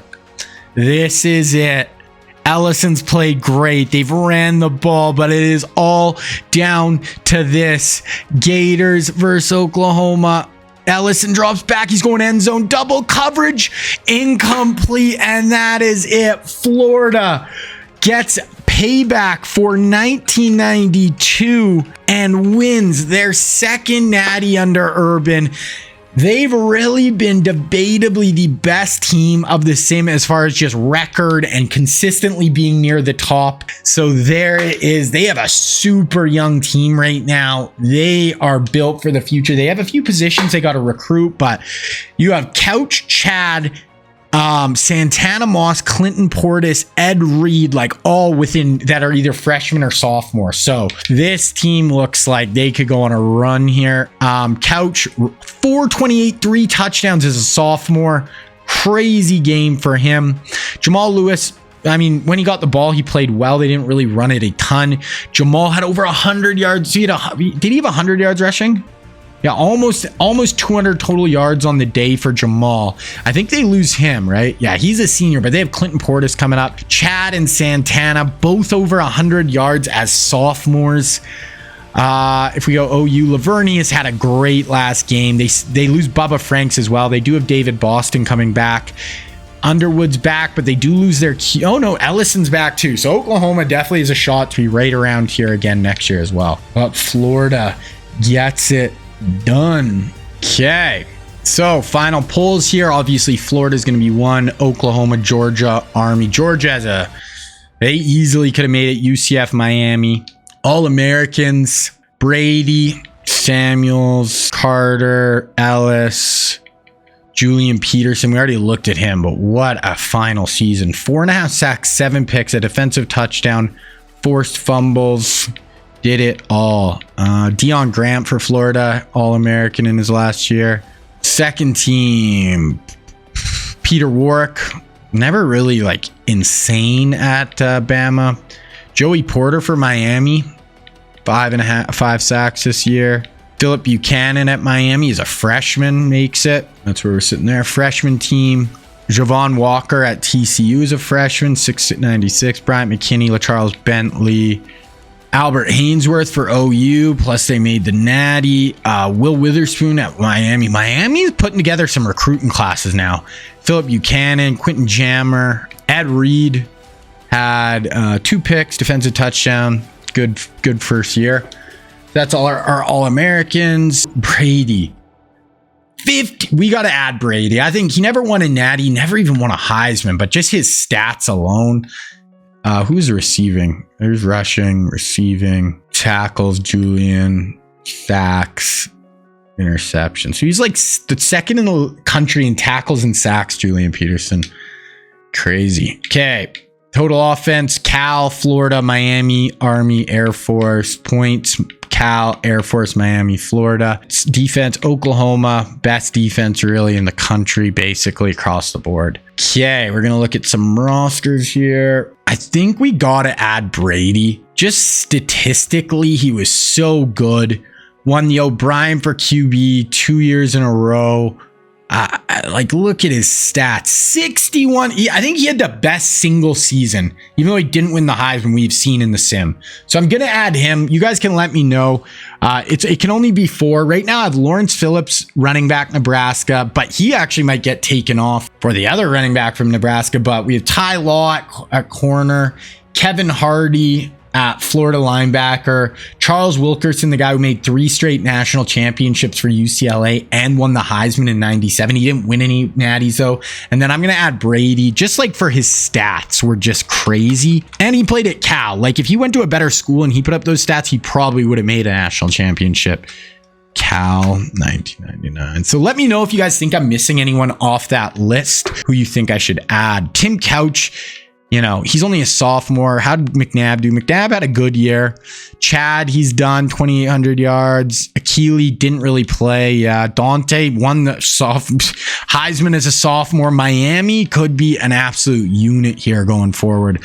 Jamal, how'd he do? Honestly, he's more of a passing offense. Sean White, he's back for another year, and he's already at 6,000 yards rushing. Crazy. Ron Dane at Ohio State, 3 straight 1,000-yard seasons. Sean Alexander, NIU, 4 straight 1,000+ year seasons. Ricky hasn't really done that much. Edge hasn't really done that much this year. Wideouts, Daryl ends it with 1,200 yards this year. Lavernius, only 714 this year. Peter Warwick, back-to-back 1,000-yard seasons. Dante Hall, 823. Donald Driver for Arkansas, over 1,000. Plaxico at JMU, meh. Didn't have that great of a career. Torrey, kind of meh. Steve Smith just went to the worst offense for him. Santana, not as good as last year. So none of the receivers really putting up crazy numbers. Bubba Franks for OU, never put up huge stats, but was a really good player for them, obviously. Just kind of did it all. Courtney Brown at Duke, 20.5 sacks over his career. Joey Porter, still back next year, has 14 so far. Right end, Patrick Kearney, only a junior for Miami. Javon Curse, only a junior for Florida. Sean Ellis finished at Florida. Booger at Vandy, left outside, none really middle. This Irons was pretty good for Florida. Al Wilson, nothing crazy so far at Cal. We already looked at him. He had a crazy career. Bullock, pretty good. Corner, Champ, only a junior. Best corner in the country right now. Antoine Winfield, same thing, only a junior. McAllister, only a junior. Those guys were all in the same recruiting class. Dre Bly, yeah, that was those 4 all in the class together. Nate Clements was the next year at Penn State. Free safeties, Ed Reed, already like the 8th best safety. So we don't have a ton of great safeties right now. And then we already looked at him. Adrian Wilson at North Carolina. So that is our players, guys. So that's going to almost wrap up the 90s here. I am going to quickly, though, we want to look at National Signing Day. Then I want to look at our coaches, and we'll kind of go through who's been the best coach so far. Okay, National Signing Day. So Carson goes to Bama. Huge get for them. Byron goes to Florida. They are just keeping their QB train going. We saw Seneca. Rex goes to Michigan over Notre Dame. It's obviously a huge pickup for Michigan. Running back Larry Johnson goes to Ohio State. Willis McGahee goes to Florida. They got Clinton Portis, Dante Stallworth, who accidentally made a running back, and Willis McGahee. Crazy. Wide out, we knew Lloyd. Andre, Anquan going to the U. Rogers going to LSU. So there we go. Tight end Jason Witten does go to Vandy. Jordan Gross goes to Florida. That's a nice pickup for them. OC goes to Miami. Suggs goes to Ohio State. Robert Mathis going small school on us. D-tackle, Kevin Williams going to Arkansas. Lance Briggs goes to Ohio State. Cornerback, Asante going to Georgia. Tillman, Mizzou. Trufant goes to Bama. And then Namdi goes to A&M. And then last, Palomalu goes to UCLA. Staying close to home, but not to SC. Okay, so Oklahoma, best recruiting class in the country. 4 5 stars, and they just got second in the Natty. Florida has a good class as well. Ohio State, UCLA, Georgia Tech, Auburn, Florida, Arkansas, Nebraska. So that is where we're sitting. Oklahoma, man, they are really just kind of doing work right now. Okay, we're going to start. This is going to be the start of the 2000 season. That will be the next video in the series, but I want to look at the coaches here, kind of wrap up the decade and take a deep dive a little bit onto our coaches. Okay, so Barry Alvarez is staying at Boise, Bobby Bowden, DC, Mac Brown, OC at UCF, Carroll safe at Colorado. He's actually starting to make them pretty good. They just won the Pac-12, I think, last year. Georgia, Harbaugh's their OC, Woody Hayes safe at Ohio State, Lou Holtz head coach at Tulane. Okay, Don James, OC at Nevada, Jimmy starting to really do well at Miami. He's been good the whole time, but Chip Kelly at Bowling Green, going to be his first year. Urban, obviously safe at Florida. Nealand, safe at his second go around at Tennessee. Orgeron at the OC at Cal. Tom Osborne, safe at Nebraska. Joe Pa, safe at Stanford. Gary Patterson, safe at Hawaii. Saban on the hot seat at FAU. Schembechler, safe at Penn State. Schnellenberger, safe for now at Georgia Tech. Kirby, safe at Georgia. Spurrier, low. Dabo, the new head coach at Bama. Okay, and that's kind of funny because Dabo in real life, his alma mater is Alabama. This is interesting. So we haven't really seen one of our coach. I guess, yeah, we saw Schembechler go to Penn State, but this is interesting. So now Bama's kind of back in the mix with one of our coaches. We'll see, maybe in the next 20 years. We have 20 more years to go, more. So maybe Dabo will get Bama back to the mountaintop. Barry, really good at Oklahoma. Whittingham, there we go. Now it's going to be kind of hard for me to distinguish between decades for coach of the decade. So if we look at the 90s, like, did any of our guys, so Florida actually won 2 with Urban in the decade. Oklahoma won 2 in the decade as well. Ohio State won 1. Like, it's just hard. I don't know if I should go by decade, or it might be just kind of hard to keep track of what people actually did that decade. So I might have to go just like who's been the best coach like in totality through 2 decades and 3 decades through them 4. So I think that's what I kind of got to do with it. So career record, what if I just went by that? So right now, Woody Hayes has the best record out of any of our coaches with 224.